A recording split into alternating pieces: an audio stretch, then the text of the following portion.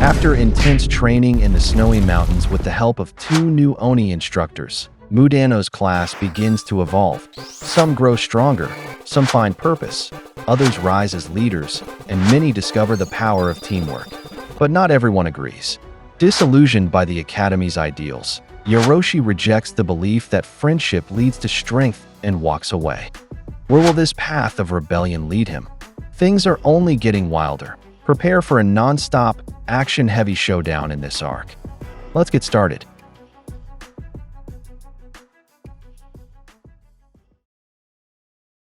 A tall tower was shown, home to the Momotaro headquarters. Inside, a voice echoed from a speaker embedded in the mouth of a body wrapped entirely in bandages.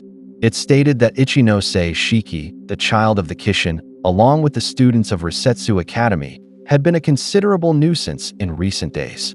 Another voice chimed in, adding that to make matters worse, Mudano was also at Resetsu Academy. Since they already knew the location of the academy, he believed they should wipe out the entire island. However, not everyone agreed. One of them warned that Resetsu was holding someone important. If they acted recklessly, it would only bring greater problems. They had to avoid that outcome. The priority should be dealing with whoever Resetsu was holding before anything else. A group of Momotaro was shown conversing in that place, each of them using bodies wrapped in bandages like mummies. At the center sat a figure wrapped in black bandages, who silenced the rest. He declared that they needed to focus on the Kishin's child, Ichinose Shiki, for the purpose of that meeting. Now that another child of the Kishin had awakened, they couldn't afford to repeat the mistakes of the past. This time, they would make sure to kill that boy and put an end to this war. Shiki's image was projected behind them. That, he said, was why they had summoned everyone who had previously encountered Ichinose Shiki. Present among them were the Momotaro's Mikado, Tsukuyomi, Osuke, and Yamogi. The speaker added that, unfortunately, both Tsubakiri and Shinya had been killed, and Tsukuyomi's unit had been defeated. He demanded that if anyone had information about the Kishin's child, they speak now. One of those present remarked on how pathetic it was that they even had the nerve to show their faces there. Another added that they might have earned some praise if they had at least fought bravely against that despicable teacher. Osuke was clearly not pleased with their remarks. He flipped them off with a dirty finger and told them to shut up, calling one of them a bald old man. He challenged him directly, asking why he didn't just go fight instead. He told him not to act all high and mighty while hiding behind a mask like an old, feeble coward. Yamogi chimed in, saying she never even fought Ichinose, so maybe she should leave now. One of the leaders grew irritated and called them all fools, reminding them that they were in the presence of the great emperor. That prompted Tsukuyomi to bow and apologize for the insolence of his subordinates. Speaking of Ichinose, Tsukuyomi reported that, based on what he observed, the boy still seemed underdeveloped. In his view, Shiki was not yet a real threat and lacked sufficient experience in using his powers. However, he suggested that Mikado, who had actually fought him firsthand, might have more accurate information. The Great Emperor, the one wrapped in black bandage, demanded Mikado to speak. Mikado confirmed that Ichinose was still lacking in skill and experience. However, what left the deepest impression on him was the boy's rapid growth. He kept getting stronger even in the middle of battle. It was Mikado's first time witnessing the power of a Kishin's child with his own eyes, and yet Shiki wasn't even in a fully developed state. If he continued to grow like that, he could become even more powerful, possibly overwhelmingly so. One of the leaders asked why, if Shiki wasn't strong yet, Mikado didn't just kill him. Mikado explained that the boy had gone berserk, and it was all out of his hands. Another leader scoffed at the mention of Shiki going berserk, sneering that Oni blood really was filthy. Someone suggested they should eliminate that Oni child before it was too late. At that point, Mikado asked for everyone's attention, claiming he had good news to report. He said they didn't actually want a war with them. If they could sit down and somehow reach an agreement, then it might be possible to end the conflict between them. His statement left the entire room in shock. They shouted in disbelief upon hearing that, and demanded to know if they had heard Mikado correctly, and if he did, he really just propose a truce. Why would the Momotaro even consider talking to the cursed race? They called it heresy, and said he would pay for saying something like that. Once again, the great emperor intervened and silenced the room. He expressed curiosity about Mikado's opinion and allowed him to continue. It was interesting, he said, that the Oni wanted to be given a seat at the table for discussions yet avoided engaging in open war. Mikado respectfully confirmed it. He admitted that while the Kishin powers was undeniably dangerous, he had personally witnessed how it could be fought against. Yamogi responded mockingly, calling Mikado pretty boy and saying it was a hard pass for her. The only thing she would ever accept was beheading every Oni and laying their corpses at Commander Tsubakiri's grave. But Mikado insisted that such actions wouldn't solve anything. He argued that they should all come together for a real dialogue and end the conflict, even if it meant sharing in the burden of the pain they carried. Osuke yawned and asked why they had to carry someone else's pain in the first place. He said he didn't get it, but Mikado stated that there was no war without pain. Yamogi clarified that what he meant was not for them to deal with the Oni's problems. She asked if she couldn't wrap his head around that. Still, Mikado responded with passion. He said that wasn't the better path. He believed in what he had seen that day. There could be fair negotiations and compromise. He even suggested they start thinking about how to coexist, how to live alongside the Oni without conflict. One of the other leaders called him a fool again and warned him to prepare for the consequences. But the great emperor simply said all right. He added that the opinion of the youth mattered to them too. They would consider discussing the matter in the next meeting. One of the others tried to object, but the great emperor ended the meeting there. He apologized to them for having traveled so far. Mikado thanked him, and now that the commanders over Mikado and Yamogi were gone, notice had already been posted regarding where they would be reassigned. While walking outside, Osuke yawned again and remarked that the great emperor sure had a flexible attitude. Mikado replied that he was truly grateful for it. Tsukiyomi, on the other hand, couldn't believe what just happened. To him, it felt like they had been talking to a wall. When they noticed a group of Momotaro gathering by the side, they figured the reassignment notice must have been posted already. They moved closer to the screen to check it. Mikado was surprised when he saw the result. Mamakura Yamogi was being transferred to the 17th Unit in Tokyo, Sumida City, as a rank 8 deputy commanding officer. Meanwhile, Mamadara Mikado was being relocated to the Kirishima Unit in Kagoshima. He was demoted from deputy commanding officer to just a general troop. Osuke laughed at him and called him an Oni-phile. Not only was he demoted, but he was also sent to the Kagoshima prefecture. Tsukiyomi, however, wasn't surprised at all. Yamogi was being assigned to Tokyo while Mikado was being pushed out to Kagoshima and stripped of his rank. It was obvious this was their way of retaliating against him. Clearly, the great emperor wasn't interested in what Mikado had proposed. Osuke patted him on the shoulder and said, "Better luck next time," calling him a former elite. And for the record, he said he didn't agree with that stupid suggestion earlier either. He then walked off, saying how it would be such a drag not to have anyone to fight with. Beside Mikado, Tsukiyomi commented that he'd heard there were many powerful Oni in the Kyushu region, where Kagoshima was located. Every year, many lives were lost there. He then walked off, saying he was sure Mikado would be fine. He just hoped he was still alive and doing well the next time they met. And if Mikado ever wanted his fortune read, he should just let him know. Mikado stayed there in silence for a while, as Yamogi offered her condolences beside him. At a distance, Mikado noticed some of the Momotaro whispering among themselves. They couldn't believe he had actually been demoted. Being reassigned to Kagoshima was as good as a demotion. It looked like he had strayed off the elitist path. One of them expressed regret, saying he used to really look up to him. But another scoffed, saying he was just an annoying, arrogant brat from the start. Mikado approached him and responded to what he'd just heard. He didn't even realize he thought that of him, and addressed him by name, Kitsuji. The guy was clearly shocked that Mikado had walked up. Mikado said he didn't care about rank or climbing the hierarchy. That wasn't going to change where he was headed, and it definitely wouldn't change what he was determined to do. Back inside the room where the meeting was being held, one of the members commented on what the great emperor had said about considering Mikado's opinion. He said that kind of statement sounded awfully malicious. Another added that even though they all knew the great emperor probably wasn't serious, it still made him a little uneasy.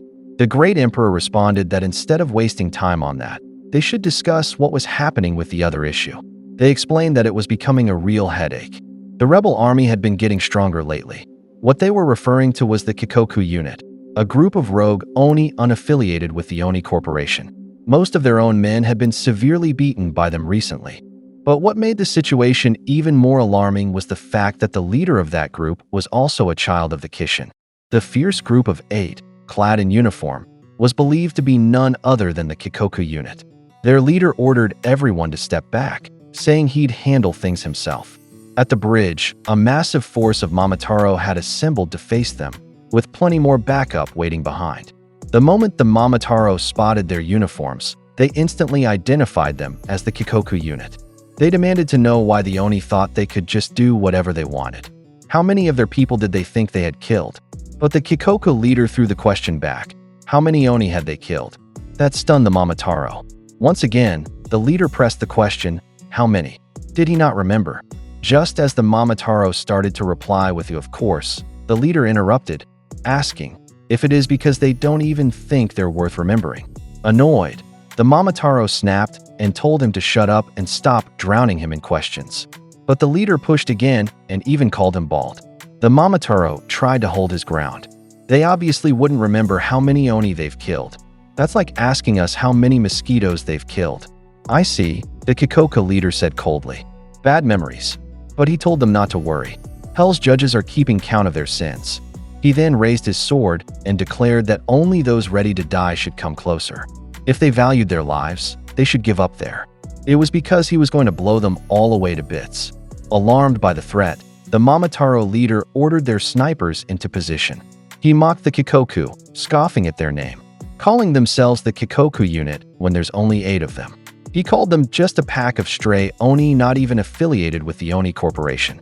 As the snipers prepared, their leader reassured them that there was no need to be afraid. After all, the Kikoku had no backup. They were ordered to fill the Oni spawn with lead. The Momotaro snipers opened fire in unison. But instead of retreating, the Kikoku leader faced the rain of bullets head-on, without a hint of fear. Using the sword in his hand, it was as if he summoned the wind itself, which swirled around him and his weapon. In an instant, as he stabbed his blade into the ground, the bullets that had been fired at him never reached their target. They hung suspended in the air, then veered off in a different direction. Instead, the snipers who had pulled the trigger were the ones struck down. Some even had their faces shattered. The Momotaro leader began sweating in fear as he realized the bullets had reflected. He couldn't comprehend how it happened. The Kikoku leader then challenged him to a fight. The man, mocked by the Kikoku leader as an egghead, was furious and asked if he was just being toyed with. Enraged, he yelled not to underestimate him just because he was stationed in some hick town. He vowed to kill him and use it as a stepping stone for a transfer to the Tokyo unit. He quickly ordered his men to prepare for a full-on assault. His squad charged forward, but all the Kikoku leader did was raise his sword toward them. A powerful gust of wind erupted. Wind gathered violently around the bridge, forming a swirling vortex. The Momotaro commander grew anxious as he noticed the storm encircling him. A whirlwind appeared at the center. That was when the Kikoku leader activated his Blood Eclipse release. Blood coated his sword. Despite the obvious threat, the Momotaro leader urged his men to keep charging without hesitation. In a flash, the Kikoku leader unleashed his Midnight Breeze attack. Everything in front of him was obliterated. The bridge collapsed. The river beneath it dried up. The forest beyond was stripped bare and torn apart. The Momotaro leader lay bleeding. His arms and legs were severed. He was in disbelief, muttering that it was like being lashed by a storm that wiped everything out. One of the Kikoku unit members laughed. How could a man like that ever hope to stand against their captain? He asked where his men were now. The Kikoku leader calmly replied that maybe they were crushed by the sheer force of the wind, or maybe shredded, or perhaps died while being blown away. Any of those were possible. He continued explaining that his element was wind.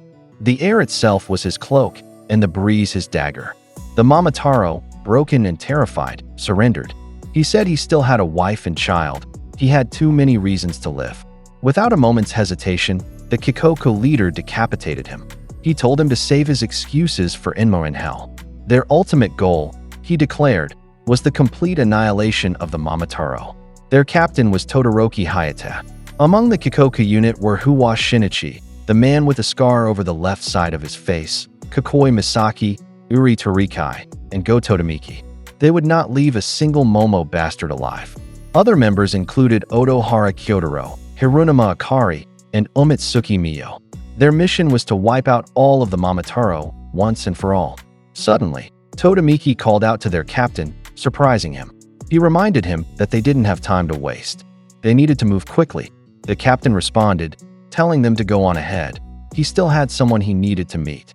With a respectful tone, Todamiki asked who he met, and the captain answered, the other child of the Kishin, Ichinose Shiki. The scene shifted to the training grounds of Resetsu Academy, where Midano's students were running. Shiki voiced his frustration, wondering why it felt like they were in an oven when it had just snowed until recently. Their instructor, Midano, shouted out that they only had 63 laps left. Just then, he received a call from the headmaster. When he asked what it was about, the voice on the other end said some interesting visitors were arriving and told him not to be surprised when they showed up. Still holding the phone, Midano caught sight of something flying in the distance. The students halted their running in curiosity as a massive bird, sprouting enormous wings formed from blood, descended onto the field with two Oni riding it. As it landed on the Resetsu training grounds, Shiki and the others stared in curiosity. It was the captain of the Kikoku unit, Hayate. He tried to speak, but whatever he was trying to say was garbled. His mouth looked full. His companion let out a sharp breath and muttered that it had been a close call.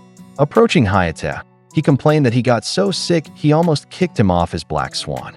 Hayate tried to respond, but the words remained muffled. Uri then told him to go throw up behind the trees. Uri quickly apologized, explaining that he gets motion sickness far too easily. Shiki, still watching from a distance, remained confused as to who they were. At the same time, Yusuru Bei was startled to realize that one of them had vanished the moment they landed. Hayate, annoyed, shouted out asking where Uri had gone. But Uri was not expecting him to already be so deep in the forest. He couldn't believe how fast he had moved. Frustrated, Hayate declared he would go get him and barked for him to stay put. But Uri snapped back angrily, saying that line was supposed to be his. Hayate was the one who sucked at directions, so he should be the one to stay still. Meanwhile, in the background, Shiki continued to watch, still unable to piece together who these people were or why they had come. Upon returning to the training grounds, Hayate apologized for not introducing himself right from the start. But Uri didn't think that was the issue after all. Just from the uniforms they wore, it was obvious to Midano that they were part of the Kikoku unit. Shiki, however, had no idea who they were. Hayate confirmed it, introducing himself as Hayate Todoroki, captain of the Kikoku unit. Uri followed with his own introduction, quietly stunned that he was now standing in front of the Midano himself. Shiki turned to their instructor and asked what the Kikoku unit was. Midano explained that they were a group that's been taking down numerous Momotaro units across multiple regions. They were that powerful, even without funding from the Oni Corporation. Hayate agreed. Their goal was the total annihilation of the Momotaro. They wouldn't rest until the entire population of Momos was relocated to Hell. Yaoroshi was intrigued by the declaration. Midano addressed Hayate as captain and asked why they were even there in the first place. Hayate said he heard Shiki Ichinose was there. Shiki, surprised, pointed to himself in disbelief. Hayate realized he was the Shiki Ichinose, the one who also carried the Kishin's bloodline. The others were just as shocked. Even Shiki himself didn't see it coming. He asked if Hayate had the Kishin's power too. Hayate confirmed it, saying his domain was wind. To prove it, he demonstrated by controlling the air in his palm. Hayate then said he'd heard Shiki could manipulate fire and immediately barraged him with questions. Was it hot? Didn't it burn? What about his clothes? Frustrated, Shiki shouted for him to shut up and let him answer properly. But Hayate only questioned why he wasn't responding, which made Shiki snap even more, pointing out he wasn't being given a chance to speak. Annoyed, he asked what was up with that blondie and demanded to know what they wanted. Hayate simply said, long story short, they came to invite him to come along. They needed his help. Shiki asked if he was being serious. The Kikoku captain clarified that it seemed the Oni Corp was hoping to end the war evenly with the Momo Corp, but thinking everything would be resolved that easily was far too naive.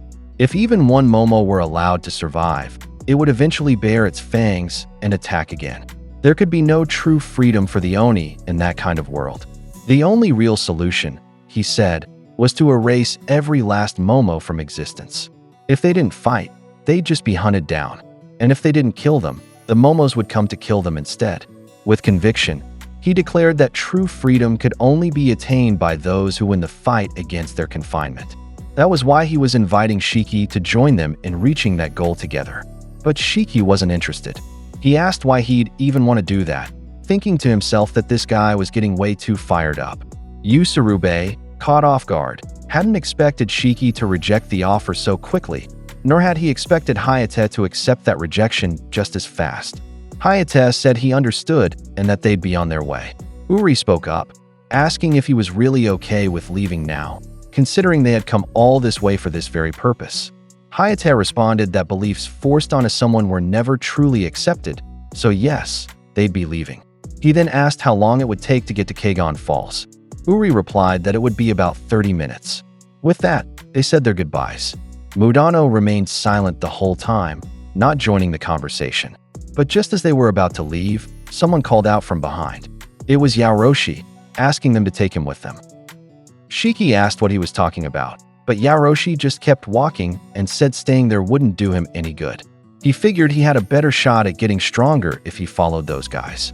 He asked them, wasn't their goal to wipe out all the Momotaro? He agreed with that. Hayate, not one to turn down anyone willing to join, told him to come along then. Shiki tried to stop him and asked if he was serious. Yaoroshi only brushed his hand away. There was no reason for him to stay stuck there any longer. It was obvious he didn't believe that what they were doing in that academy would help him at all. All the talk about friendship and mental fortitude, it made him sick to the stomach. He wasn't there to make friends, and he didn't want to be friends with any of them. He'd rather die than play buddy-buddy with a bunch of fools. Shiki was left speechless. Yaoroshi removed his uniform and said every second he'd spent there had been a complete waste of time. He bid goodbye and left. He then told Hayate they should get going. Hayate muttered that the kid was cocky. Shiki called out to him again, but it was too late. He couldn't say another word to him as Uri's black swan lifted off into the sky. From above, Yaoroshi looked back at the Resetsu grounds one more time, eyes fixed on the uniform he had left behind. Someone asked Yaoroshi if he was really fine just leaving everyone behind like that. Weren't they his buddies? Yaoroshi immediately denied it. He then questioned where they were even headed. Uri responded that they were going to some ruins near Kegon Falls in the Tochigi Prefecture. Apparently, they had intel that the Momotaro had a research facility there and were conducting suspicious activities. Uri then turned to Hayate and told him to make sure he didn't throw up this time. Hayate, facing the other way, was clearly struggling to hold it in. Back at the training grounds, Shiki cursed, frustrated that Yaoroshi left so suddenly. He said they should go after him, but Kugisaki disagreed, which caught Shiki off guard. Kugisaki explained that Yaoroshi had made that decision himself. Usurube agreed, leaving Shiki even more surprised. He asked why he was saying that. Usurube clarified that Yaoroshi probably fit better with the Kikoka unit anyway. They shared the same goal. That left Shiki silent. Usurube added that of course it would have been better if Yaoroshi stayed with them, but each of them had their own goals, and they were free to pursue them. Shiki turned to the others for their thoughts. Sazanami didn't see anything wrong with it. Kiriyama also said it wasn't right to stop someone from doing what they wanted. Even when Biaobugora asked her older sister for her opinion, she couldn't give a firm answer. The group fell silent, their thoughts aligned. Kugisaki broke the quiet by calling Shiki Peter Pan and mockingly asked if he wanted them to all hold hands and skip around together. Shiki was clearly irritated at the way he phrased that. Kugisaki asked if he wanted him to say it more nicely, and that triggered Shiki further. He demanded to know if he was being serious right now. Usurube stepped in and suggested they all take a break. Still, Shiki couldn't understand it. He couldn't wrap his head around why everyone had so easily accepted what had just happened. Usurube grew curious. Sure, he said, losing a friend was hard, but Yaoroshi simply wanted to fight the Momotaro on his own terms. But that wasn't what Shiki meant, which only confused Usurube more. That's when Shiki turned to Mudano and asked if there weren't Momo who had nothing to do with the conflict, those who lived peacefully. Mudano confirmed there were. Usurube asked what about it. Shiki pointed out that the Kikoku unit said they wanted to erase the very existence of all Momo, which meant they'd kill even the innocent ones who were just living quietly. Usurube was visibly shaken by that answer, and everyone else seemed to pause and reflect. Shiki pressed further and said that was exactly what Tsubakiri had done. His classmates remained silent, listening to his words. He went on to say that he understood they had to fight the Momo who pointed their guns at them, those who were ready to fight. But how was it not wrong to kill those who had no intention of fighting them in the first place? In his eyes, Yaoroshi didn't understand the full picture, and maybe none of them had considered that either. That was why Shiki couldn't agree with what just happened, not until he heard it directly from Yaoroshi himself. If Yaoroshi truly knew what he was walking into, and there was no changing his mind, then Shiki would accept it. He wouldn't support it, but he felt it wasn't right for things to end just like that. That's why Shiki turned to Mudano and said he was going after Yaoroshi. After all, weren't friends supposed to look out for each other? A real friend would stop another from going down the wrong path. Without a word, Mudano simply took out his phone, confusing Shiki for a moment, only to realize he was calling the headmaster to ask permission for them to leave. As for the number of students he was bringing with him, someone volunteered to join them, Usurube. He admitted that, thinking it over, what Yaoroshi planned was essentially the same thing Tsubakiri had done. He hadn't realized it at first, but now he wanted to stop him. Kugisaki let out a sarcastic wow, saying someone's feeling smart that day. He wondered if he hit his head somewhere. But Shiki only told him to shut up. Bialbugora chimed in, saying she initially thought Yaoroshi's solo decision was inevitable, but she now agreed that he should be stopped. Her sister agreed as well. Meanwhile, Kiriyama couldn't believe everyone was suddenly joining in. He collapsed on the ground and said he'd pass. He was dizzy and hyperventilating, claiming he might have caught something, especially now that monkeypox was going around.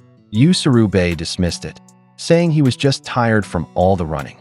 Kiriyama, however, insisted that there was no way they'd avoid trouble by heading out there, and that scared him. Usurube told him to cut it with the excuses. Sazanami, seeing Kiriyama wasn't going, said she wouldn't go either. Usurube muttered how lame that was, and Kiriyama's ears twitched at the insult. Suddenly, his confident persona emerged as he burst into laughter and shouted what were they even waiting for. One of their friends was headed down a dark path. The most manly thing to do now was to save him. Some wondered if they should activate his power just to boost his self-esteem a bit. With Kiriyama now on board, Sazanami agreed to join as well, though she made it clear it wasn't for Yaoroshi's sake. Over the phone, the headmaster could hear the excitement in everyone's voices and asked Mudano how many students he planned to bring. Mudano responded that he was requesting permission for his entire class. Thanks to Shiki's conviction, they were now all preparing to go after Yaoroshi. With fierce determination, Shiki declared that it was time to go catch that idiot.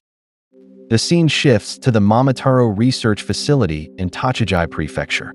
Inside one of its rooms, blood stains the walls and floor, and on the dissection table lies the motionless body of an Oni. A twisted laugh escapes the lips of the one handling the body, amused by how younger Oni react far more violently to stimuli compared to older ones. Setting aside the scalpel, the researcher calls out to the Momo standing by the door, referring to him as Junior, and orders him to dispose of the guinea pig. Despite nearly throwing up from the sight and smell, the subordinate obeys without protest. But in his mind, he wondered why it had to be him. As the researcher peels off his gloves, he comments on how utterly fascinating Oni are, claiming they're worth studying. His name is Mamura Kasabi, the head of the Momotaro Corporation's Research Institute in Tochigi Prefecture. With a twisted smile, he declares it's time to complete that project. Chuckling darkly, he bit his lips, already thinking about the next batch of materials he'll need to prepare. The scene returns to Yaoroshi, who questioned why they had landed in the middle of the forest. Uri explained that they still didn't know how far the Momo surveillance zone extended, so it was safer to proceed on foot from there. He then instructed their captain, Hayate, to vomit there before he got them lost again. Hayate mumbled a response, but it was unintelligible. As they walked, Yaoroshi asked if the area around Kegon Falls hadn't already been closed off because of the toxic gas. Uri confirmed that it should have been, but they had received intel that the location was now being used as a research facility by the Momo. It made sense, he said, since pedestrian couldn't go near it anymore. The Momo likely had support from higher-ups to secure the site. After a short trek, they arrived at their destination, a small abandoned building in the middle of Mount Nantai, which would serve as their temporary base. Upon entering, Uri was surprised to find only 3 of their members inside. Go immediately approached Yaoroshi and asked if he was the Ichinose everyone was talking about. Yaoroshi denied it. Just as he was about to introduce himself, Go suddenly grabbed his face, asking to get a good look at him. Caught off guard by his grin, Yaoroshi reflexively attacked, but Go bent backward to dodge with ease. Yaoroshi thought to himself that if Go could avoid that, then he could definitely see him. Go then asked if he thought being blind meant he couldn't dodge attacks. Teasing him, he said that even though Yaoroshi was the one with sight, he was blind as a bat. Still, he admitted that he doesn't hate the feel of Yaoroshi's face. It told him everything he needed to know: immature, short-tempered, stubborn, twisted in some ways, but also completely pure. Go stepped in again, saying he wanted to have a better feel around him. Yaoroshi backed away and called him a freak. Hayate clarified that this wasn't Ichinose and didn't actually know the guy's name, prompting him to just ask directly. Go was visibly surprised that their captain had brought someone along without even knowing who he was. Yaoroshi introduced himself, and Hayate affirmed that he was now part of their team.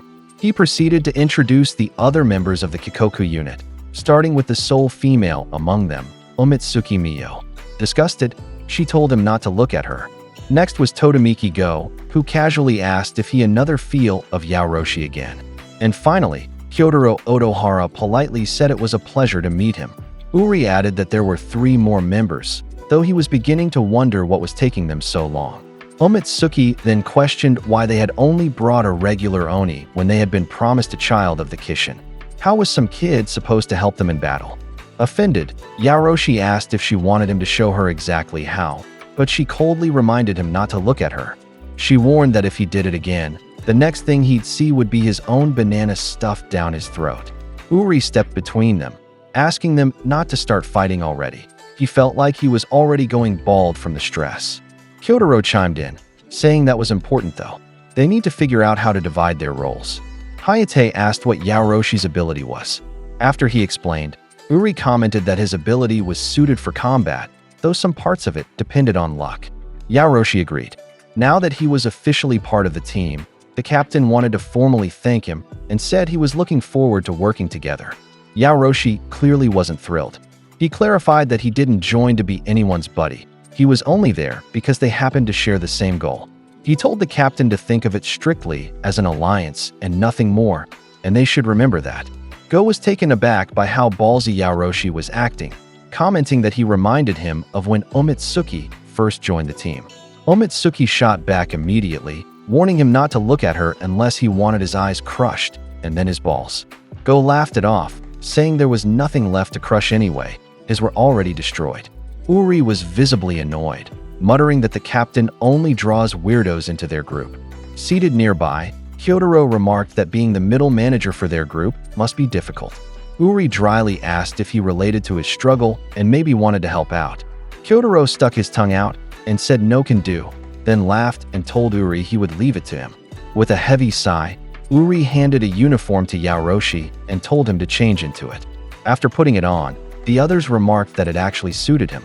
Hayate said he could finally feel like Yaoroshi was one of them now, to which he flatly replied that he didn't intend to be. Suddenly, someone arrived, prompting Uri to turn and see who it was. It turned out to be Huwa and Misaki, finally back from their mission. Huwa noticed the new face and asked if that was Ichinose. Hayate introduced the new team member, then corrected himself and said ally, which is Yaoroshi. Huwa raised an eyebrow at the word ally and asked what that was supposed to mean. Yaoroshi threw the question back, asking who he was. Hayate then properly introduced them as Huwa Shinichi and Kakoi Misaki. With a sarcastic tone, Shinichi said Yaoroshi was scary and told him to quit staring like that. In an instant, Misaki raised his bow from behind and warned him that if he didn't stop, he'd get an arrow to the head before he even realized it.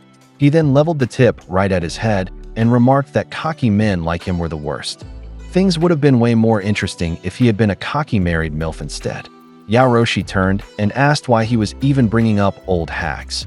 Huwa immediately knew that wasn't going to end well, while Misaki looked at him in disbelief after mentioning old hack. Out of sheer irritation, Misaki released his arrow, and it grazed Yaoroshi's cheek. He barely managed to dodge in time. The arrow ricocheted mid-air and flew back toward him, but just as it was about to hit, it was intercepted with ease by none other than Huwa. Yaoroshi hadn't expected that. Huwa scolded him, saying newbies like him couldn't just go around calling names like hack. Yaoroshi couldn't help but be impressed at how effortlessly he had caught that arrow. Huwa then turned to Misaki, reminding him he shouldn't be messing around with married women. But as for his own preferences, anyone under 40 was out of the question. But to Huwa, what mattered most to him wasn't age, but width. True love, he declared, only blossoms once someone hits triple digits in weight. While the two bantered, Yaoroshi could only think about how strong they both were, truly amazed at their capabilities. Misaki admitted he couldn't wrap his head around Huwa's mindset. Huwa said the same goes for him.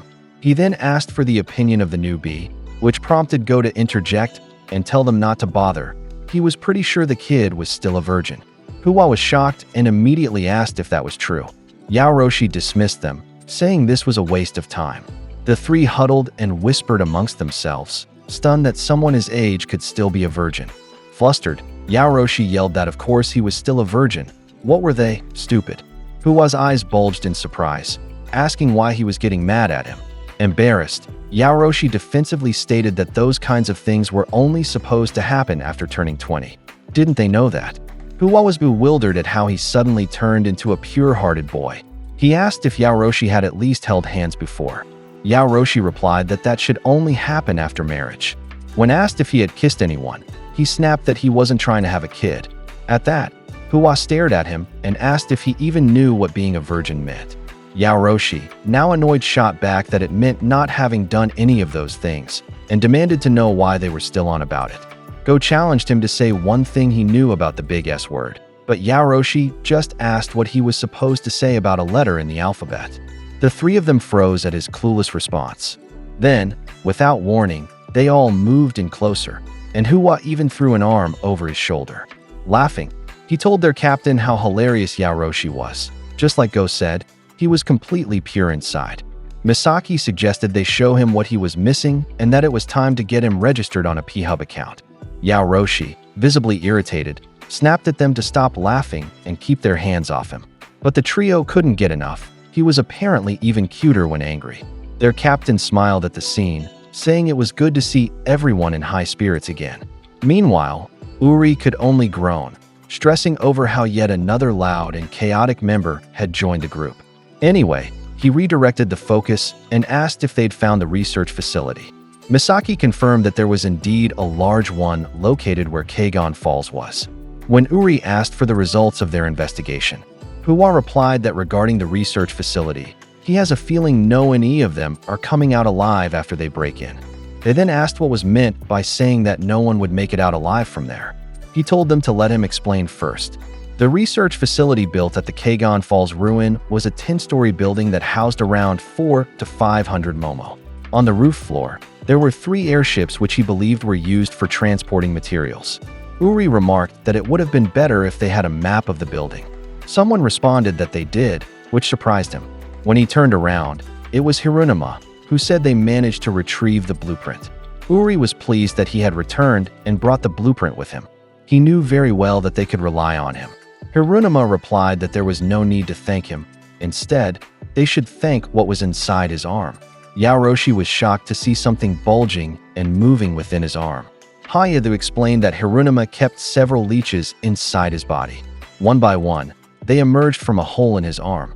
According to Hirunuma, those leeches had informed him that there was a vaulted door on each floor of the research facility. He was certain they would discover what the Momo were working on behind those doors. The leeches also saw that they were carrying corpses. When Uri asked if they were the bodies of Oni, he replied that it was possible. Hayate then introduced Yaoroshi to him and said he was glad to meet him. He added that the bodies were being thrown into a garbage chute and processed through a liquidizer at the bottom. Hirunuma believed that the Oni they captured were being used for research. Because of that, the captain said they must free the captured Oni. It was outrageous that they were taking the innocent lives of Oni just to use them for experiments. Hirunuma believed the Oni who had been caught were locked away behind one of the vaulted doors. Huwa added that another crucial matter was how strong the opposition would be. A research facility of that size would definitely have a station commander. A place as large as that could possibly have 3 commanders. He added that naturally, there would be just as many deputy commanders stationed there. What they were dealing with, he said, were 6 leading forces and roughly 400 to 500 troops. Meanwhile, they only had 8 people on their side, which meant, as far as he was concerned, they were already done for. Upon hearing that, Yaoroshi remarked that in other words, they were dead meat the moment they stepped into that place. All at once, the members of the Kikoku unit responded that it didn't matter as they looked straight at him. Their captain insisted that even if they were at a complete disadvantage, that wouldn't stop them from reaching their goal of eradicating all the Momo. They wouldn't halt their advance just because they were outnumbered, especially now when the enemy was taking innocent Oni lives to use for their experiments. Yaoroshi could no longer respond. Uri added that the objective of that mission was to free the Oni and kill all the Momo. They would split up and enter each floor through the garbage chute. When Yaoroshi asked about the vaulted doors, someone responded that it wouldn't be a problem. That task would be left to Huwa, who would handle it using his ability. Still in shock from the plan, Yaoroshi listened as the captain stated that everything now seemed settled. They would begin the assault at dawn, so everyone should get some rest. Uri, staring seriously at the blueprint of the facility, thought to himself that he needed to plan the mission out in greater detail, from the infiltration down to the combat phases. Suddenly, someone handed him a canned black coffee, surprising him. It turned out to be from Hirunuma, who said they'd plan out the routes and countermeasures together. Uri was nearly in tears as he accepted it. If Hirunuma hadn't been there, he might have gone bald already from all the stress. The man gave him a pat on the back. That night, the members of the Kikoku unit were already asleep. Some were seated, while others lay down. Omitsuki was on lookout duty, silently keeping watch. Yaoroshi, however, couldn't sleep because he felt anxious. He decided to get up, thinking that maybe some fresh air from the roof would help. When he climbed up and opened the rooftop door, he was stunned to see someone already there. The ground was filled with numerous stone towers.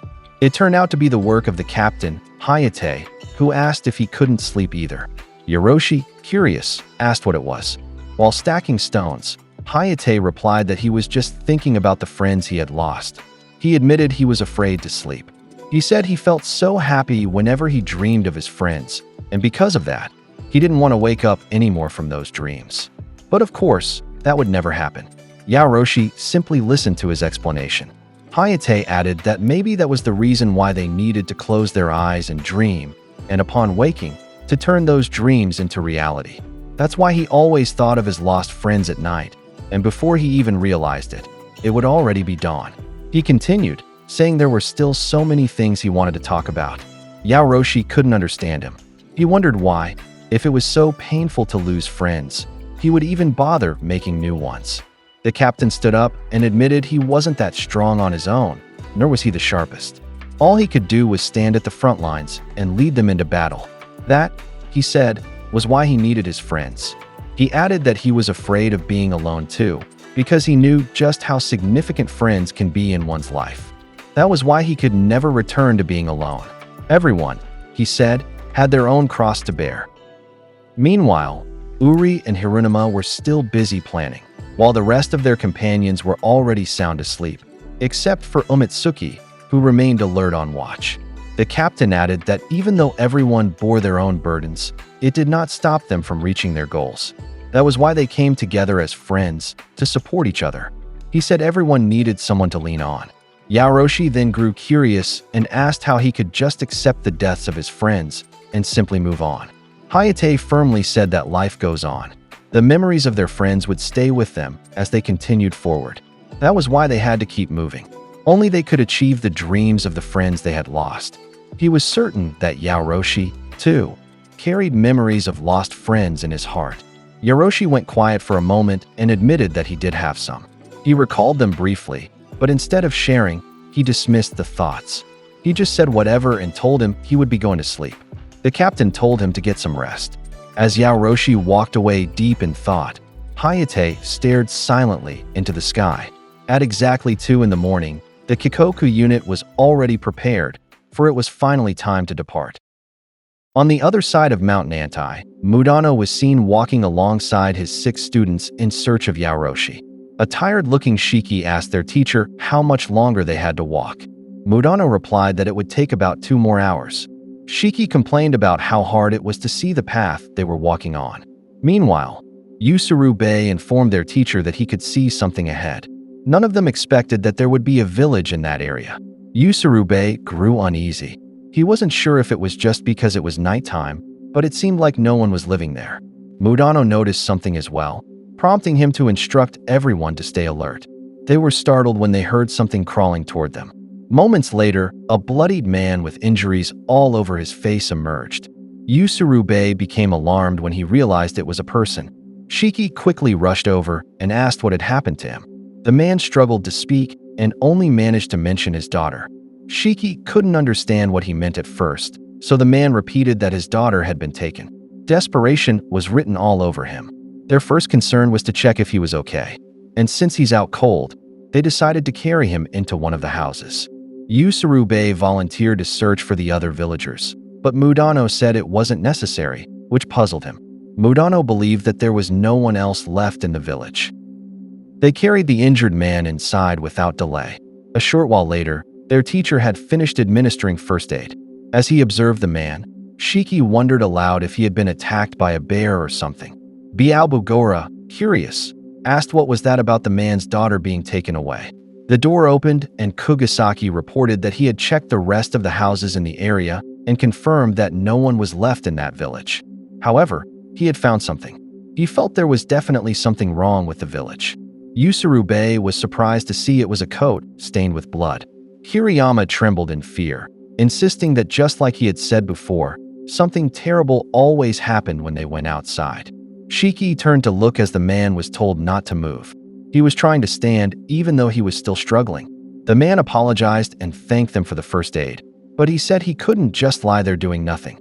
His name was Inomoto Tetsuji. Mudano noted that the man's injuries weren't just simple scratches, so he asked what had really happened. The man had mentioned that his daughter had been taken. He insisted they ignore it, but Mudano had already identified that he was an Oni. He could tell based on the injuries. The man was shocked and denied it, asking if he was joking. He said there was no way he could be an Oni. To reassure him, Mudano revealed his horn and explained that he too was an Oni. There was no reason to be afraid. Tetsuji was stunned to find out that they were Oni as well. Upon hearing that, Shiki realized their teacher had been right. This man was an Oni. Mudano then urged him to explain what had really happened. Tetsuji lowered his head as he recalled the events. He explained that he had lived in that village with his daughter Remi. Originally, the village had been inhabited by Oni. He asked if they had ever heard of the toxic emissions in the Kegon Falls area. One of them responded that they had heard about it in the news before. Tetsuji continued, saying that the village was located just outside the danger zone, but the areas near the falls had been sealed off. People had left out of fear of the toxic emissions. But for the Oni, this had been good news, as it allowed them to distance themselves from humans as much as possible. However, strange things had started happening since the area had been shut down. A research facility had been built at Kegon Falls to investigate the toxic emissions, but something about it fell off. The facility was far too large to be just for that purpose. Kiriyama couldn't believe that Kegon Falls was now gone, reminiscing that he had visited the place back in junior high. Returning to Tetsuji's story, he said the oddities didn't end there. There had been another Oni village further down, but one day, all the residents had suddenly vanished. The group began to wonder if the same fate had befallen this village. Tetsuji clarified that it wasn't unusual for Oni to move from place to place. However, for an entire village to disappear without a trace, that wasn't natural. The villagers in his area had felt the same unease. Because of that, some had already chosen to leave due to their suspicions. In hindsight, Tetsuji thought they should have done the same while they still had the chance. Just a few hours ago, Tetsuji said, a Momo commander had marched into their village with a massive number of troops trailing behind. Kiriyama became even more frightened upon hearing this, realizing the situation was worse than he had imagined. They were there for Yaoroshi, he added, and he figured he could probably wait. Shiki told him to shut up, saying it was wishful thinking to expect they'd return now. Tetsuji insisted that he had tried to escape with his daughter, but they were caught by the Momo commander before they could flee. He suspected the Momo assumed he was already done for, so he was left behind while they took his daughter. He recalled hearing the commander say it was a waste of experiment material. Because of that, everything finally made sense to him. That so-called research facility wasn't for investigating toxic emissions, it was a Momo research facility. He believed the missing Oni from their neighboring town had also been brought there. Mudano quietly listened as Tetsuji explained that they were likely conducting horrifying experiments on the kidnapped Oni, and that his precious daughter had been taken there too. And so, as a father, he vowed to do everything he could to get his daughter back, even if it cost him his life. Shiki was left deep in thought as Mudano became certain that the Kikoku unit was heading there as well. Kugisaki blamed Tetsuji, saying it was his fault too for not leaving earlier, even though he had already noticed the warning signs. Shiki kicked him in the back and said he had a problem, but Kugisaki insisted that he was simply stating the truth. Tetsuji remained silent for a moment before sharing that he had a wife who had passed away 2 years ago due to illness. Shiki looked at him with surprise at the mention of it. Tetsuji added that every day they used to visit Kegon Falls as a family. Even after her death, he continued going there every day with his daughter. There had been so many warning signs already, like the construction of the research facility and the disappearance of the Oni from the neighboring village. Still, they couldn't bring themselves to leave. His daughter had believed that once the research was completed, the facility would be pulled down. That was why she waited for the day Kegon Falls would return to what it once was. And he too waited along with her. He cried, overwhelmed by the many precious memories they had in that place. The others were silenced, moved by his story. Suddenly, Tetsuji slammed his hand on the floor, crying out that they had only been living peacefully in that village. Why did they have to suffer like that? They had done everything to keep themselves secluded from people. They didn't hurt anyone. And yet, simply because they were born as Oni, their lives were constantly at stake. He couldn't accept it, especially since his daughter was only 6 years old. She still had a future ahead of her. He shouted that no one had the right to take that away. He knocked his forehead against the ground in frustration, prompting Bialbugora to plead with him to calm down, or else he might hurt himself. He apologized, saying he had just gotten too emotional. Shiki paused in thought and asked their teacher if Yaoroshi might also be at that research facility. Mudano replied that it was possible. Shiki said that worked out just fine for them. He then turned to Tetsuji, calling him old man, and declared that they would bring his daughter back. He stood firm and said they would bring her back and protect her future. Kugisaki warned him not to get too full of himself. Meanwhile, Kiriyama, still anxious, asked if they were really going to go. Uzubi, on the other hand, was now completely on board. Tetsuji didn't expect to hear those words from them. Back at the research facility, a Momo operative informed his colleague that he was stepping out for a smoke break. His companion expressed surprise that he was heading there again. But the Momo explained that no one ever went near the body disposal room, making it the perfect place for a smoke. The other Momo was clearly disgusted by the idea. The man descended alone and made his way there. While alone, he muttered that there was really no reason to be so disgusted about it. Suddenly, the captain of the Kikoku unit appeared right in front of him. The Momo operative was shocked to see him, but before he could react, Hayate swiftly took him down.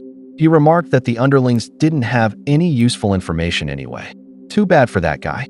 With that, the entire Kikoku unit prepared to infiltrate the facility, Mudano and his students doing the same.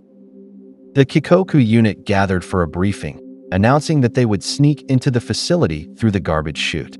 The captain, Yaoroshi, and Umitsuki would head to the 4th floor. Tadameki would go alone to the 3rd floor. Huwa and Kakoi Misaki were assigned to the 2nd floor, while Uri and Hirunuma would take the 1st. Yaoroshi then asked where Otohara, who stood beside him, would be going. Otohara replied that he'd be right there, serving as the team's support. He handed Yaoroshi a small vial. As Yaoroshi took it, he was puzzled to see blood inside. Otohara explained that he had enough to go around the room. Yaoroshi watched as the others drank the contents, something he hadn't expected. He asked what they were doing and began wondering what Otohara's ability actually was. Tadameki shut him up and told him to just drink it already. Tadameki poured it into his mouth, and Yaoroshi gagged from the taste. Suddenly, a voice echoed in his head like someone doing a sound check. The voice asked if everyone could hear him. One voice called Yaoroshi Virgin Boy, another called him Pure Boy, and asked if he could hear them. Another called him a stupid brow-piercing brat. Yaoroshi was overwhelmed by all the voices in his head. He then pointed at Umitsuki, claiming she was the one trash-talking him. He was sure of it, but she remained expressionless, not even sparing him a glance. Otohara then explained that this was his ability. Anyone who drank his blood would be able to share their thoughts and communicate with each other no matter how far apart they were. Because of this, he could also pinpoint everyone's location. Additionally, he could monitor their physical and mental conditions. And since the ability was his, he had the authority to shut down anyone's connection, but they couldn't shut off theirs on their own. He handed Yaoroshi an extra vial for backup, just in case. Yaoroshi accepted it, but didn't say a word. Now that everything was set, it was time to act. Using the garbage chute, Yaoroshi and his group managed to reach the 4th floor. They immediately noticed how unnervingly quiet it was. It seemed everyone had already made it to their designated floors. From below, Otohara guided them through. According to him, the facility was shaped like a Kogan ancient burial mound, a keyhole-shaped burial structure found in Japan. He believed that all the Oni were likely hidden behind the vaulted doors. On the way, they could simply eliminate any Momo they encountered. The captain instructed him to take the lead, placing their trust in him. He responded affirmatively and said they should head straight through the hall. The captain began moving, but he suddenly turned right, prompting Kyotaro to question why he was changing direction. As they continued walking, the captain abruptly signaled the others to stop. He reported that there were 4 Momo troops ahead and that he would handle them himself. However, Umitsuki intervened, insisting that if the captain took care of them, it would turn into a bloodbath. Umitsuki removed her gloves and drew blood. From the wound, a small jellyfish emerged, catching Yaoroshi's curiosity.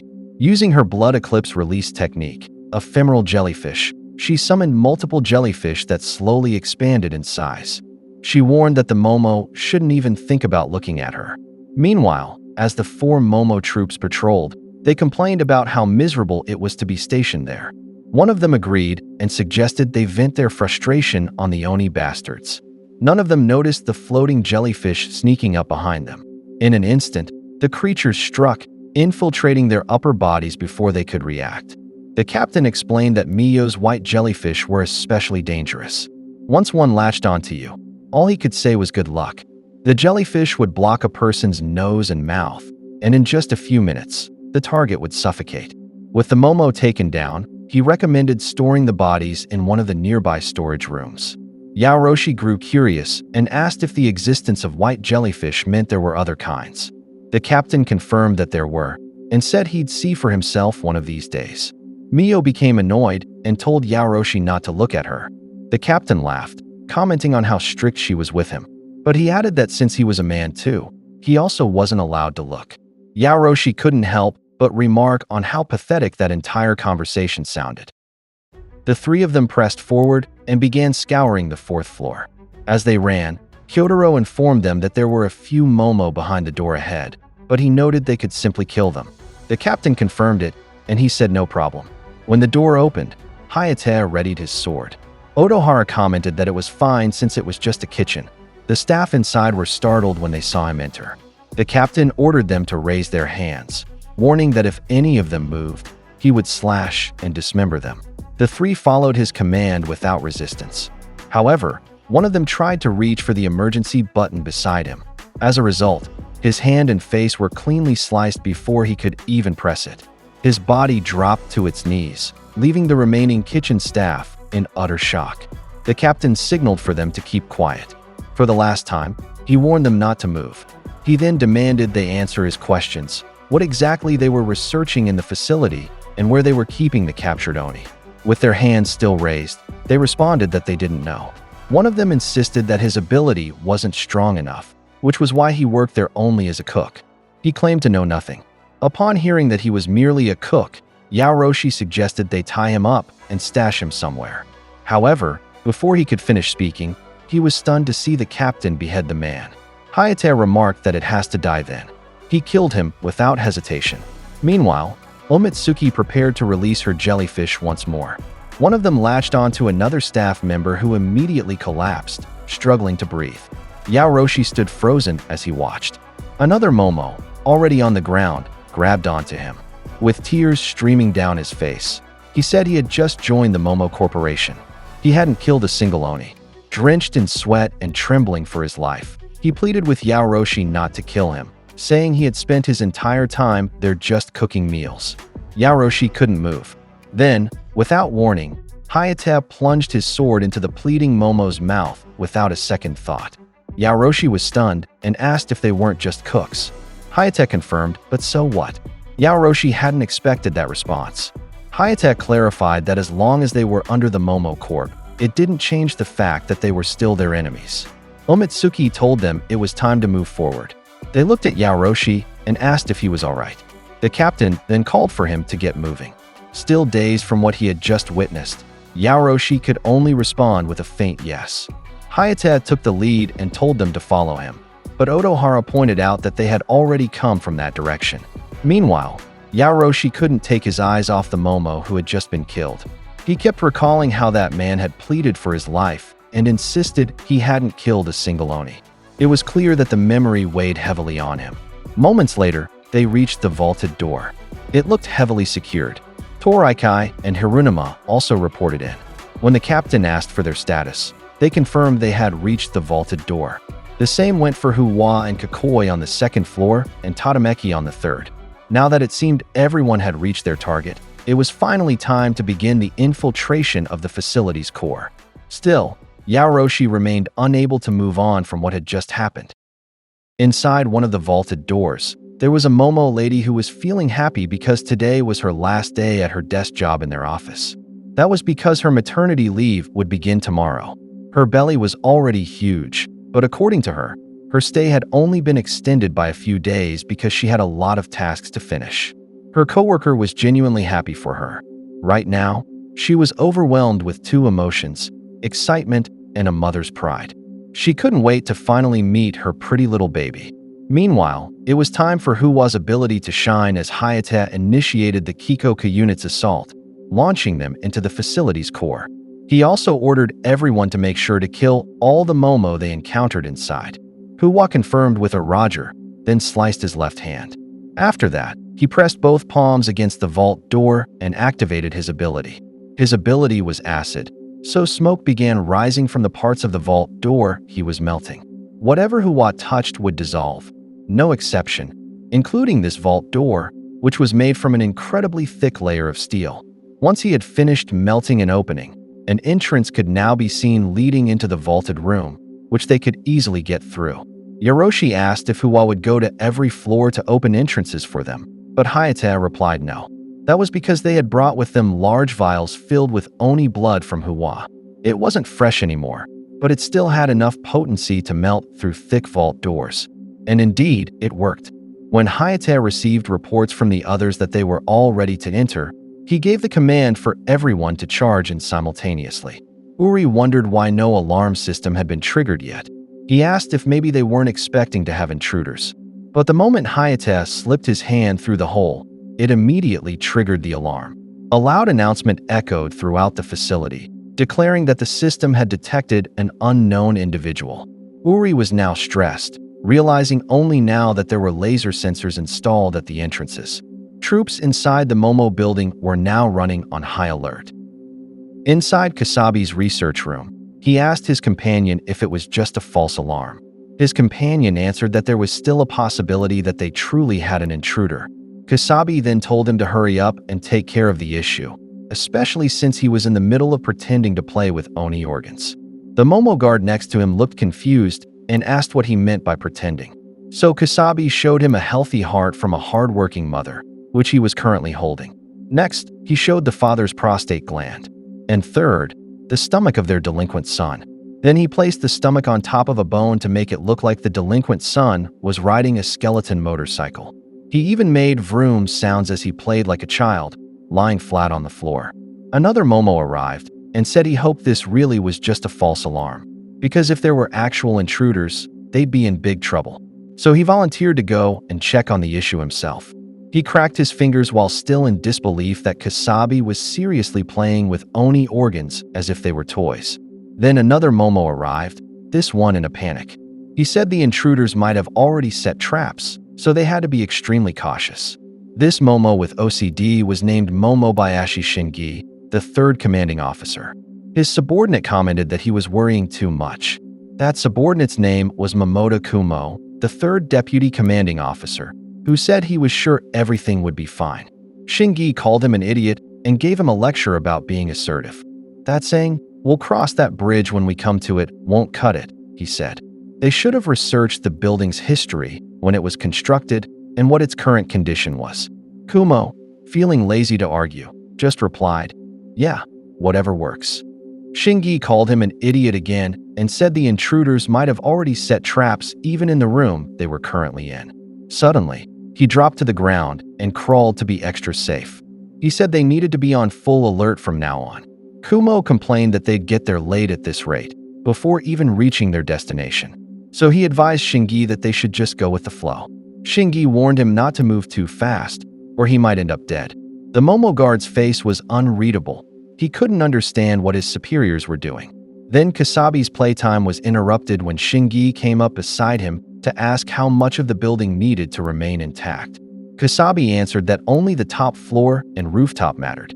He didn't care if the other floors were destroyed because they weren't under his jurisdiction anyway. After that, Shingi and Kumo continued toward the intruder's location. But Kumo was still complaining because Shingi was still crawling on the floor. Now, the Momo troops had spotted Umitsuki, Hayate, and Yoroshi. Many Momo soldiers charged toward the three of them simultaneously. Hayate then told the Kikoku unit they had no choice but to fight and immediately rescue the captured Oni since they'd already been caught on tape. Then, he gave one more important instruction to everyone. Don't die on him. The whole unit agreed, shouting, "Roger, Captain." Hayate ordered Yoroshi and Umitsuki to stand behind him. He said they wouldn't destroy the entire place just yet, because they didn't have intel on where the captured Oni were being held. When he unsheathed his katana, a powerful gust of wind surged around him. In a blink, a violent twirl of wind blasted forth from Hayate's katana, heading straight toward the Momo troops. It even tore through the vault door and destroyed the interior office. After that, Hayate gave the order again. Kill all Momo on sight, especially the Momo commanders, and prioritize rescuing the captured Oni. Those were their main objectives. Everything else could wait. Now that he had blown away the first wave of enemy troops, the three of them moved forward. Yoroshi couldn't believe the overwhelming power that came from just one swing of Hayate's sword. He'd already killed so many Momo in a single move. But Yoroshi swallowed his fear, doubt, and hesitation, telling himself that now wasn't the time for any of that. He had to focus on one thing only, killing every single Momo. Then suddenly, Yoroshi came to a halt mid-run when he heard a crumbling sound coming from the rubble to the side. He asked himself if someone had survived Hayate's attack. He immediately went to check and prepared to use his Oni blood to quickly deal with the issue, even though part of him thought he could just leave the survivor alone. But he froze again upon realizing that the survivor was a pregnant Momo lady. Her leg was pinned under heavy rubble, and she was groaning in pain.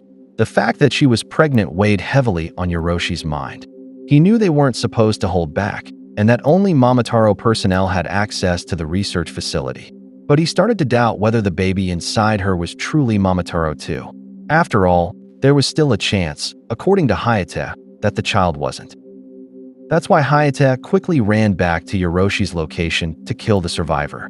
But as Yoroshi watched Hayate rushing in to eliminate the pregnant Momo lady, he was overwhelmed by doubt and hesitation. In the end, he managed to grab Hayate's arm to stop him from doing what he was about to do. Hayate was shocked by Yoroshi's action and asked him what the hell he was doing. Yoroshi explained that if the father was a normal human, then there was only a 50% chance that the child in her womb was Momotaro. And right now, they didn't even know if the baby's father was Momo. So Yoroshi asked Hayate how he could possibly be so ready to kill the unborn baby along with the mother, when there was a chance the baby wasn't Momo at all. Didn't that feel wrong? Yoroshi strongly told Hayate that it was simply not right to kill a pregnant mother along with her unborn child. Then Umitsuki returned and asked Yoroshi what he was doing. After that, he exploded in rage, declaring that he'd kill him. Calmly, Hayate made his decision and told Yoroshi they were still going to kill the unborn child. That was because they had to stick to their goal, even if there was a chance the baby wasn't a Momo. Yoroshi said of course he was on board when it came to killing all the Momotaro who murdered Oni, but this was different. This wasn't about some Momo soldier. This was a baby. He shouted angrily at Hayate, saying that the child in her belly was not a Momo, nor was it an Oni. It was just a baby, completely uninvolved in the conflict between Momo and Oni. Then he asked Hayate if he still decided to kill the child despite knowing all that. What made him any different from the Momotaro who slaughtered innocent Oni and called it justice? Wasn't that exactly the kind of thing they were trying to do? According to Yoroshi, once you abandon all morals because you're too focused on your goal, then you're no different from a homicidal maniac. Hayate and Umitsuki stared at Yoroshi with serious expressions. Then the second wave of Momo troops arrived from their forward path. At the same time, a third wave approached from the path behind them.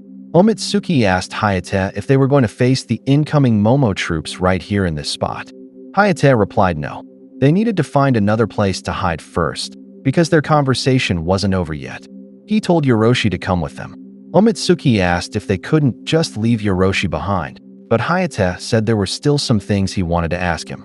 Yoroshi said he had questions of his own, but he wasn't going to kill the child. Hayate looked at him coldly and made it clear he would, and he truly meant it. Eventually, he would do it. After a brief chase, the Momo troops suddenly couldn't find the three of them because they had entered a room where they managed to hide. Hayate informed the entire Kikoku unit that they planned to lay low for a little while, and their comrades responded with a Roger. Hayate then asked Yoroshi what he planned to do next. He explained that they had no intention of changing their methods. So if Yoroshi couldn't agree with how they did things, he was free to leave the Kikoku unit at any time. According to Hayate, no one was forcing Yoroshi to do anything he didn't want to do, and no one was forcing him to witness anything he didn't want to see. Hayate still considered him part of the team, and he wanted to respect whatever decision Yoroshi would make. Yoroshi had no answer. He could only think quietly. Then he asked Hayate how he ended up growing up with such an extreme way of thinking. What had happened to him to make him like this, he asked. Hayate was speechless for a moment before finally answering. According to him, it wasn't anything extraordinary. Then Hayate began to share his life story, something that happened 10 years ago, back when he still lived with his grandfather.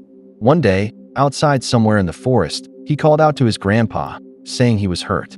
His grandfather asked what was wrong while puffing on a cigarette. His name was Todoroki Takagi. He knew Hayate wasn't really hurt from training and had probably just gotten scraped up, so he told him that directly. Hayate replied that that was exactly why he was training, to get stronger so he could join the fights against the Momotaro. Takagi told him that a strong Oni doesn't cry over a cute little scrape. But then Hayate pointed to a tree branch that had pierced his shoulder. At first, his grandfather didn't understand how serious the injury was, but he suddenly realized it really was bad. He scolded Hayate and called him an idiot. He was furious and asked Hayate why he wasn't even freaking out over what had happened. And because of that, he told him he'd kill him. Hayate yelled back, asking what kind of doctor tells his patients he's going to kill them. According to Hayate's memories, his grandfather always wore his baseball jacket and was a heavy smoker. He was an Oni and worked as a doctor who specialized in Oni anatomy. Hayate's parents had both died in battle against the Momotaro when he was still a baby. With no other living relatives, Takagi took him in even though they weren't blood-related. Takagi was the kind of man who always looked out for others and helped those in need. Hayate genuinely wanted to grow stronger so he could one day avenge his parents. But Takagi wanted him to pursue a career in medicine instead. One day, Hayate told Takagi about his goal for revenge. Takagi told him that if that's really what he wanted, then that was fine, but he warned him that living for revenge wouldn't bring happiness. Takagi said a lot of people fall into the trap of dedicating their lives to revenge. His advice was that it would be better to treat it as a side goal. Then he asked Hayate if he ever thought about living a happy life while keeping revenge as a side quest. Hayate would live a lifeless existence if he based his whole life solely on revenge. On the contrary, Takeji said, being a doctor was fulfilling, especially when people appreciated you. So he suggested that for a change, Hayate should try doing something where people would be grateful to him. Hayate really understood what his grandfather meant. He knew Takeji just didn't want to see him become a slave to his own ambition. Then, one day, there was another battle between the Oni and Momo near where they lived. Because the fighting intensified, Takeji decided to help the injured Oni residents who had gotten caught up in the chaos. And on that day, he also brought home a severely injured little Momotaro boy. Hayate approached his grandfather and, upon seeing that the child was a Momotaro, immediately said that he should be killed. But Takeji replied that while the boy was indeed a Momo, he was just a child. He believed the boy had likely been forced by the Momotaro adults to fight in the war. Takeji expressed how sick he was of the Momotaro's vile ways. But as a doctor, he prioritized his oath and declared that he would save the boy's life. After some time, Takeji's treatment began to work, and the Momotaro boy survived. On the day the boy regained consciousness, Takeji immediately greeted him. He then asked what it felt like to have his life saved by an Oni. It didn't feel bad at all, right? Takeji said. Hayate still clearly remembers the surprised look on the Momotaro boy's face that day. But then, while they were preparing dinner, the boy suddenly disappeared. At the dinner table, Takeji commented on how the Momotaro boy had run away without even saying thank you. He laughed a little about it, even slightly impressed that the boy hadn't waited for full recovery before escaping. Still, Takeji was happy that the boy's condition had improved. As he spoke, Hayate saw a genuine smile on his grandfather's face, one born from the satisfaction of helping someone. At that moment, Hayate felt a sense of pride in his grandfather. Later that night, Hayate's sleep was disturbed by a cracking noise coming from Takeji's room. Curious, he got up and went to check on him, asking why he was still awake at this hour. He even had a snot bubble hanging from his nose. But what he saw next completely shocked him. The entire room was drenched in blood, and in the center stood the Momotaro boy, holding Takeji's severed head. He greeted Hayate casually with a "Hey there."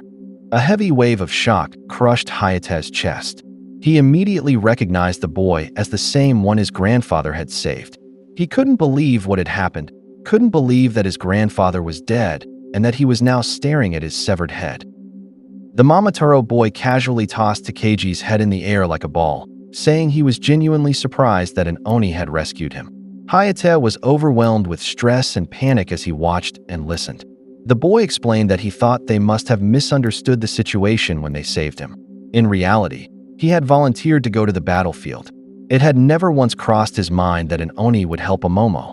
To him, witnessing a stupid man do something so stupid was a rare sight. His insults to Takeji's heroism only further darkened Hayate's vision. Then the Momotaro boy threw Takeji's head at Hayate, and it rolled across the floor toward him. Hayate dropped to his knees from the emotional weight, and the boy said he was simply returning it.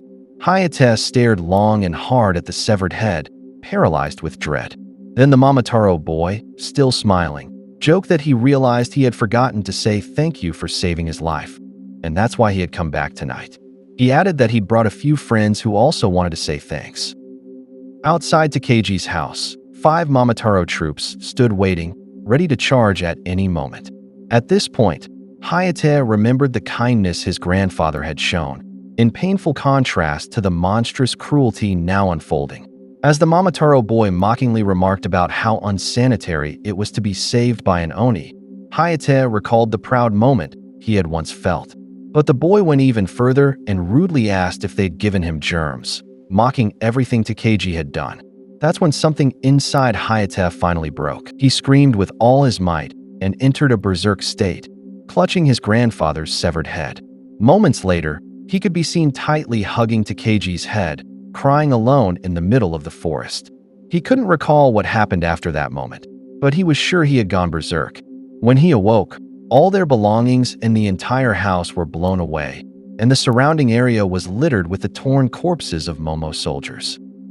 To this day, Hayate doesn't know if the Momotaro boy who killed his grandfather is dead or still alive. After finishing the story, he told Yoroshi that that was the moment he promised himself he would never feel sympathy for any Momotaro ever again. You could show kindness to a Momo and still end up dead. That's why his goal became to kill every last Momotaro in existence, with no exceptions. That resolve is unshakable. Inside Kasabi's laboratory, we see him drinking a hot beverage from a cup crafted from Oni faces. He asked someone nearby whether it was true that the Oni Corporation had launched an invasion. But before the Momo accompanying him could answer, Kasabi ordered him to stay by his side. The man responded with a respectful "Yes, sir." From the scar on his left cheek, it becomes clear that he is the very same Momotaro boy that Takagi once saved. His name is Mamitsuji Hizumi, the 10th commander. Meanwhile, on the first floor, Uri and Hiranuma were still being chased by numerous Momotaro troops. While running, Uri told Hiranuma that he thought they had already taken out most of the Momotaro troops. He didn't expect there would still be this many chasing after them now. Because of this, Hiranuma said that they needed to prioritize scouting the entire facility for now. But suddenly, Hiranuma stopped running and turned around to face their pursuers. He said he would take care of them first. So he made his move, and his cheeks suddenly puffed up as if he was about to throw up a lot. And that's exactly what he did. He suddenly vomited a giant leech that was covered with slime. The giant leech was even smiling and let out a squee. One of the Momotaro troopers was disgusted when he saw the giant leech flying toward them because it looked like a disgusting creature. But the Momotaro trooper beside him thought it actually looked kind of cute. Suddenly, Hiranuma snapped his fingers to activate his ability. As soon as he did, the giant leech's body began to shake. Then, the entire body burst open and splattered out a massive amount of slime along with bud-like balls that resembled seaweed. The Momotaro troops were shocked by the slimy little leeches they saw. They were also disgusted by the strange fluids spewing out from them. One Momotaro troop felt insulted and angrily asked Hiranuma if he really thought this would buy them time to escape. So he told his comrades to resume the chase. But Hiranuma warned them that he didn't recommend trying to pass through the slimy wall. Still, the Momotaro troops didn't listen, and one of them who led the charge and went through first was splashed by the slime. Within just a few seconds, he started coughing up blood. He quickly collapsed because of it, and his fellow pursuers were horrified by what happened. Hiranuma then told the pursuers that the only thing waiting for them beyond the poisonous leech arch was the afterlife. This was Hiranuma's power. He could control leeches by feeding them his own Oni blood. His blood was the medium for his blood manipulation ability, and the leeches had other properties beyond just being poisonous. While the Momotaro troops were already complaining and looking for a flamethrower because they couldn't get through, Hiranuma and Uri had already started running away at full speed. Uri was impressed by him and even gave him a thumbs up. Then, the path of the hallway led them to a closed door. But according to their map, they knew that beyond it was the old laboratory. When they entered, they saw a giant cylindrical tank connected to massive coils and tubes. The place was dirty and extremely cluttered. So the two decided to split up to search the area more efficiently. And to make the search even more efficient, Hiranuma released thousands of leeches from within the skin of his arm to assist them. He even apologized to the leeches, saying he was sorry for bothering them, and then asked them for help with the investigation. The leeches did as he asked and scattered across the area. While they were in the middle of looking for information from the research books, Uri asked Hiranuma if he could understand the language of the leeches. Hiranuma replied that it wasn't exactly like that, and that he could only understand their expressions. Uri commented that Hiranuma's relationship with the leeches was really unique. At first, Hiranuma stayed silent, but eventually, he admitted to Uri that he honestly didn't feel happy or at ease whenever the leeches had to go through things like this because of him. Because this life was one where they constantly had to fight. Uri was surprised and looked at Hiranuma because of how serious his mood had become. Hiranuma then added that that's exactly why he made a promise to them. Uri then asked what kind of promise that was. Hiranuma was about to answer, but he paused when he heard a loud squee from a leech that had returned to give him a flash drive it had found. Hiranuma immediately showed the flash drive to Uri, in disbelief that they now had it. Uri took it and said that maybe the files on it could give them information about what kind of research the Momotaro had been conducting in this facility. Then he started looking for a computer to plug the flash drive into. But Hirunuma suddenly became suspicious because of the floating black particles that appeared in front of him. When he realized it was bacteria from the Momotaro, his eyes widened in panic. But then he became confused again when he noticed the strange behavior it was displaying. The particles were circling around him and Uri first. Then he yelled out to Uri because he knew now that the enemy had found them and they were in danger. Uri was startled. After that, one of the Momotaro snapped his fingers to control the bacteria that had surrounded the two. He made the particles move at blinding speed, like bullets. They were even ricocheting around the room repeatedly. Uri was shocked and completely unsure of what to do next. Then suddenly, one of the flying bullets hit a glass cabinet and shattered it. Hirunuma noticed that the glass cabinet had a label warning not to open it because it contained extremely flammable chemicals. Because of that, a bright light reflected off Hirunuma's face from the large spark caused by the chemical reaction. And due to the friction in the air, the contents of the cabinet immediately exploded, triggering a bomb-like blast. The entire Kikoku unit felt and heard the explosion from the first floor and immediately knew something bad had happened to two of their members. Otohara, extremely worried, called out to the two over communications, but he wasn't receiving any response. As the smoke dispersed, another Momotaro appeared and commented to the first one about how intense his attack on the two Oni had been. Then Kumo added that the damage wasn't just to the Oni, but to the entire room as well. But he said it didn't matter since he wasn't the one assigned to clean up. Suddenly, Shingi shouted at him not to let his guard down yet, even if they were already seeing the bodies of their enemies lying lifeless in front of them. And indeed, that was the condition of the two. Their bodies were torn apart, covered in blood, and missing limbs because of the powerful explosion they had endured. Shingi continued lecturing Kumo with intensity, saying that you should kill your opponent before they even see you. Then he gave a tip for long life while cracking his fingers. If you feel sick, go to the hospital immediately. And always look both ways before crossing the street, even if it's a green light. Kumo looked absolutely bored listening to him. Shingi added that being extra careful in everything always yields the best outcomes. And finally, you should always make sure the death blow is properly delivered. Then, Shingi snapped his fingers again and used his ability to blow up the entire crowns of Hirunuma and Uri's heads. Blood oozed out from them, and they were certainly dead now. That's why Shingi officially declared that they had completed the current extermination as he stared at the corpses of the two Oni. Once more, Shingi became intense and overly passionate as he said that he and Kumo should now root out the other intruders. Kumo told him that he thought the only Oni on the first floor were the two they had just killed, so they needed to head upstairs. He even expressed his laziness about it. Then suddenly, he was shocked when his captain was suddenly struck by multiple piercing projectiles out of nowhere, hitting him in the head, shoulder, upper chest, and lower chest. And before he could even tell his captain about it, he too was hit by 4 strikes, in the head, neck, shoulder, and lower chest. Then, the projectiles embedded in the bodies of the two Momotaro were suddenly unplugged, and Kumo was stunned when he realized that the ones who had stabbed both him and his captain were actually bloodbirds. From a high platform, Uri spoke and said that Hirunuma's move to duplicate both their bodies using his leeches had been incredibly smart. Hirunuma, who was beside him, said he had only been able to pull it off thanks to Uri's bloodbirds, which had used their feathers to save both of them from the massive explosion. Shingi was also stunned when he realized the two bodies he had thought were real Oni were actually made of leeches. Then, he glanced upward with fear in his eyes when he saw the intimidating presence of Hirunuma and Uri flying through the air, riding Uri's giant blood falcon. As the two Oni stared down at Shingi, Uri told the Momotaro not to underestimate the Kikoku unit. Then, Shingi and Kumo's bodies finally dropped to the ground, still gushing blood from their multiple puncture wounds.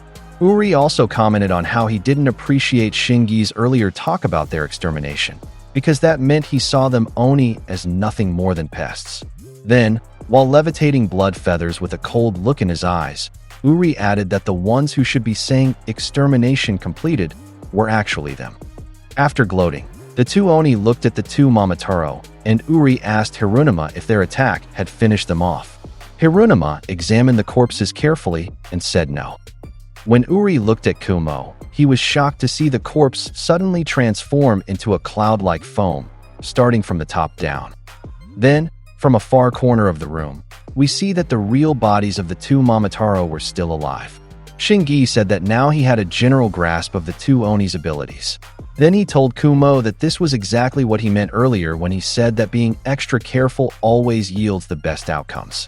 Uri cursed when he realized that just like what Hirunuma had done earlier, the two Momotaro had also made duplicates of themselves. Hirunuma commented that the two Momotaro were definitely skilled. Then, the two Oni spoke through comms to inform the Kikoku unit that they had encountered the commander and deputy commander of the Momotaro facility they had infiltrated, and now they were about to engage in battle. Uri's plan was that Hirunuma would face Kumo, and he would face Shingi. Hirunuma agreed and said they'd start the battle by splitting the two commanders apart. Then, Uri suddenly shouted Roger that, loudly, as if he wanted the two Momotaro to hear it. Shingi did hear it and was startled. Then, without warning, he shoved Kumo hard away from him while yelling watch out. Shingi asked himself if Yuri's loud Roger that was some kind of code word to activate their traps, since he shouted it right after speaking. Then he looked over at Kumo in confusion. But suddenly, he panicked when he saw Kumo lying on the floor and asked what had happened to him and what had hit him. Kumo, dazed, replied that it was Shingi himself who had hit him. Shingi misunderstood and thought Kumo meant he had been caught in a trap set by the Oni. He even got angry. But Kumo, still flat on his back, said in a serious tone that he'd slap Shingi later. Uri and Hirunuma, meanwhile, were confused about what the two Momotaro were talking about. Hirunuma just told Uri not to let his guard down. Then, Hirunuma pressed his hands together and gave a loud clap to activate his ability, Morbid Torrent. He controlled millions of leeches to gather and create a tidal wave-like torrent to attack the two Momotaro. Kumo, still getting up from the floor, immediately read Hirunuma's move, and both of them quickly dodged the Morbid Torrent. But Hirunuma had precisely targeted the middle between them to force a split. Then, the Morbid Torrent began spiraling while chasing Kumo, who confidently ran with his hands still inside his pants side pockets. Kumo quickly figured out that the enemy's aim was to split him from his captain. And since Hirunuma had succeeded in that objective, he wished Uri good luck with his duel against Shingi. Uri gave a simple wave and told Hirunuma that they'd meet again in a bit. Then, he dropped off the giant blood falcon and made a hand sign to disperse his Oni blood from the falcon. Using the dispersed blood, he immediately converted it into blood crows while still in midair. He sent the blood crows after Shingi, who then ran quickly in the opposite direction from Kumo.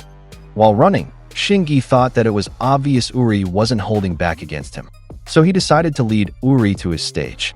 After a few moments of the chase, Shingi finally stopped running because they had arrived at his doom stage, successfully bringing Uri there. The doom room was a circular chamber surrounded by numerous tunnels shaped like mouths, each one having a pair of eyes. Uri felt confused and intimidated and asked himself what kind of place Shingi had brought him to. He found it extremely disturbing to see the mouth-like tunnels. Then, Shingi explained to Uri that every commander of Momotaro was given their own room within the research facility, and he added that he was a very careful man. At first, the room had been completely empty, and he hadn't placed anything in it because he kept overthinking all the what-ifs. However, a blank room results in less alertness. So he requested the head of the facility to remodel the room for him. And with that said, Shingi loudly snapped his fingers to show Uri firsthand the improvements he had made to the room. From one of the mouth tunnels, a faint rumbling sound could be heard. Then the rumbling grew louder and louder, bringing intense anxiety to Uri, who began sweating and couldn't predict what to expect. He also heard a vroom sound, like a motor revving. Then, all of a sudden, a massive number of fast-moving vehicles, bikes, objects, and animals burst out of the tunnels at once. The trajectories and directions of these things were completely random, and the animals were mechanical because they each had a wind-up key on their backs. Uri was shocked when he saw a classic Mercedes-Benz car. He was also surprised to see a Japanese city bike moving on its own with no one pedaling it.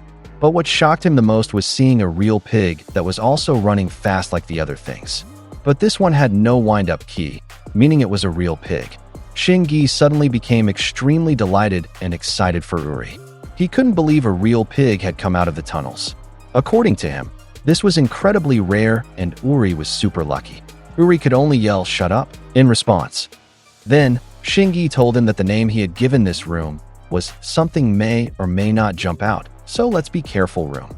Uri was irritated when he heard that and thought to himself how awful the room name was. Then, he was suddenly shocked when he saw Momotaro bacteria surrounding him. He was even more stunned by the loud explosion that occurred right in front of him without warning. The blast sent his body flying backward, slamming his back hard into a moving van. You could see from his gritted teeth that it hurt, not just because of the hit, but also because he realized how tricky this fight was going to be. Shingi laughed loudly and emphasized to Uri how extremely difficult this situation would be for him. He even bragged that on the other hand, he was already used to this kind of environment.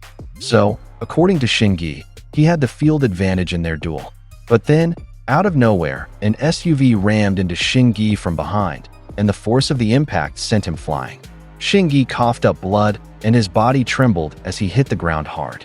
Uri then sarcastically asked him why, between the two of them, he was the one who got hit by a vehicle. Shingi, annoyed and with a trembling voice, agreed with him and said that he shouldn't have let his guard down just because he was familiar with the environment. So he forced himself to stand and told himself to get it together. Uri, dumbfounded, couldn't believe what an idiot Shingi was acting like. Then, Uri violently shook his head to snap himself out of it, realizing that he was starting to lose focus. As he began creating more bloodbirds using his Oni blood, he told himself that he must not let Shingi's antics throw him off. Then, Shingi did something with his bacteria that caused all of Uri's bloodbirds to suddenly vanish into thin air. Uri wondered how Shingi had managed to destroy his bloodbirds so easily.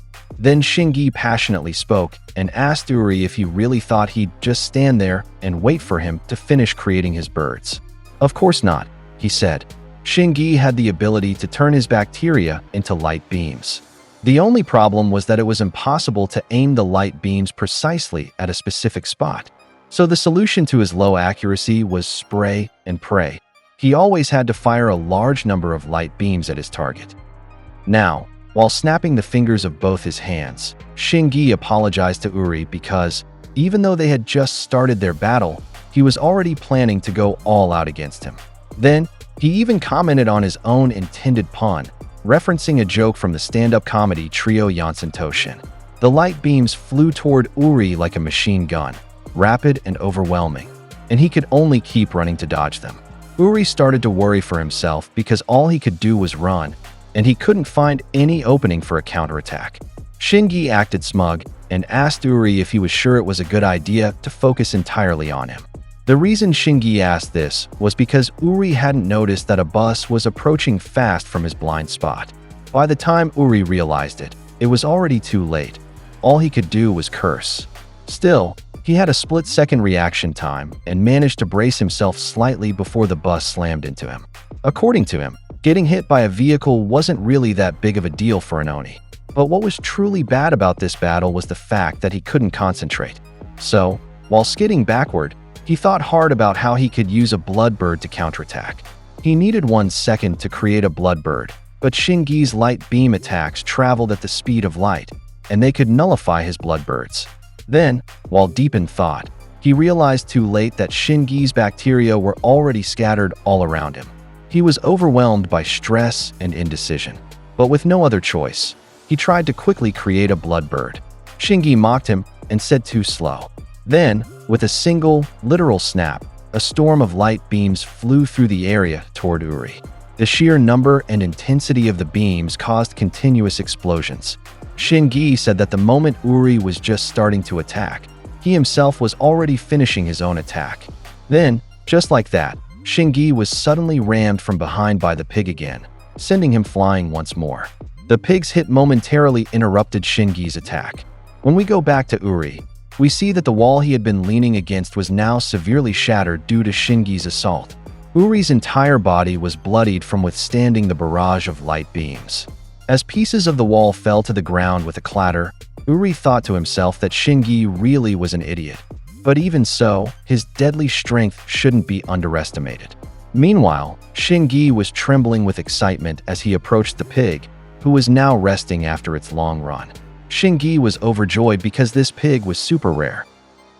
Torikai Yuri had started to worry about himself after realizing that Shingi wasn't even going all out against him yet.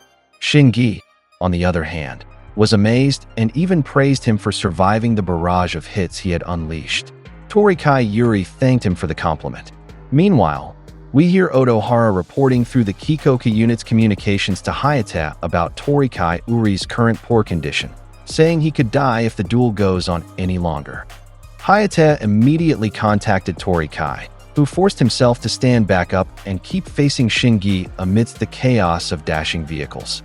Hayate told him he was already on his way and that he just needed to hold out until he arrived. Torikai was surprised and visibly frustrated, yelling angrily through the comms for Hayate not to come and to just move forward with the mission without him. Shingi was startled by Torikai's sudden yelling, mistakenly assuming that more Oni were with him on the first floor. Panicking, Shingi was knocked around 3 times in a row by random collisions with various objects. Hayate couldn't believe what he had just heard from Torikai. Still coughing and forcing himself upright, Torikai told Hayate not to misunderstand him. He had been a part of the team, but he just didn't want to be a burden to them. With renewed intensity, he shouted again for them to keep pushing forward. Hayate listened and agreed, but told Torikai to catch up with them later. Torikai replied with a Roger and thought to himself that he had no time left to waste. Only now did Shingi realize that Torikai had been communicating with his teammates via wireless comms. Torikai confirmed this and explained that their captain was simply worried about him, but that he told them to move on without him. Shingi responded by saying that meant his teammates had abandoned him. Torikai was puzzled, so Shingi elaborated that a true leader thinks ahead, and sometimes the best option is to leave behind an injured member depending on the situation. Suddenly, Torikai laughed like a madman, which spooked Shingi again, making him suspect there might be another trap set by the Oni. Shingi then unleashed another downpour of light beams, hitting Torikai several more times. Torikai bled heavily from the assault, but still managed to speak up. He rejected Shingi's notion, declaring he would never want to be just a pawn to a leader who does nothing and sees him as insignificant. Shingi launched another follow-up rain of light beams, sensing that something was off. This time, Torikai managed to dodge the beams and run. He added that it seemed Shingi had a very different standard for what it meant to be a leader. He said that Shingi's leader at Momotaro Corporation probably just enjoyed a luxurious, lazy life. Shingi continued attacking, shrugging off Torikai's attempts to bait him into rage. Torikai, visibly exhausted and already injured, was still running when he suddenly lost sight of Shingi and wondered where he had gone. Then, out of nowhere, a car came speeding toward him. To his shock, Shingi himself was driving the vehicle. With no strength left to dodge, Torikai was struck by the sedan and pinned against a bus. Blood poured from his mouth from the impact. Shingi stepped out of the car and told him that this is what it means to stand at the top. Due to the severe injuries Torikai had sustained, his Oni blood connection with his teammates weakened, something Hayate noticed and became concerned about. Still, Hayate said he believed in Torikai. As he shouted his name, it triggered a flashback for Torikai. Several years ago, Torikai had come home crying to find his mother unconscious on the ground after being caught in a rebellion. Carrying her on his back, he had to cross a deep and turbulent river. He used a stone to gauge the depth and tested the current with his foot. But with no other choice, he decided to try crossing. Midway, the current became too violent, and he started to drown after losing his grip on his mother. Just as his hand remained above the water, someone grabbed it. His hero, none other than Hayate. Afterward, Hayate took Torikai deep into the forest and lit a campfire. Torikai was startled when Hayate offered him a hand, asking for help. Without hesitation, Torikai accepted, agreeing to team up. After running together, they were surrounded by Momotaro troops in the forest, and that's when Torikai's silent admiration for Hayate's solid leadership and care for his team began. Back in the present, Torikai sniffed from the memories. Shingi noticed and asked if he was crying.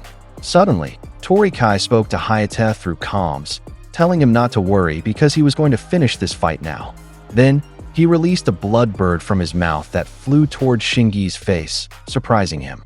Shingi dodged and mocked Torikai, thinking that must have been his last ounce of strength. But then Torikai ran again. While coughing, he yelled that the kind of leader his captain was, the kind who leads from the front lines, was one who charged forward without a second thought about danger. Shingi was confused. Torikai continued that while Hayate might not be good with directions, he never hesitated to charge ahead. Unlike Shingi's lazy Momotaro Corporation leader, there was no one more reliable and brave than his own. Just then, Shingi's bacteria surrounded Torikai. As Shingi snapped his fingers, he said he understood Torikai's admiration for his leader, but it was still his duty to protect his own people. A massive volley of light beams rained down, hitting surrounding vehicles and causing a chain of massive explosions. Shingi smiled confidently, believing he had finally eliminated Torikai. But to his shock, he then heard Torikai's voice talking about duty. According to Torikai, his duty was to protect his excellent leader. He said this while standing, his entire body still steaming from the heat of the explosions. Shingi couldn't believe Torikai had survived his last attack. Torikai coughed up a lot of blood from his injuries, prompting Shingi to ask why he was still forcing himself to fight and not just surrender and die to end the suffering. Torikai answered that it was because Hayate trusted him. He owed him his life, and Hayate had also given him a reason to live. That's why Torikai's goal was to become strong, so he could support his teammates, especially his captain, whom he had followed for years. His goal was to always have his captain's back, so his captain could focus on what lay ahead.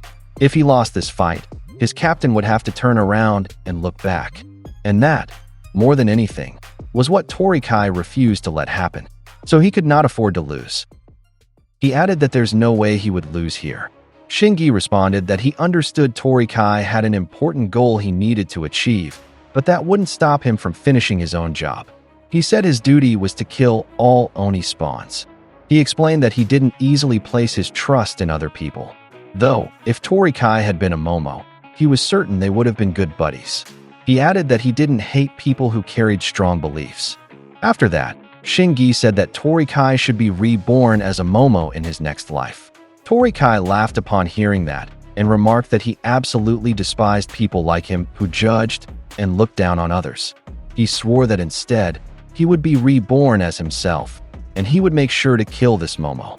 No matter how many times he repeated the cycle, he would still love his parents. He added that he'll also lose them in that process. It was what led him to the friends he had now. That's why he emphasized there's no way he would ever abandon them now. Unfortunately, as he shouted, he suddenly felt a sharp pain run through his body, clutching his chest. He began coughing violently, while Shingi pointed out that it was clear he had already reached his limit. Shingi then added that he wasn't belittling him, even at this moment. He began preparing an attack, gathering his bacteria into his hands as though forming a Kamehameha, declaring that he would release Torikai from suffering. He said that not a single trace of him would remain, and that all evil and malice would soon vanish. Torikai grew alarmed as he noticed Shingi focusing the light into one point, and Shingi added that with this, Torikai would surely become a Momotaro in his next life. The compressed light energy that Shingi was generating grew larger and larger, and as he continued to prepare this extraordinary attack, he told Torikai not to fret, assuring him it would all be over before he even knew it, and that he wouldn't feel a thing. Torikai laughed at that and asked if he really thought he had been running around the room for no reason, confusing Shingi. He explained that if he had tried making anything earlier, it would have been incinerated instantly. He added that even if he managed to form something larger, it would have been useless without enough strength. That was why he decided to use every last drop of blood he could to create just this one. Shingi still didn't fully understand and asked what he meant, so Torikai explained that he had left puddles of blood scattered around the room and gradually shaped them. He elaborated that he had to be careful so Shingi wouldn't notice, otherwise his plan would have fallen apart immediately. He also pointed out that he needed to buy enough time to complete his creation. Still bewildered by what Torikai was saying, Shingi suddenly found his entire body covered in shadow, forcing him to turn and see the source. To his shock, he saw a massive creature made of blood, leaving him deeply unsettled. It was revealed that Torikai had used the blood he had pooled around the room to create a prehistoric giant bird, which he called Blood Eclipse Release. Avian blood construct Pteranodon.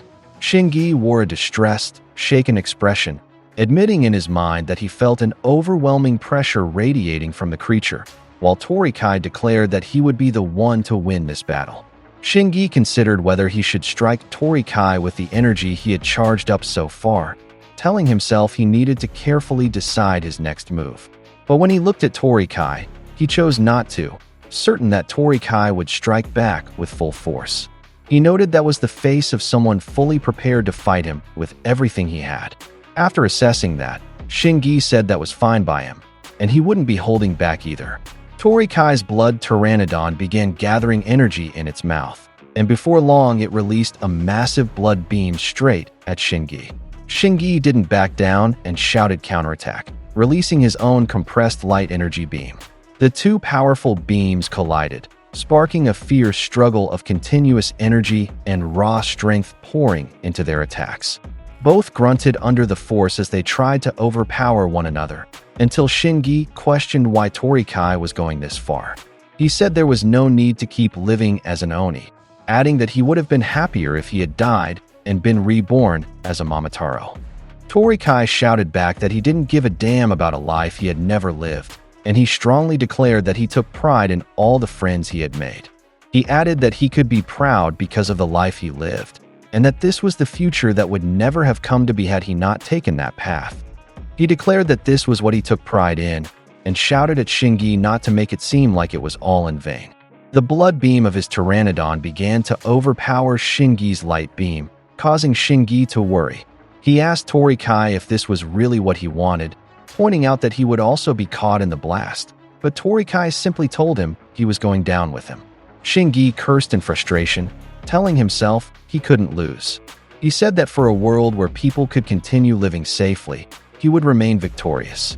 After saying that, he powered up further, starting to push back the momentum of the blood beam. Torikai grew concerned as he realized Shingi was regaining strength, admitting this was bad as he was nearly spent. Shingi commented that things would have turned out differently had he been at full strength. The tables turned as his light beam began to overpower the Pteranodon's blood beam, making Torikai worry and admit it was no use. He couldn't hold him back. After that, Shingi shouted that he would put him out of his misery. But just then, by sheer misfortune, a random pig dashed across and hit him, throwing him off balance for a moment. Shingi was stunned, while the worry vanished from Torikai's face, and the pig simply squealed after doing so. Because of that loss of focus, Shingi's light beam was completely consumed by the Pteranodon's blood beam, making him cry out in alarm. He tried to point out to Torikai that he would still be caught in the fall as well, but when he looked, he was stunned to see Torikai had vanished from behind him. It turned out Torikai had managed to conjure a blood eagle and latch onto it to fly away, taking the pig with him, and he remarked that it seemed fortune was on his side. He smiled and pointed out to Shingi that he had lost his cool and gotten careless, while Shingi screamed in irritation. Before long, Shingi could no longer resist the force of the blood beam and was struck by it head-on, violently flung into the wall behind him with enough force to shatter it. The intensity of the damage covered his entire body, while Torikai grew somewhat worried by the flying rubble. Soon after, his strength gave out and his blood eagle disintegrated, causing him to crash down to the ground.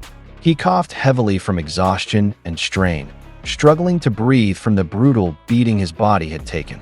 Even so, as Shingi's body lay unconscious on the ground after being struck by the blood beam, Torikai declared extermination complete, then added with a smirk that it was his line. In the next scene, we were briefly shown the entire research facility with smoke rising from one part of it, revealed to have been caused by Torikai's earlier blood beam. After that, we immediately moved inside. There were Momo stationed there, talking to each other while guarding their Oni captives. One of them, worried, asked what that noise they just heard was, and whether the other had received any kind of message from the upper floors. The other replied that he hadn't heard anything aside from the news about a few Oni breaking in. Another then said that what they needed to focus on now was keeping this area guarded. We were then shown the captured Oni, whose faces clearly displayed fear and anxiety. One of them, deeply troubled, asked again what the noise they heard just now could have been, prompting another to lean close and warn him in a nervous tone to don't talk. Even so, he persisted, saying perhaps that sound meant that help is on the way. Because of that, a Momo suddenly shot him in the shoulder, making him cry out in pain. The Momo who fired pointed out that experiment material were not supposed to be speaking, while the other Oni grew deeply disturbed at what had happened. They were shaken to their core that the Momo had just shot one of their companions without hesitation. Meanwhile, the Oni who had been hit continued groaning in pain, and his companion told him to try to hold out until his body began to regenerate. Another captive then chimed in, whispering seriously what that sound could have been, and commented that even the Momo guards seemed on edge. The one asked retorted by questioning how he was supposed to know, and if he had any idea how massive this place was. He insisted there must be countless Momo troops within this facility. There was no way, he said, that anyone would dare come to rescue them. As they spoke, it was shown to us that among the captured Oni, there was a young girl who sat quietly, listening to their conversation. After that, the scene shifted back to Torikai, where we were shown the massive hole in the wall caused by his earlier attack. We were also shown Shingi that was still lying unconscious on the ground after being defeated.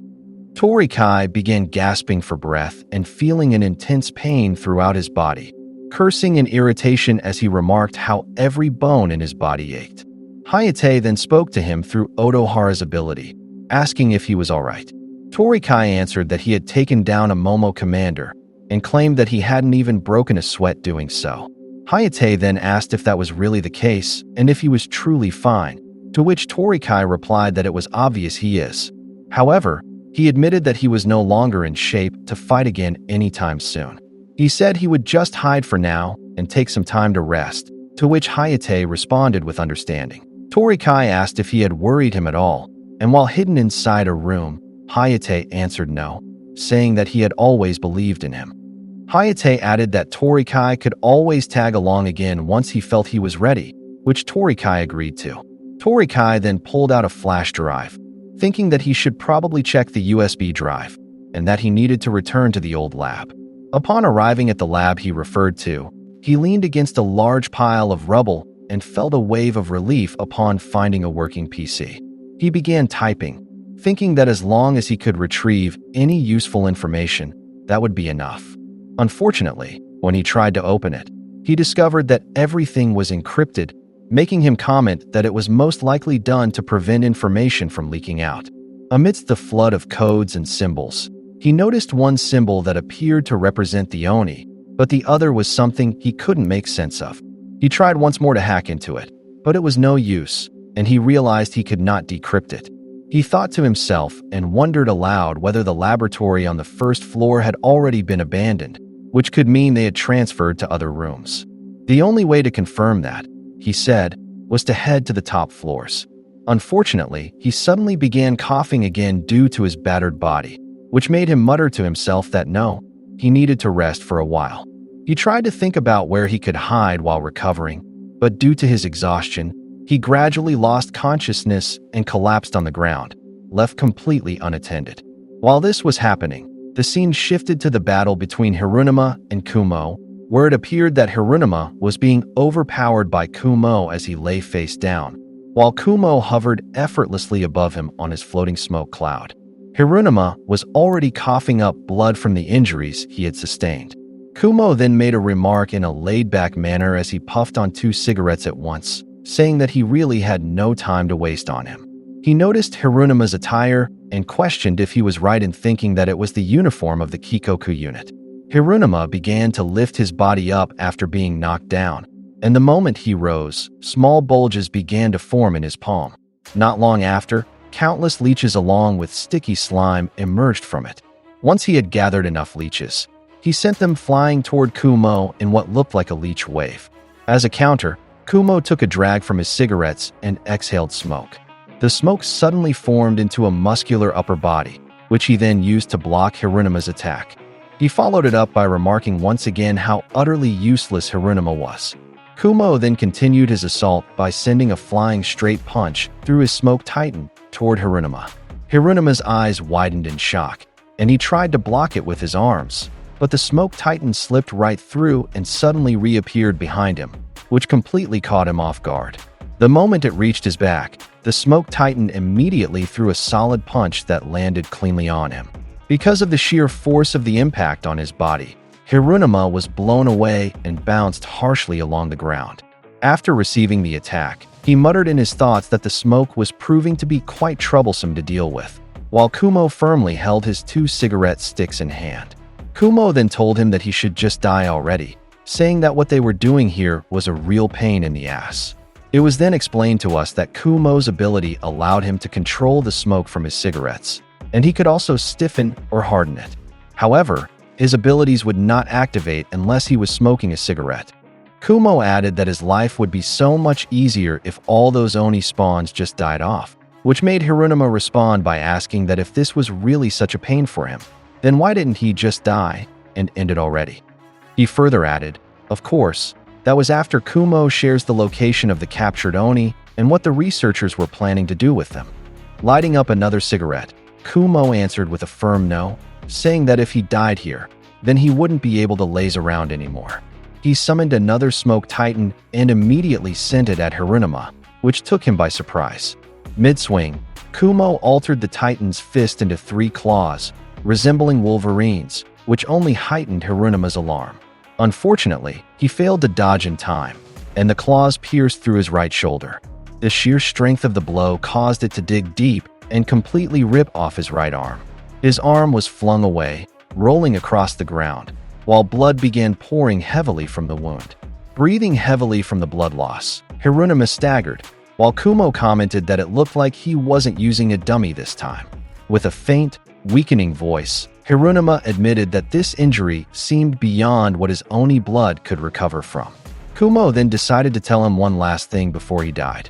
He began explaining that he had no idea where the captured Oni were, nor did he know anything about the research, since he never cared about it in the first place. Barely clinging to life, Hirunuma weakly asked what the point was then of everything they were doing here. Kumo responded that there was no reason at all. He simply did whatever orders his higher-ups gave him, and he didn't waste his time thinking about it. Hirunuma smiled bitterly to himself, questioning how he could have possibly lost to someone so shallow. In that moment, he remembered Hayate, and as he lay dying, he apologized to him before finally collapsing completely. As he lay motionless, Kumo suddenly threw a smoke dagger at his left hand, and when Hirunuma failed to move even after it pierced him, Kumo realized that he was unresponsive. Otohara, on the other hand, began to grow worried, calling out repeatedly and asking if Hirunuma could hear him. Kumo then remarked that everyone struggled so hard to find meaning in their lives, only to add that by doing so, they were merely making things even more difficult for themselves. He continued on, saying that the weak should just die and take on all the responsibility, adding with a question that wouldn't it make things better. He said he would simply leave all the annoying matters to the higher-ups to handle, and that was why he was fine with being number 2. Meanwhile, Otohara continued to call out Hirunuma's name, desperately hoping that he would still respond. Kumo descended from his smoke cloud afterward and declared that it was over. He pointed out that their battle had lasted 8 minutes and 34 seconds, then remarked that he had worked way too hard today. He added that, like hell, he knew where the Oni were or what the research was about, and commented on how much of a nuisance that was. As he continued walking, something came to mind, and he said that he was right. He recalled overhearing the head of the research facility sounding excited about something called a thunderbolt or whatever it was. The moment he mentioned it, something unexpected happened. Hirunuma suddenly revived, appeared at his side, and demanded that he share more information. Kumo was completely caught off guard, while Hirunuma quickly prepared his left hand. He shoved it into Kumo's mouth and began filling his body with leeches. Sliding away right after, Hirunuma left Kumo coughing and gagging from the suffocating swarm. Anxiously, Kumo began to wonder about the immense pressure he was now feeling inside his stomach. and asked if Hirunuma had really filled his body with leeches. He then shouted in disbelief, asking how Hirunuma was even alive, pointing out that a huge portion of his chest and arms had been blown off. Hirunuma sarcastically asked if that was what Kumo was referring to, and explained that the arm torn off earlier was actually a prosthetic he had created entirely out of leeches. His severed right arm and the wounds on his left side then began to regenerate, as he revealed that he never had real arms to begin with. Kumo was visibly shaken by his revelation regarding his arms, while Hirunuma further added that, by the way, the leeches inside his stomach were venomous. He told Kumo that if he revealed everything he knew, he would remove them from his body. He warned him to hurry, because if he didn't, those leeches would devour his stomach and kill him. Kumo began to panic, realizing that even if he destroyed the venomous leeches, he would still be unable to remove the poison from his system. Cursing in frustration, he muttered that if only the leeches inside him were non-poisonous, he could have destroyed them with his smoke. He then remarked bitterly that Hirunuma was sick, even for an Oni, prompting Hirunuma to ask if that was really the case, and whether he was going to tell him what he knew or not. Kumo was now drenched in sweat from panic, thinking to himself that this was bad. He really had no information whatsoever to give. He admitted that all he had done was overhear the head of the research mention the word Thunderbolt, and he hadn't bothered to pay attention to anything said afterward. Even if he tried to bargain with Hirunuma, he had nothing to put on the table. He kept cursing over and over in his mind about his situation, regretting that he hadn't at least tried to pay attention back then. He realized that his only option now was to string Hirunuma along in order to have the leeches removed from his stomach. After that thought, he cried out and agreed to talk. He said he would reveal all the secrets of the research facility, but first, Hirunuma had to remove the leeches from inside him. Hirunuma replied that it wasn't like Kumo had any information to give anyway, and then began enlarging the leeches inside Kumo's body, causing sharp, stabbing pains from within. The leeches grew larger and larger, until Kumo's stomach began bulging outward grotesquely, as though he had instantly become pregnant. Kumo screamed desperately, begging him to wait and give him a second, but Hirunuma coldly pointed out that it wouldn't have come to this if he had paid attention instead of lazing around. Kumo continued frantically pleading, repeating for him to wait, and even started crying out for help, but Hirunuma ignored him. Eventually, his body violently exploded from the rapid growth of the leeches in his stomach. After his death, Hirunuma casually revealed that, by the way, those leeches hadn't been poisonous at all. Right after that, Otohara called out to him, asking if he could hear him, to which Hirunuma responded in agreement.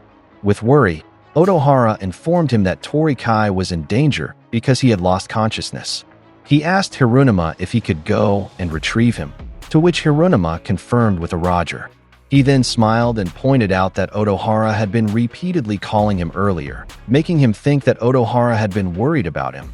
But Otohara clarified that he had simply been monitoring his vitals through his ability, and added that since he knew there was no one capable of defeating him, what was there to worry about? Hirunuma felt flattered by this, expressed his gratitude, and then informed him that he was heading out to retrieve Torikai. He began thinking about what he had learned from Kumo regarding the Thunderbolt, remarking that he definitely wanted to know more. While this was happening, the scene shifted outside the research facility, where several individuals had arrived at a nearby cliff. It turned out that the Resetsu Academy had also arrived, along with Tetsuji. Shiki noticed the smoke rising from the building and remarked on it, leading Kogasaki to say that perhaps the Kikoku unit had already begun moving inside, while Yusurube wondered aloud whether Yaroshi was alright. Suddenly, Tetsuji shouted if they were really going to go in there, pointing out that it was the enemy's base. He insisted that he could not possibly trouble them this much, and decided to say that he would be the one to go in alone to search for his daughter.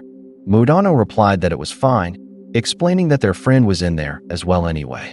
He added, just so Tetsuji knew, that they would not be able to request backup from the Oni Corp for the time being. He explained that the Oni Corp did not have enough manpower to send reinforcements, and on top of that, this area was prohibited for entry, meaning there was no security present either. He then added that there was a unit stationed a short distance away that could come to provide support, but it would take them several hours to arrive, which made Tetsuji worry and ask who even had the time to wait that long. Mudano continued that what he meant was that they alone, including the Kikoku unit, were the only ones who could do this. He further said that, frankly speaking, what they were about to do was extremely dangerous. He told them to brace themselves, warning that even letting their guard down for a single second could mean their end. Because of that, Kiriyama screamed in fear, saying that this was far too dangerous. He collapsed onto the ground, once again overacting, breathing heavily and saying that he was finding it hard to breathe and that his heartbeat was racing, making him think he might be dying, which made Sazanami shout that they needed to find him a futon from the research facility to let him rest. She further said, of course, they just needed a futon, all while pulling out a pair of handcuffs and taking deep breaths, which made Kiriyama nervously ask what that was for. Bialbugora then spoke to Tetsuji, telling him that she thought he should stay behind and wait, as his wounds had not fully healed yet. However, as he tied his bandana, Tetsuji pointed out that his daughter was inside that facility, so how could he possibly just stand by and wait? Just as Bialbugora was about to reason with him, Shiki cut in, saying it was useless to try to stop him, and added that he had been wondering how parents were able to throw their lives into danger without hesitation when it came to their children. Tetsuji then said that Shiki would understand once he became a parent himself, to which Shiki replied that if that was the case, then he believed he could not afford to die just yet. They all then prepared themselves, with Mudano telling them to make sure they came out alive, and Shiki shouting an invitation for them to begin. While this was happening, Mudano noticed a drone hovering above them, clearly observing them through its camera. The one controlling the drone then remarked that he was getting excited seeing the unrivaled Mudano and the child of Kishin, Shiki. He questioned if they were serious, noting that the perfect experiment material had just marched straight in, and said that he had to capture them. Grinning with madness, he let out a maniacal laugh and declared that he would so generously welcome their arrival. While that was happening, we switched over to the storage room where Hayate and the others were hiding, and here, he commented that Toraikai and Hirunuma seemed to be fine and urged them to get moving too. After that, he called out to Yaoroshi and asked if he was finally ready to give him an answer, whether he would be joining them or not, at which point Yaoroshi stared at him. Not long after, Yaoroshi apologized and, while removing his cap, said he was going to drop out. He said he understood how Hayate must feel, having such a gruesome past, but that didn't mean he himself could go along with what they were doing. He added that he'd still act to liberate the captured Oni, but he wouldn't be doing it with them. He dropped his cap and said that since he didn't have a change of clothes, he'd still be using their uniform. Hayate then suddenly asked him if he was going back to the group he came from, which left him silent for a moment before he asked how he was even supposed to go back there. As he exited the room, he said he'd just become stronger on his own. He added that in the end, deciding how they want to live their lives is something they have to do by themselves alone. After he left, Omitsuki commented that he was the first person to leave their group that quickly. He questioned how Yaoroshi didn't agree with their ways, and pointed out that he was just trying to turn a blind eye to the reality of things. Hayate responded that he didn't think that was true. He said that questioning the path you've chosen means you hold yourself accountable for your own life choices, and he thinks that's an amazing thing. Even if it was short-lived, Yaoroshi was still a part of their team, so they should just respect the decision he made. After that, he urged Omitsuki to move and started walking, to which Omitsuki pointed out he was heading in the wrong direction. While this was going on and smoke continued to pour out from one side of the facility, we moved over to the Oni Corp side where Yusurube activated his Blood Eclipse release called Where Art Thou to look inside the facility. He saw that there were a lot of Momo inside that research facility and said he also picked up some Oni signals, which made him think that it was probably the Kikoku unit. Tetsuji then asked where his daughter and the other captured Oni were, which made Yusurube look somewhat uncomfortable. In his mind, he said he only had a bird's eye view, so it was hard to tell because everything was overlapping with one another. Because of that, he thought that he needed to learn how to get a three-dimensional view just like Kaoru. Still, despite not trusting in his own ability, he suddenly noticed a location where Oni signals were coalescing, which prompted Shiki to ask in surprise if he was serious. He focused and said that the signals were overlapping so much that it was hard to tell what floor they were on. But since there were no other signals interfering with the Oni's signal, he thought the captured Oni were probably located on the upper floors of the facility. Shiki then commented that this meant they just had to focus on reaching the top floors.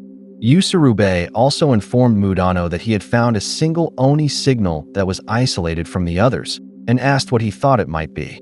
Mudano answered that it was probably one of the members of the Kikoku unit, most likely a support member of that unit. He then instructed Usurube to make contact with that Oni, and if that Oni's abilities could complement his, he was to ask for help. But if it showed any signs of hostility, he should keep his distance and find a safe place to wait for them, to which Usurube responded that he understood. Before they could move out, Mudano remembered something he wanted to tell them, which made them curious and caught their attention. He approached a tree and placed his right hand on it. Using only his raw strength, he scraped his hand along the tree and easily tore off a piece of bark. He gripped the bark tightly and molded it into a small ball, which amazed Shiki and prompted him to comment on how crazy his strength was. After that, he aimed the ball toward the sky and got ready to flick it. Once he had it aimed, he flicked it into the air, and it shot off like a bullet.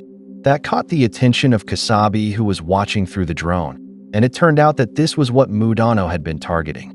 It exploded as it was hit by his bark bullet, and its pieces scattered all around. Mudano informed his comrades that their enemies had now discovered their whereabouts and warned them to advance with the utmost caution. Usurube commented that he hadn't noticed that drone at all, while Shiki was still wondering if there was something there or if it had just been a bird. On Kasabi's side, he couldn't believe that Mudano had seen and destroyed his drone. In astonishment, he said he had even taken extra precautions and observed from a relatively high altitude, and still, Mudano was amazing. He asked the organ he was holding, Stomach Jr., if it also thought the same, and he puppeted its response, saying that Mudano was absolutely amazing. He then brought in Heart Mother, who scolded Stomach Jr., telling it to keep its voice down and asking if it didn't realize it was nighttime. Stomach Jr. replied in a rude tone to shut up and called her a hag, asking if she couldn't see how awesome Mr. Mudano was. This angered Heart Mother, who asked who it was calling a hag, followed by questioning who that Mudano even was, calling him utterly pathetic. Annoyed by that, Stomach Jr. told her not to ever insult Mr. Mudano like that. Afterward, Stomach Jr. pushed Heart Mother, slamming her to the floor, then charged at her and beat her up until she eventually died. After playing around, Kasabi let out a breath from exhaustion. He rolled around on the floor while saying he wanted to research Mudano and Ichinose's organs, and that he wanted their bodies. One of their subordinates arrived to give him a report, but was left speechless upon seeing him in a strange position while leaning against a high-tech table. Kasabi angrily shouted at him, demanding to know what he wanted to say, so the subordinate nervously stated it was about the intruders. He replied that he wasn't interested and told them to just get rid of them right away, to which the subordinate immediately agreed. He scolded him, saying to only come to him if there's an actual report, prompting the subordinate to apologize. The subordinate said he had just thought Kasabi might want to hear it since they had confirmed that the intruders were a group led by one of the children of Kishin, which made Kasabi flinch upon hearing it. He suddenly slid across the floor toward the subordinate, startling him, and energetically said that that meant it was the Kikoku, the dam unit with the Kishin kid. His demeanor changed again, and he seemed nervous and trembling intensely as he said to wait a moment. If that was the case, then it meant Mudano and two of the Kishin children were right there in their facility. He also pointed out that that included Ichinose, who wielded the power of Enki, and Todoroki, who had the power of Ranki. He got extremely excited and, while cheering like a baby on the floor, shouted that he liked the children of Kishin and Mudano too. After that, he ordered his subordinate to call who he referred to as 567, which the subordinate immediately followed. While lifting up a brain, he cheered again, saying for all of them to gather because he was going to give them an important order. The ones he called entered his room, and in a slumped tone, he said they had lost communication with Shinji and Kyumo, who had gone out to eliminate the intruders. But right after saying that, his emotions flipped again, and while slamming the brain he was holding onto the floor, he shouted, asking who the hell even cared about that. He pointed out that Mudano and 2 of the Kishin children were in their facility. He told them that he wanted the Kishin children brought to him alive, but if worst comes to worst, he'd be fine even with just their corpses. As for Mudano, he said it would be impossible to capture him alive to begin with, so they should just kill him and collect his corpse. Well, that is, if it's even possible to kill that man. And that was where those he had summoned would come into play. He explained afterward that normally they would assign each commanding officer to guard their designated floors, but added that that wouldn't be the case this time.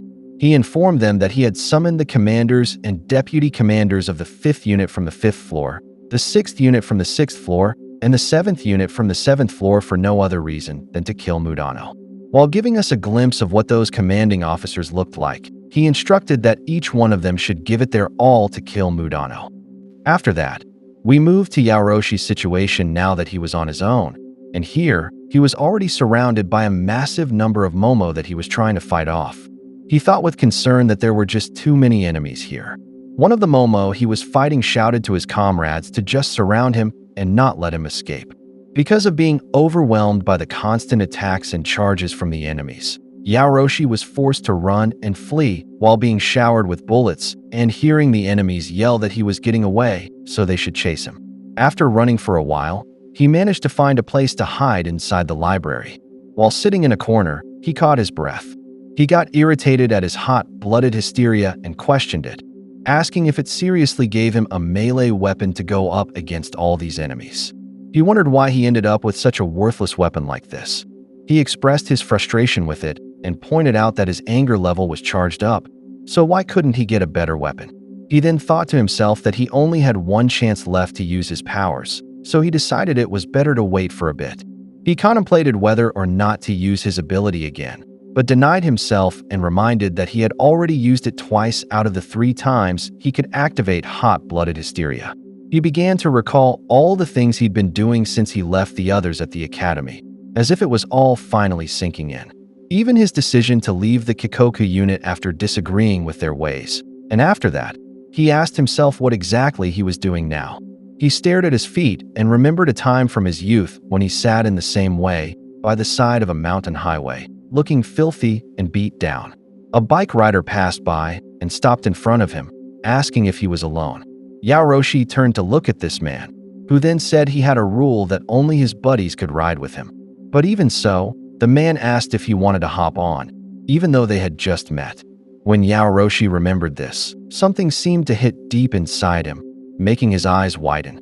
While still seated, he bowed his head and spoke as if talking to the man in his memory, asking him to take him along.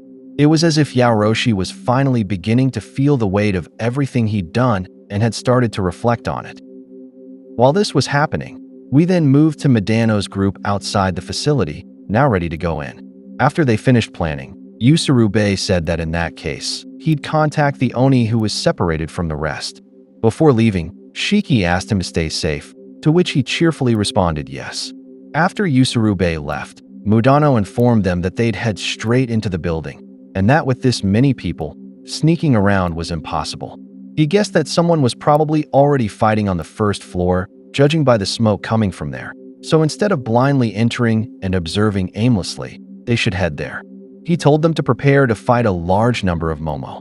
After that pep talk, they all rushed toward the entrance and ran up the stairs.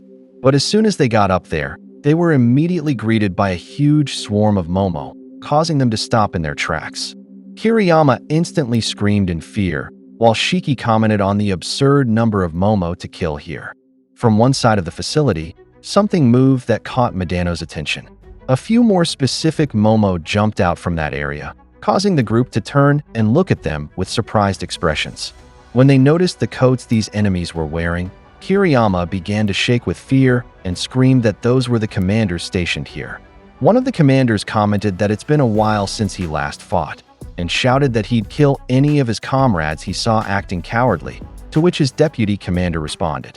After that, we were introduced one by one to the commanding officers.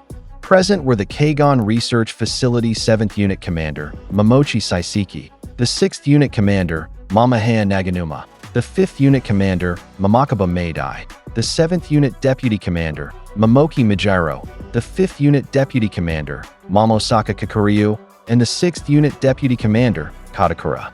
Trembling with anxiety, Kiriyama nervously asked if they were seriously about to face off against the commanders right away, and pointed out that there were 3 of them, while Shiki said it would save them more time if they took care of them now. In Midano's mind, he commented that this was nothing but a waste of time, since it would be much better to have more people out searching for the captured Oni. Because of that, he paused to think, which led to something stirring within him. After thinking, he ordered all the students to go on ahead and look for the captured Oni, and then handed over the commanding position of the group, something that immediately caught everyone's attention. Biaobugora then worriedly asked what about him, to which he responded with not a trace of fear in his voice that he'd take on every single Momo in sight all at once. This annoyed Saiseki and prompted him to question what Mudano had just said. Mudano further irritated the commander by arrogantly asking what the matter was. Did he hurt his pride? With a smug and condescending tone, he added that even a petty underling like him apparently could have pride. After that, Mudano told his students that he would handle them, but Shiki refused and said there were too many of them. Seiseki then commented that he had heard of the legend of the 100 murders and pointed out that legends usually come to an end. Shiki was puzzled upon hearing that, while Seiseki added that if it were true, then why doesn't Mudano prove it? The 3 deputy commanders didn't hesitate and said they weren't kind enough to just let the kids escape.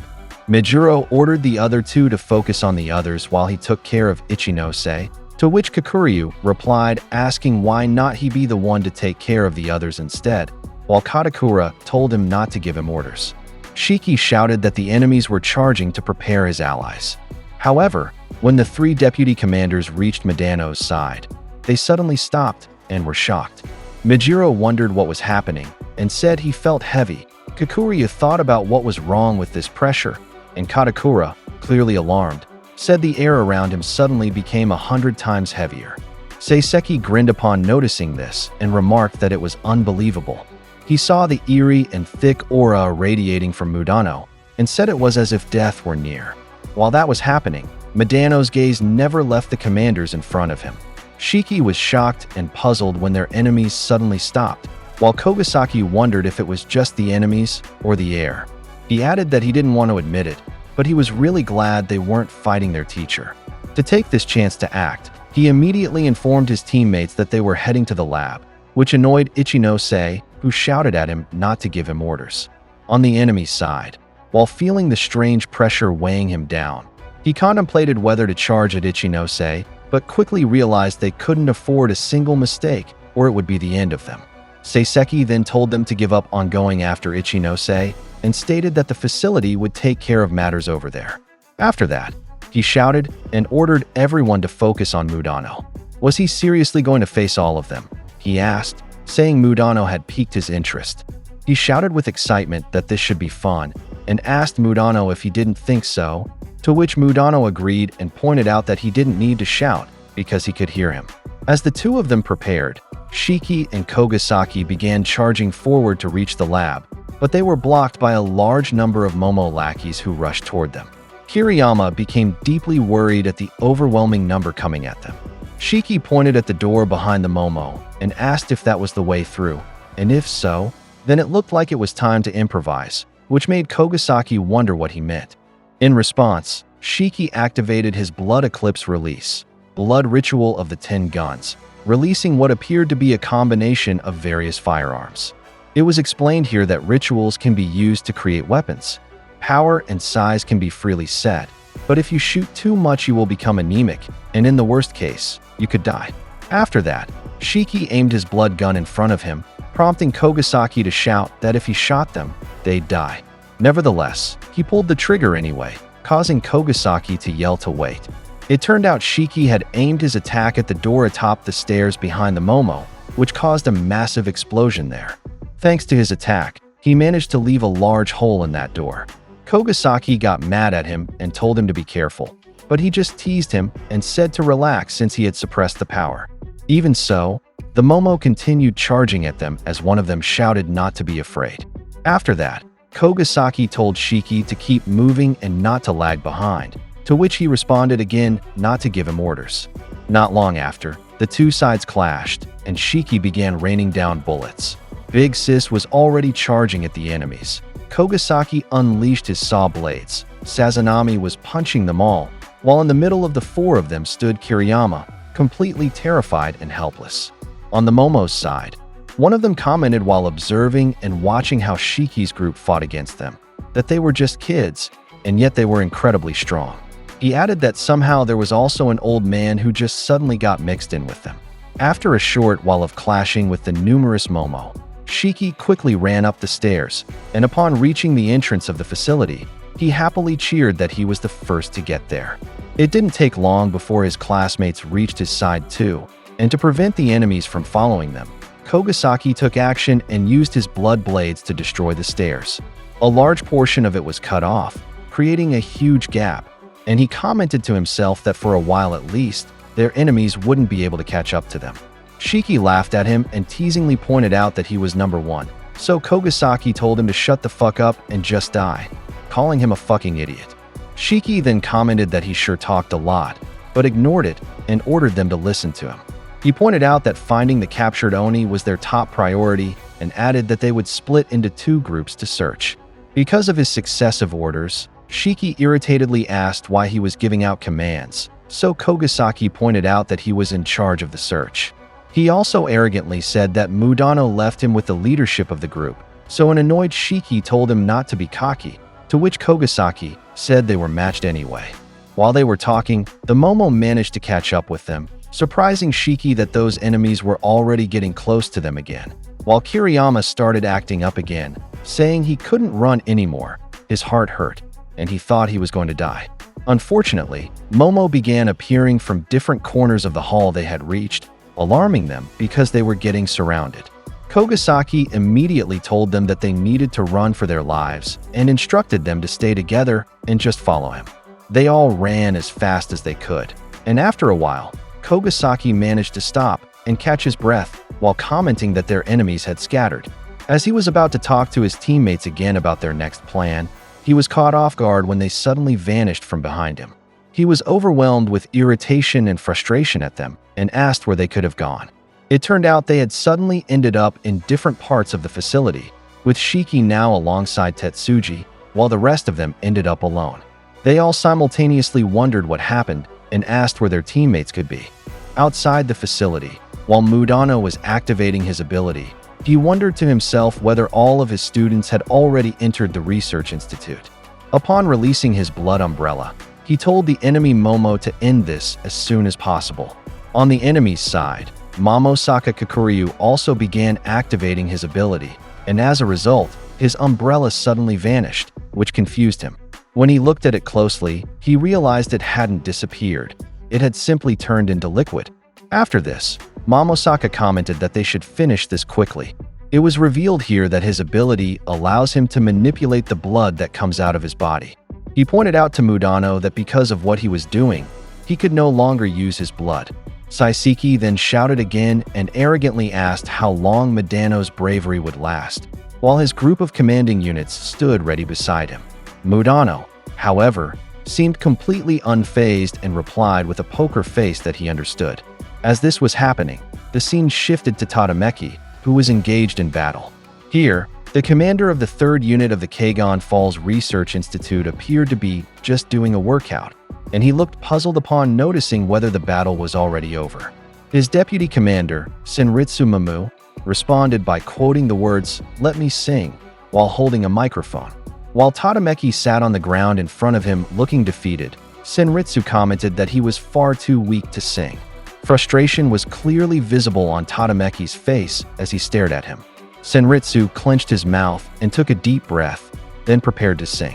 Before long, he suddenly screamed into his microphone at a deafening volume, and the excruciating sound pierced through Tadameki's ears, forcing him to cover them. Senritsu looked disappointed and asked what exactly he was trying to do, asking if he wasn't using echolocation. Didn't he have the ability to determine the distance, direction, and size of an object through sound echo?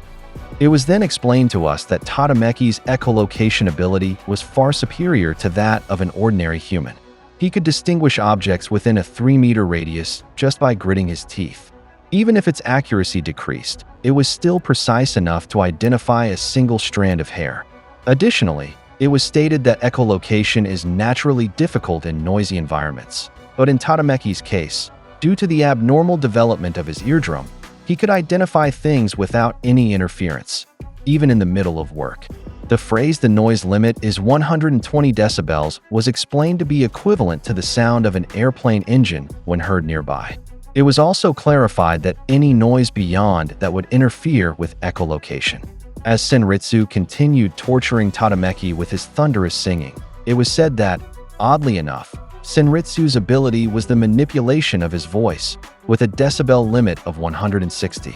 Furthermore, it was explained that this ability creates shockwaves that inflict damage on the human body, and it is also possible to freely control the movement of the sound he produces. We then returned to Tadameki's side, where he was thinking to himself that this was a truly terrible match for him, as he couldn't use his ability without echolocation. He explained that if it were blocked, not only would he be powerless, but he would also have no idea what kind of place he was in, what was happening, or where the enemy was. Due to the intense noise generated by Senritsu, his ears began to bleed, and he added that he had no idea, even with eardrums stronger than those of ordinary people. While all this was happening, Senritsu continued making noise and sincerely thanked his imaginary crowd for coming.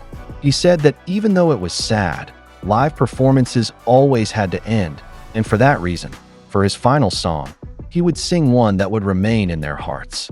If that was the case, then he believed they would meet again.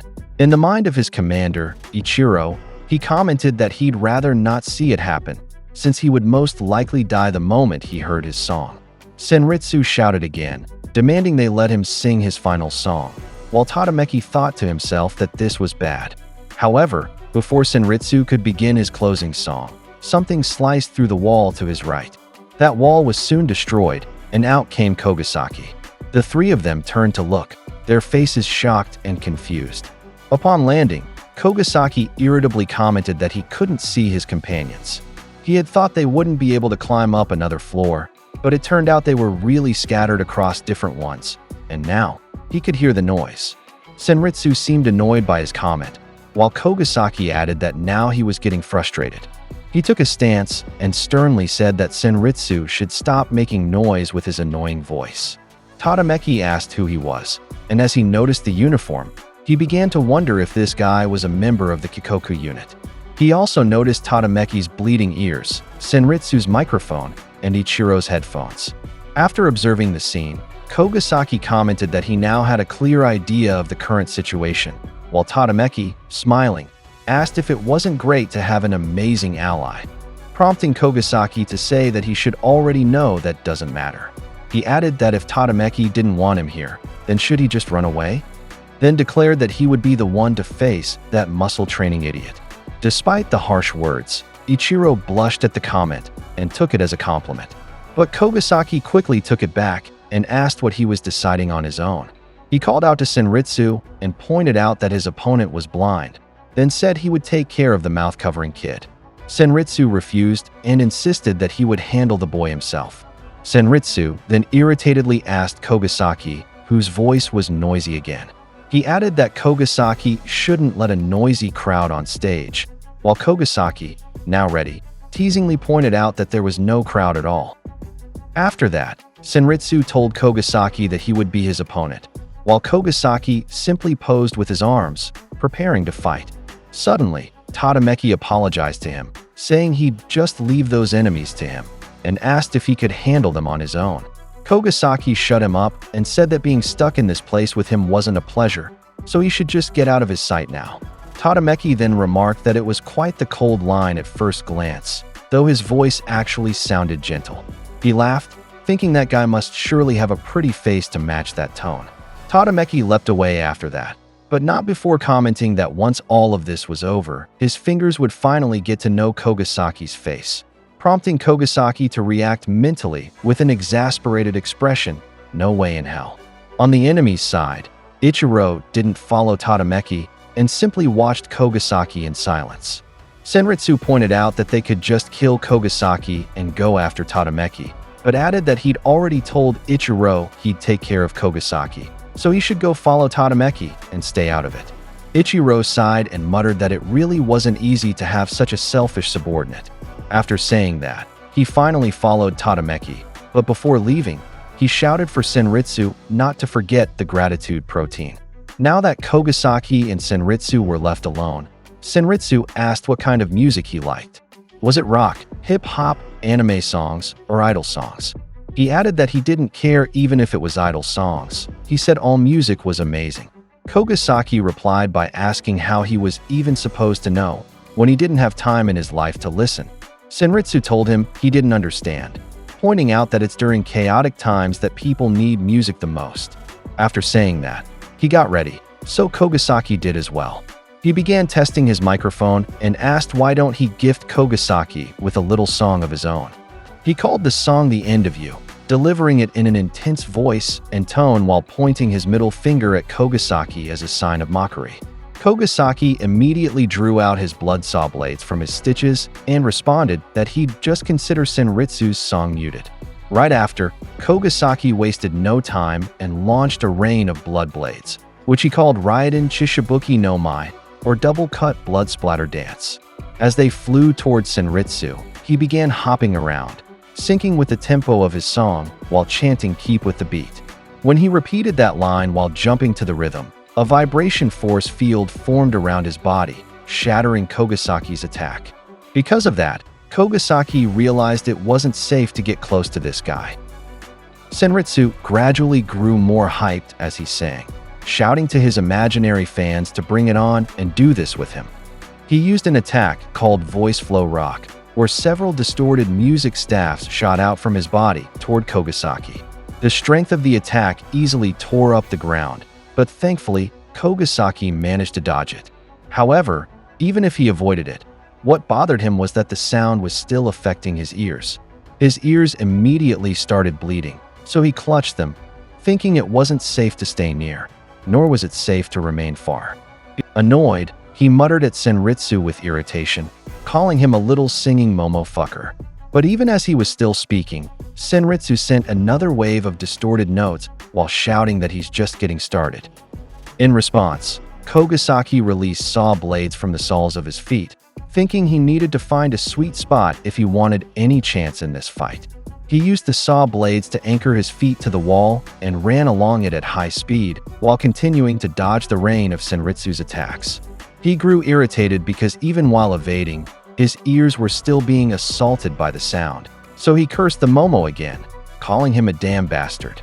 Next, he released a massive amount of small saw blades from his arms and hands, and as he leapt from the wall, he fired back with an attack he called Ryuden Chifubuki, or Cleaving Blizzard of Bloodshed, launching a snowstorm-like barrage of miniature saw blades towards Senritsu.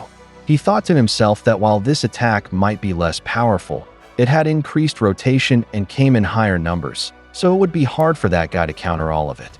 Senritsu, however, had already moved on to his next song, and before Kogasaki's attacks even reached him, he used Voice Flow Ballade, where, unlike his previous attack, smooth and soulful music staffs poured out from his body.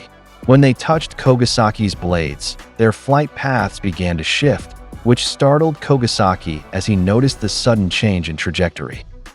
Senritsu then pointed out that he didn't even need to counter them. Just go with the flow mellow. Soon after, all the miniature saw blades Kogasaki had launched ended up hitting him instead, causing a massive impact around him.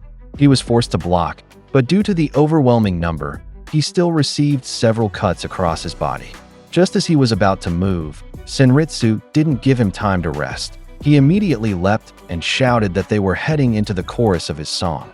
He used Voice Flow Rock and Roll, dropping a thunderous, distorted music staff on him that struck hard and slammed him into the floor. While feeling the brutal force of Senritsu's attack, Kogasaki asked himself how strong this dude even was, while Senritsu flipped him off and said his heavenly bars were sending him to hell. Right after, he mocked him again with a pitiful tone while looking at him, and said it seemed like the audience didn't catch the vibe of his song. Kogasaki began to think that there was definitely a clue to victory in what was happening here. He suddenly remembered Shiki and how he had found a way to help them during their climb to the summit. After that, he declared that this wasn't where his fight with Senritsu would end. As he stood up, he admitted to that Momo that he really was strong, albeit annoying. Senritsu then commented that his compliment felt a little late, but even so, he still wouldn't let him get away with insulting his voice. While brushing the dust off his body, Kogasaki remarked that it was convenient because he's been on edge lately due to the growth of someone close to him, which had left him itching to become stronger himself. He pointed at Senritsu and said that's why he was going to bring this guy down and become even stronger than before, causing Senritsu to now look at him seriously. Kogasaki apologized after that because he said he would wipe the floor with Senritsu. While this was happening, we shifted to where Tadameki and Ichiro had gone. They had entered a room filled with furnaces, and Ichiro, with an annoyed expression, commented that the room where the two were fighting was originally meant for him, but now it was Senritsu who was using it. He added that the only thing he could say to Tadameki was that he had a big heart, just like his quadriceps. Tadameki teasingly remarked that, based on what he was hearing, Ichiro's muscles didn't seem to match his words. He then asked if he was just bluffing since he couldn't see them. At that moment, Ichiro began activating his ability while repeatedly saying no, pointing out that what he meant were his inner muscles, and as he said it, his black bacteria formed a pair of gigantic, muscular arms. Tadameki bared his teeth in a grin, and using the sound waves he emitted, he saw through Ichiro's ability. Ichiro tried to punch him with one of the arms, but since Tadameki had already seen it coming, he dodged it, causing the punch to smash into the floor and break it instantly. In response, Tadameki bit his thumb, causing blood to flow as he remarked on the size of Ichiro's hands. Ichiro praised his evasion, but told him to try the next move he was about to throw. Ichiro then unleashed his bodybuilding, thousand-headed muscle cannon, as countless fists rained down toward Tadameki. He explained that the more you train, the stronger the arms you can form. If you don't train seriously, the most you'll manage are scrawny arms. He added that his ability allows him to create up to 1,000 arms. After that, Ichiro told Tadameki that muscles were the best way to express oneself, and that the size of one's heart is proportional to the size of their muscles. Forced to keep running around to dodge the attacks, Tadameki moved quickly. Unbeknownst to Ichiro, he was secretly spreading his blood on the floor as he did so. After the assault, Tadameki, catching his breath, commented that that was close. Ichiro told him that he forgives his sins with his open heart, and he will not let him die a miserable death. Tadameki tapped one of the bacteria fists and remarked that it was indeed hard and heavy. It felt nice to touch. If he were to get crushed by that thing, he figured it would be an instant death for him. Ichiro blushed at his comment and agreed, saying that there was definitely power in it. He reasoned that puny attacks wouldn't hurt a fly, which was why he went with this approach. Tadameki grinned again and gritted his teeth.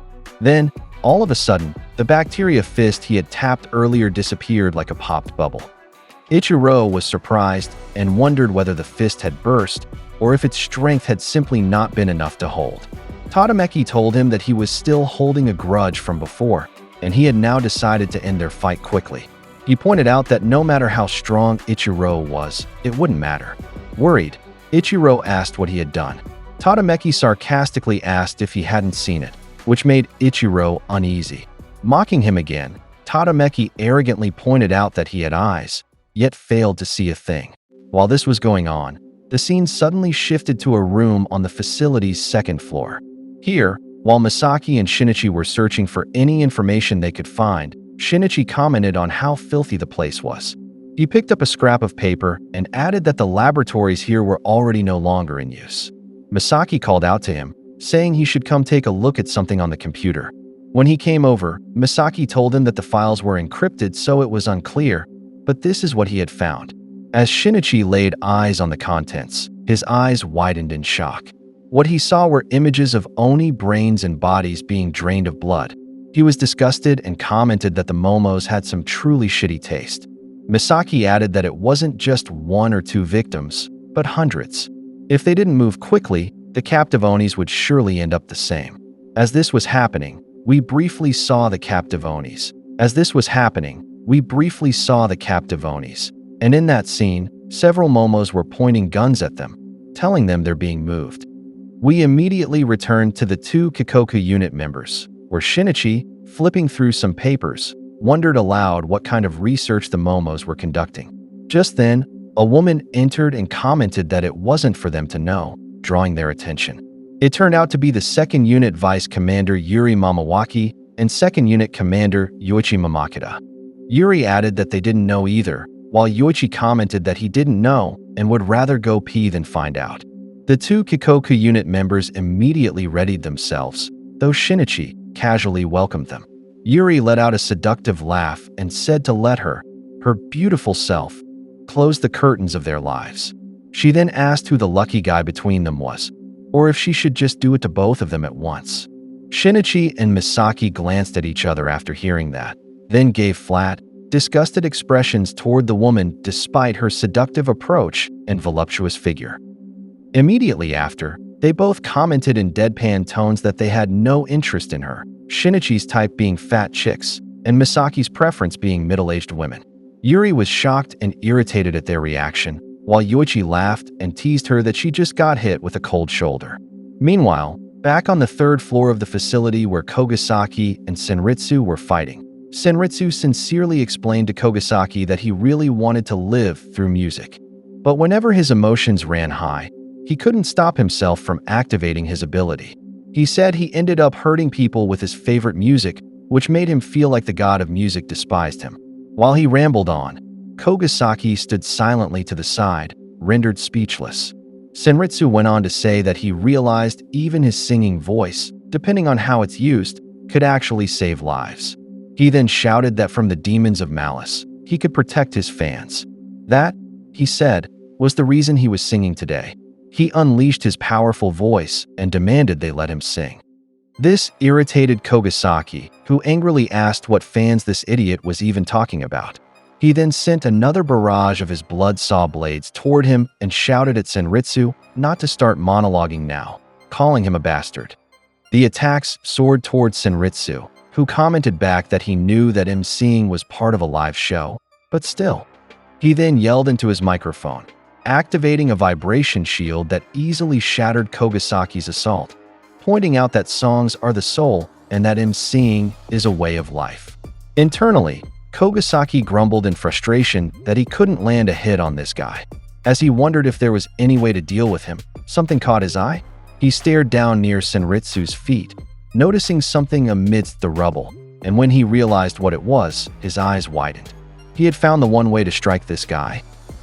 He commented in his mind that he had already figured out Senritsu's weakness, and because of that, he immediately struck a pose and brought out his saw blade roller skates again, which puzzled Senritsu.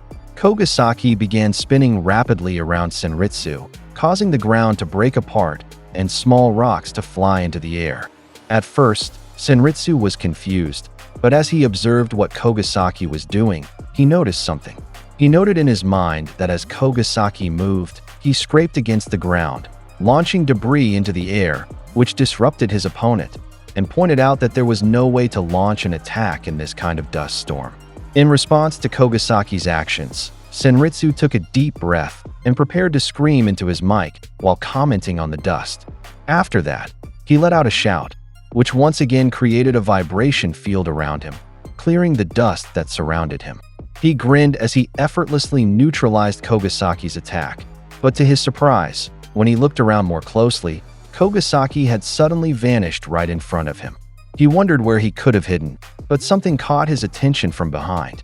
The moment he turned around, Kogasaki suddenly emerged from beneath the ground, startling him. He was stunned and couldn't believe Kogasaki had dug through the floor and used that path.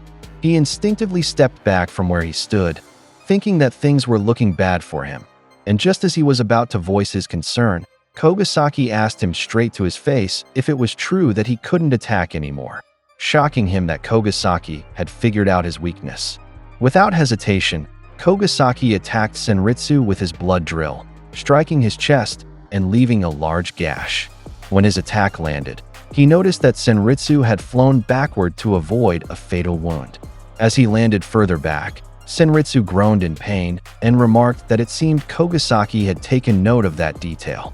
Kogasaki then explained that while his attacks were repelled, the debris at Senritsu's feet hadn't moved an inch, which made him think that the area close to Senritsu must be out of range of his ability. Senritsu grew irritated and commented that Kogasaki had indeed noticed his weakness. He explained that there was a 1-meter radius around him that was completely unaffected by his ability, so he wouldn't damage his own eardrums. He added that if anyone were to step within that 1-meter space, he would be completely out of options. He also noted in his mind that Kogasaki was more composed than he had initially thought and realized it wouldn't be wise to drag this fight out any longer. After thinking that through, he said that even so, Kogasaki wasn't getting any closer to him again. While clutching his wounded chest, he raised his mic back to his mouth and declared that this live show was nearing its end. They were going to the final song, and there would be no encore. At the same time, Kogasaki raised his stitched-out arm in preparation and said he was already getting sick of Senritsu's little live show and was ready to end him. While that was going on, the scene suddenly shifted to the standoff between Tadameki and Ichiro. In Ichiro's mind, he was trying to calm himself down so he wouldn't overthink. He recalled that Tadameki had only touched the arm he created, and he wondered if it had an ability that destroyed anything he touched. It would be simple, he thought, once he figured it out. He pointed out to himself that Tadameki only had 2 arms, so there had to be a limit to how much he could touch. He began releasing a massive number of bacteria hands, adding that he could go all out with his attacks, and there was no way Tadameki could keep up by just destroying them. However, to Ichiro's surprise, when Tadameki grit and clicked his teeth, all of his bacteria hands disappeared at once, shocking him. He was completely baffled by what just happened, while Tadameki commented that the arms being created had the same structure as his own, which confused him even more. He then suddenly felt a painful sting coming from his arm, and when he turned to look at his left arm, he saw it had been severed, prompting him to anxiously wonder when Tadameki had even cut it off, and if he had the ability to destroy it without even touching it.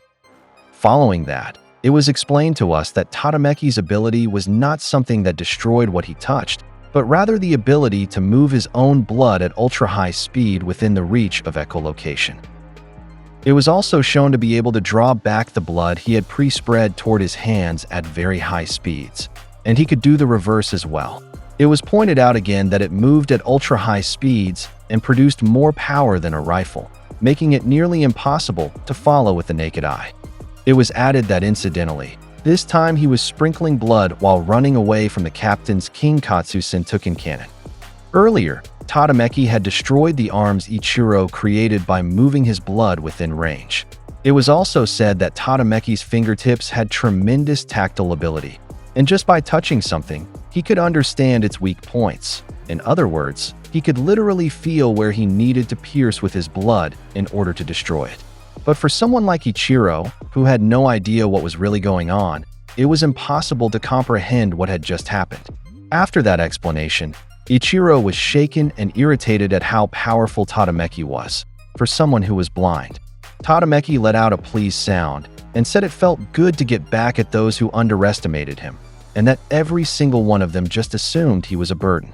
Although, that was all except for his captain. After that, we jump to a flashback of a much younger Tadameki. In it, a Momo attack ravaged their village, causing massive destruction and ultimately leading to his blindness. One of the Momo slashed horizontally across his face, which took away his sight. He was trembling with fear during those moments, searching desperately for his mother in the chaos. And as he repeated that he couldn't see and that he was scared, he didn't even realize she was already beside him, lying unconscious with a sword still stabbed into her stomach. After the horrific assault by the Momo ended, the people around him were heard wondering what they were going to do with him now that his parents were dead and he couldn't see anymore. One of them said they probably had no choice but to let the village raise him, but then hesitated, wondering if they could really do that, given all the trouble caused by the Momo attacks. In Tadameki's mind, he told them to shut up and declared that he would become stronger. He trained and adjusted to his new disability and pushed himself to become stronger despite the hardship it brought. In the next scene, While walking through the village fields, he overheard a member of the Oni Corp informing the people that the Oni agency crew was in their area to patrol the streets. While the man was warning the villagers to stay alert for any Momo in the neighborhood, Tadameki called out to him and, filled with spirit, said to let him join the Oni agency. He explained that maybe he couldn't see, but he still wanted to become stronger. However, the man just looked at him with a judging expression and bluntly told him that his wish was irresponsible and that he should give up on it, leaving Tadameki confused. The man told him there was a way of life that suited someone like him. Those words left Tadameki deeply saddened and disappointed. Time passed. Spring, summer, autumn, and winter came and went, and still Tadameki continued strengthening himself. At a nearby river in their village, he was shown fishing using his blood technique with incredible aim. When he caught a fish, someone beside him suddenly commented that he was amazing, startling him. The boy added that even if he couldn't see, he was incredibly strong. Tadameki asked who the boy was, and he replied that his name was Hayate Todoroki, and he said he needed his help. Tadameki explained that even though he was blind, he could unmistakably say that. In that moment, he truly saw him. He saw his captain reaching out his hand to him. After recounting that story, we returned to the present where Tadameki pointed at Ichiro and said that ever since then, he'd been blowing up Momo's left and right, and Ichiro had been taking him for a fool, and isn't that refreshing? He also said that Ichiro was one of those NPCs that helped him feel refreshed, to which Ichiro replied that it was a good thing, he only had one arm left. Following that, Tadameki said that for the sake of the general, they couldn't waste time here. He prepared his blood and, with a grin, said it was time to end this, while Ichiro raised his own hand and irritably said how cocky Tadameki was. The scene then suddenly returned to the face-off between Kogasaki and Ichiro, where Kogasaki, while bringing out his saw blade roller skates, declared that it was time to end things. He moved swiftly again, circling around Ichiro, while Ichiro remarked that normal people would never know an artist like him. But even so, he still wanted to save others through music. He added, as Kogasaki continued spinning around him, that even if he were forsaken by the god of music, he couldn't let go of it, because his favorite song always gave him hope. As he said this, he began to charge forward. He leapt high into the air and shouted that he didn't have any domes or arenas, but wherever he was, that was the greatest stage of them all. As soon as he gained height leverage, he used his move, Voice Flow, Hard Rock, releasing aggressive, distorted musical staffs down toward the ground, causing destruction upon impact. The force and power of the attack shook the entire area and even opened what looked like a spotlight. After that attack, he confidently declared that he was going to pierce through Kogasaki's heart. Right after that, the scene once again returned to Tadameki and Ichiro.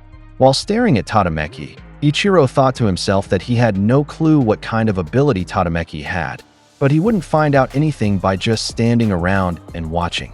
In response to that problem, he released a barrage of bacteria hands again, thinking to himself that he would crush Tadameki with everything he had. He used his move, Body Build, 1000-head muscle cannon arm crusher, and when Tadameki used echolocation to respond, he commented on how huge it was, but then added that it meant nothing to him. As that was happening, we briefly returned to the fight between Kogasaki and Senritsu.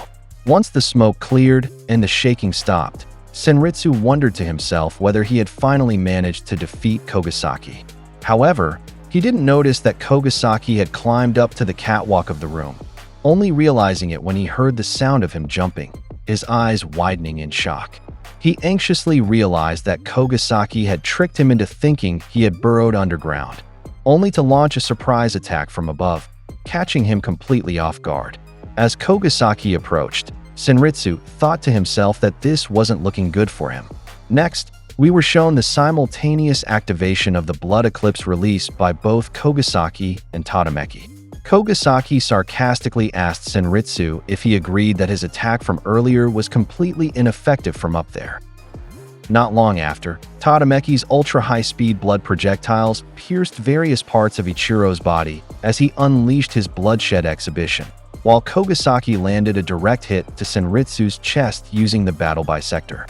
Senritsu's blood gushed out profusely. He even coughed up blood, as Kogasaki struck a pose on the ground after the attack. Senritsu was blown away by the force of the hit, tumbling until he crashed into a large piece of debris, which finally stopped him. While he lay weakly on that debris, he was lit up by a spotlight coming from the catwalk. Kogasaki repeated what he said before about how an MC lives. As he looked at Senritsu, he added that now he truly understood it, and commented that Senritsu had put on a good show. He then pointed out that the spotlight was now on Senritsu's lifeless body. Even so, he added, he had to keep going, and after saying that, he began walking out of the room. While this was happening, the focus shifted to Mudano, who has faced 6 generals and a massive group of Momo foot soldiers. When he noticed that his Oni blood was being blocked, he decided to target the bastard responsible for interfering with it. Behind him, several Momo pointed out to their comrades that he couldn't use his blood, and because of that, they ordered reinforcements to ensure his defeat. Mudano then thought that the best move here was to reduce the number of enemies inside the lab and remarked that he'd stick around for a while. Seiseki asked what he just said, since it was a bit hard to hear, which caught Mudano's attention. Placing his hand on his neck, with a calm and unreadable expression, he said that this was a sign of the beginning. Tadameki successfully brought down the Momotaro commander he was facing. After that, he began to wonder what the others were up to. Outside the research facility, Mudano swiftly glided across the ground on his rollerblades, positioning himself at the center of the Momotaro forces. Once in place, he declared that this would serve as a warning to them. He pressed something on the handle of his briefcase, triggering a mechanism that opened the underside of its side panel. From the opening emerged a Gatling gun. Aiming it at the crowd, he stated that if they were there to kill him, then they better be prepared. The swarm of Momo troops continued charging forward. One shouted to capture him. Seeing that they were ready to confront him, Mudano opened fire. Some of them were shot directly in the forehead. Meanwhile, a Momo attacked from behind with a sword and cursed at him, calling him a bastard. Another Momo panicked as he realized his arm had been severed. Mudano grabbed him by the coat and used his body as a shield. Because of this, the Momo with the sword ended up slicing his comrade's face. The swordsman could only apologize in shock for what he had done. Mudano then took advantage of the moment and shot both of them, their blood spurting from their bodies and mouths. Even though he was alone, he relentlessly fired at everyone within reach. At one point, he jumped and slammed his rollerblades into the face of a Momotaro soldier, using him as a stepping stone to leap into the air above the mob. Awe and fear were evident on all their faces as Mudano fired down upon them with his Gatling gun mid-air, hitting several targets. When he landed, the deputy commanders watching couldn't help but be impressed. One of them admitted to being impressed by the way Mudano handled himself. Mijiro then declared that it was time for them to mobilize. Katakura, the 6th Unit Vice Commander of the Momo Institute, responded in agreement with tears streaming down his face. He possessed the ability to manipulate his own tears. He could hurl them, and when used in small amounts, they functioned like bullets. However, when overused, they caused blurred vision and temporary blindness. Controlling his tears, he hurled them in Mudano's direction. However, Mudano swiftly dodged, and instead, one of the Momotaro troops was struck. The man who got hit appeared to struggle to breathe due to Katakura's ability. A fellow deputy commander told Katakura that the man was going to die. Rather than helping, Katakura simply smiled and said it was his own fault for being there. Moments later, the man lying on the ground lost his life. Meanwhile, Mudano jumped into the air to evade further attacks. While airborne, he realized that Katakura's ability involved tear manipulation. As he was descending, Mijiro launched an assault using his vector worm attack. He was Mijiro Momoki, the 7th Unit Vice Commander. His ability involved using vectors. When someone came into contact with the arrow-like force, they would be violently flung in the direction it pointed. It could be used for both physical attacks and various applications. Mijiro charged just as Mudano began to descend. Mudano was confused at first about what the attack did, but the moment his rollerblades touched the tip of the vector, he was immediately hurled in the direction it pointed. From this, Mudano deduced that hitting the arrow meant being forcefully launched wherever it was aimed. Katakura then praised Mijiro with a nice work and began enlarging a blob-like mass of his own tears. He claimed that this one would definitely hit Mudano and drown him. But Mudano pressed another button on the handle of his briefcase.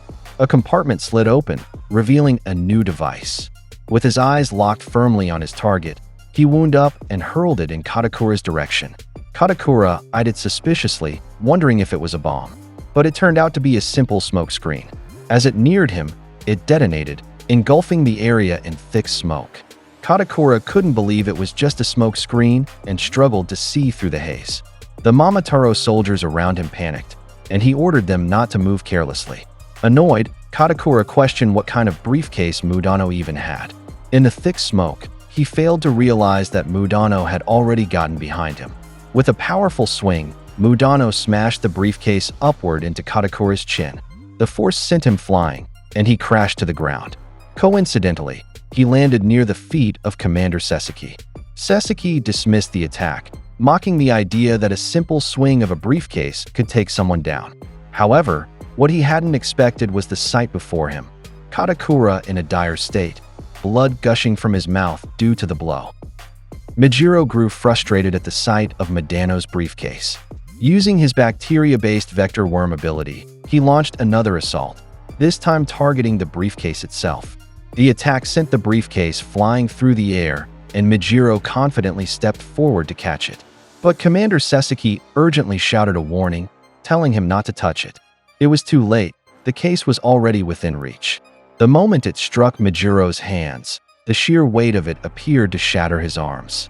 The impact slammed him downward, cracking the floor beneath him and stirring up another cloud of dust.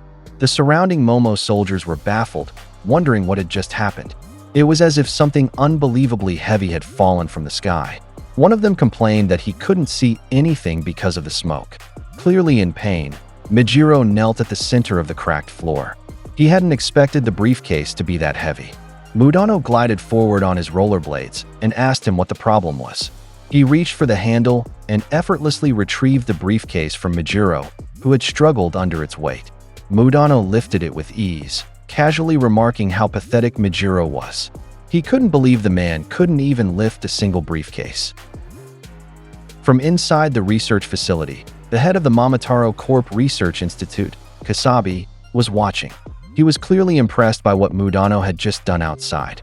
His curiosity piqued as to what kind of briefcase could that possibly be. The look of it alone was already captivating. While fiddling with the organ in front of him, which he called Prostate Dad, Kasabi muttered that Mudano was going crazy outside. He set down his tablet and began twisting together the large intestines. He declared with glee that he'd make a scarf out of it for Mudano's corpse. Suddenly, a buzzing sound interrupted him. Kasabi grew curious about where it was coming from. The persistent buzzing eventually triggered recognition in his mind. He stood up, wondering aloud if everything was going according to plan. A maniacal grin spread across his face as he leaned on the glass tank in the laboratory. He seemed to believe something extraordinary was about to unfold. He laughed, thrilled by the thought that this outcome might make him surpass someone. Meanwhile, in another large room within the facility, Huwa and Kakoi found themselves facing two Momotaro. Yuri, also in the room, casually commented that there was no reason for them to be shy and blasé about it. She asked bluntly if they were virgins. Huwa answered that they weren't.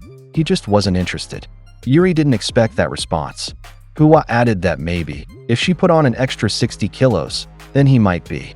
Yuri was stunned, wondering aloud if he liked chubby women. Huwa replied that the term was offensive and backward to his people. Yoichi butted in, teasing that Huwa must like big girls. Yuri leapt up and said goodbye, and then he asked if he liked him now. He transformed into a massive bouncy ball and sprang forward. Huwa flatly rejected him, but panic flickered across his face when he bounced toward him. Scrambling, he dodged out of the way. Due to his sheer size, Yuri smashed through part of the room's wall as his transformation started to fade.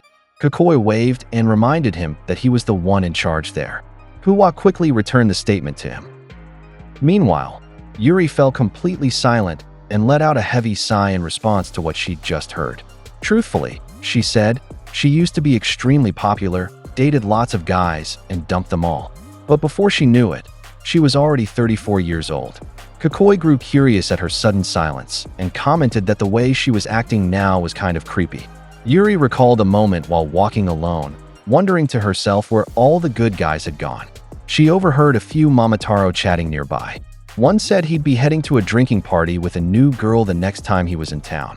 He even invited his buddy to come along, who happily agreed. Yuri quietly listened as one of them bragged that the new girls around were incredibly attractive.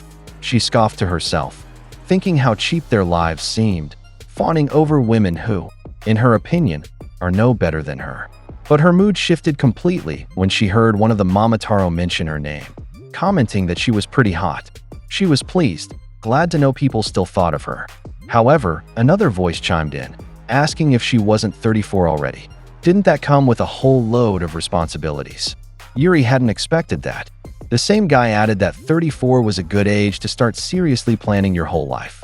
His friend agreed, saying he understood, like any logical man, he'd rather marry someone younger. Yuri couldn't accept what she was hearing. She wondered if she had become a burden. In a fit of rage, she grabbed the three of them and slammed their faces straight into the wall. Their heads got embedded into it from the force. She admitted that lately, she felt like men weren't approaching her the way they used to. It seemed like younger women were now the ones getting all the attention. That thought left her anxious. Was she no longer desirable?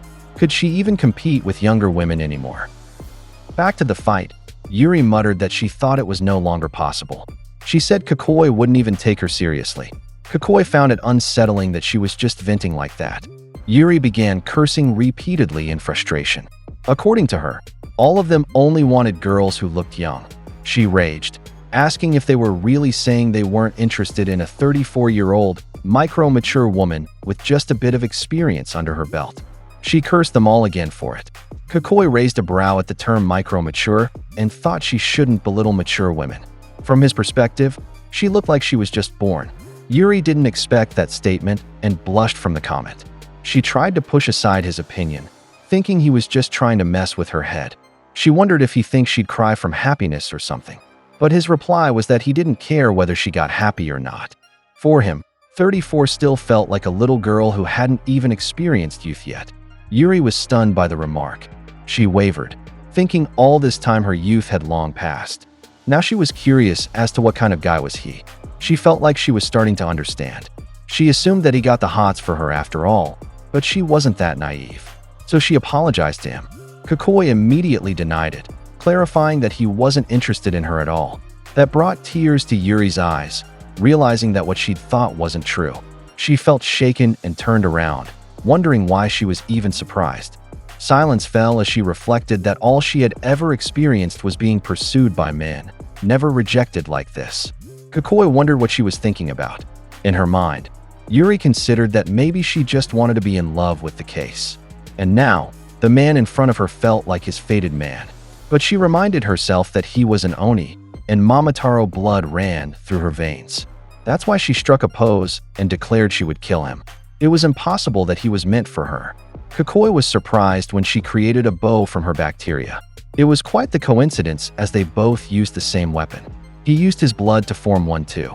Yuri blushed again, thinking maybe they were fated because they shared the same ability. And once again, Kukoi found her behavior totally creepy. On the other side of the room, a massive hole in the wall made by Yoichi could be seen. He proudly remarked bravo, saying he didn't expect Huwa to make it that far. He asked how he was doing, then teased if he liked him now that he was fat and whether he wanted him.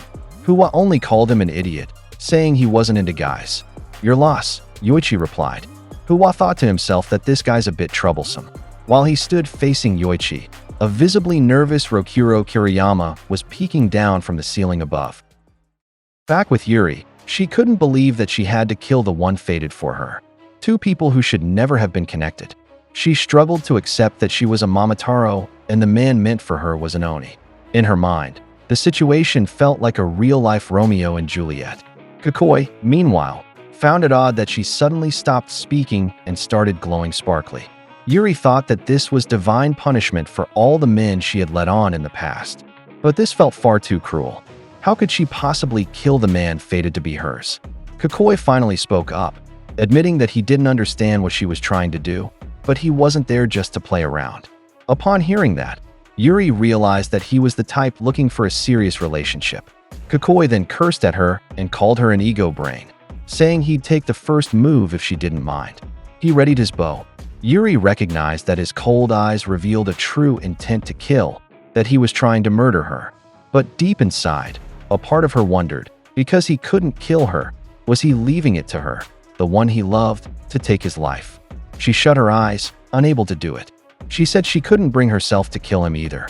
But Kikoi had already released his arrow, catching her off guard. She managed to dodge it just in time, realizing then and there he really was trying to kill her. The arrow curved, circling back to target her again. Seeing it coming, Yuri leapt away to avoid being hit. As the attack came at her again, she became even more intrigued. Just what kind of man was he? She wondered if he was testing whether she was the kind of woman worth risking his life for. She kept blushing, realizing this was the first time she'd met someone like him. But she composed herself and said she would entertain him. She would show him her worth. Kikoi was surprised to see her aiming her bow despite not having any visible arrow. Then, suddenly, a heart-shaped arrow shot toward him from behind and hit his right arm, something he hadn't anticipated. Though normally alert, he failed to react in time. Yuri then asked what he thought of that attack. She called him her Romeo and asked if she could be his Juliet. Switching back to the other room with Yoichi and Hua, the latter stood still, glaring intensely at his opponent. Meanwhile, Kiriyama, still hiding above, remained motionless. He recalled how so many men had chased after him, forcing him to flee into a crevice in the ceiling. Taking a deep breath, he scanned his surroundings and soon realized he was in a room filled with torture devices. Unsure whether to stay or leave, someone suddenly entered. From above, he caught sight of a uniform and assumed it was someone from the Kikoku unit. That person was facing off against a Momo captain. The atmosphere felt extraordinarily tense, but Kiriyama decided he'd simply observe. In his mind, he wished them luck in that battle. Looking around, Hua asked what was going on in that room and why a torture room existed in a research laboratory. The space was crammed with various tools meant for inflicting pain. Yoichi responded that he had no idea and claimed he had never seen the room before. Hua found it hard to believe, but Yoichi insisted that whenever he asked the head about it, he never got an answer. He suspected only the head knew what was really going on in that place. The mention of the head got Hua thinking, whatever this was, it was clearly top secret. Yoichi then got into position and activated his bacteria-based ability, declaring that if he managed to kick his opponent's ass, the head would buy him whatever he wanted. Kiriyama, watching from above, was impressed. Yoichi Mamakita's entire body was clothed in multiple layers of bacteria, forming a densely packed ball with numerous layers. It gave him strong defense, but severely limited his visibility. As Yoichi charged at Hua, the latter prepared to counter. Instead of dodging, he raised his arm and took the full impact head-on. Though he clearly struggled with the mass and force of it, he relied on his acid ability to try melting through it. His gloves were already dissolving. Noticing the melting, Yoichi was impressed at the corrosive effect. But due to his massive size, he managed to push Hua back.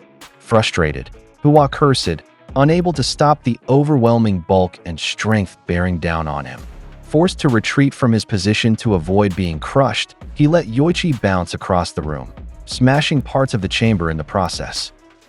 Just as Hua suspected, Yoichi's sphere had far too many layers, making it impossible for his acid to fully reach him. Even if he kept trying, while the acid might slowly seep in, he would be crushed long before it could melt through. And whenever he let go, the sphere would just regenerate its melted parts like nothing ever happened. Yoichi smirked as his form returned to normal, while Hua grew more frustrated, knowing this was the worst kind of opponent for him. From above, Kiriyama silently rooted for the Kikoku member. If Yoichi lost and things escalated, he'd be discovered and would have no choice but to fight as well. He bowed his head, refusing to accept that outcome. Just the thought of it made his chest tighten and cold sweat break out. To calm himself, he began visualizing a healing forest. He imagined a tranquil grove where sunlight streamed through the leaves. As he walked through it, he could feel his heart slowly being cleansed. He even chuckled to himself, hearing the chirping of forest birds. But his peace was shattered when a wall of the room suddenly exploded. The blast caught both Kiriyama and Hua off guard. Yoichi, unfazed, laughed and said he got startled too. The destruction turned out to be the work of Sazanami, who burst in after thinking she heard a sound from that direction. But when she saw it wasn't Rokuro Kiriyama, she asked who they were. Meanwhile, Kiriyama, still hidden above, was completely stunned to see her there. He asked what exactly she was doing there.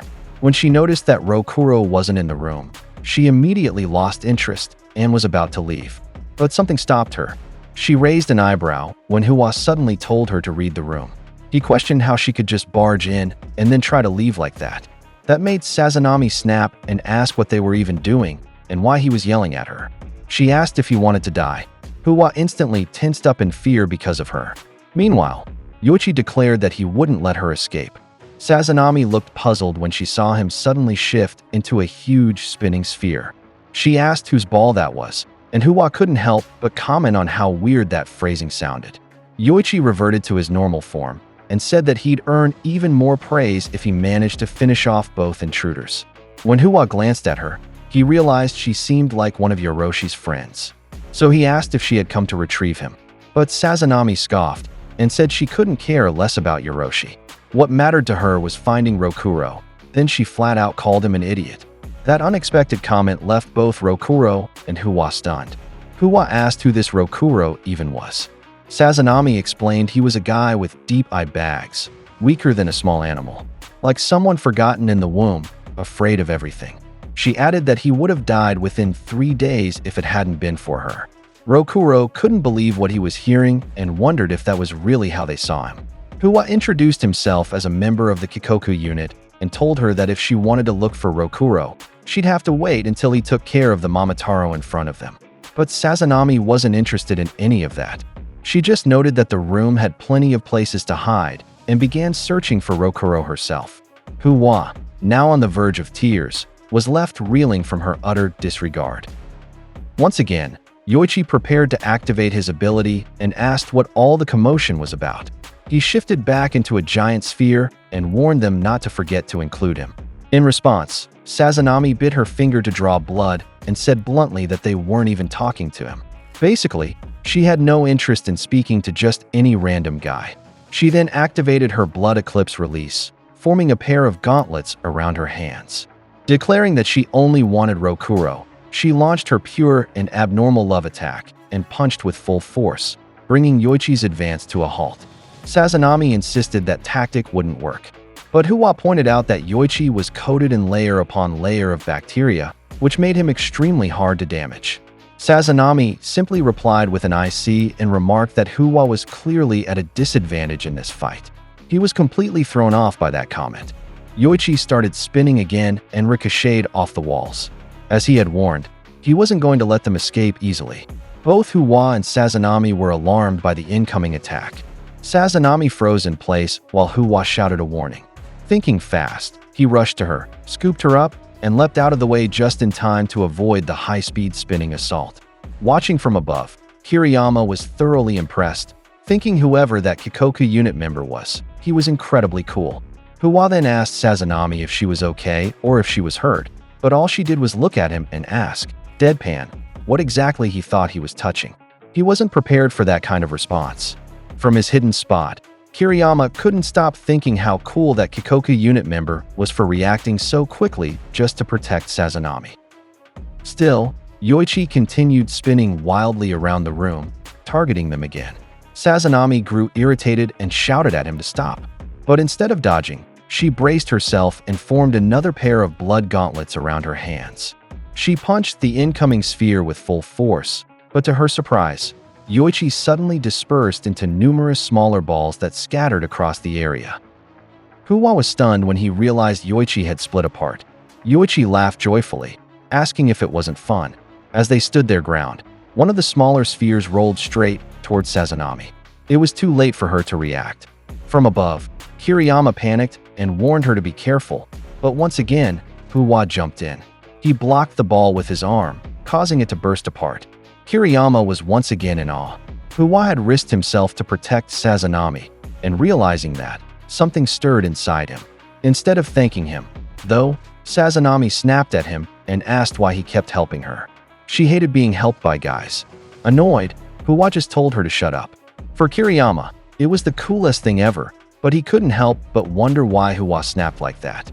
Huwa then stepped in front of Sazanami and said he would take care of the rest. He told her to leave, which Kiriyama found unbelievable. But Sazanami demanded to know why she should just leave it all to him. Huwa responded flatly that if both of them were a bad match for this fight, then why did it even matter who stayed behind? And if that was the case, then she should just go. Kiriyama quietly observed as the two argued. Sazanami questioned if Huwa was only telling her to leave because she was a woman. But again, Huwa just told her to shut up. He explained that he was the kind of guy who, if faced with the choice of saving a man or a woman, would always choose to save the woman. He knew there was someone she wanted to see, and if that was the case, then she wouldn't be standing there getting beat up. Kiriyama was still in awe, watching from above, while Yoichi began moving again. Huwa added that she shouldn't worry. As long as he was there, he wouldn't let her get hurt.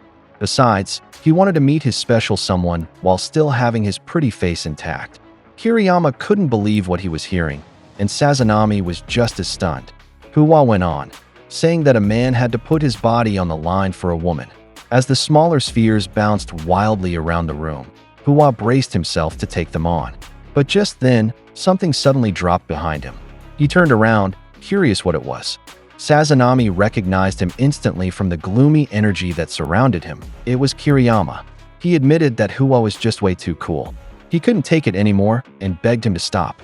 He confessed it was overwhelmingly frustrating.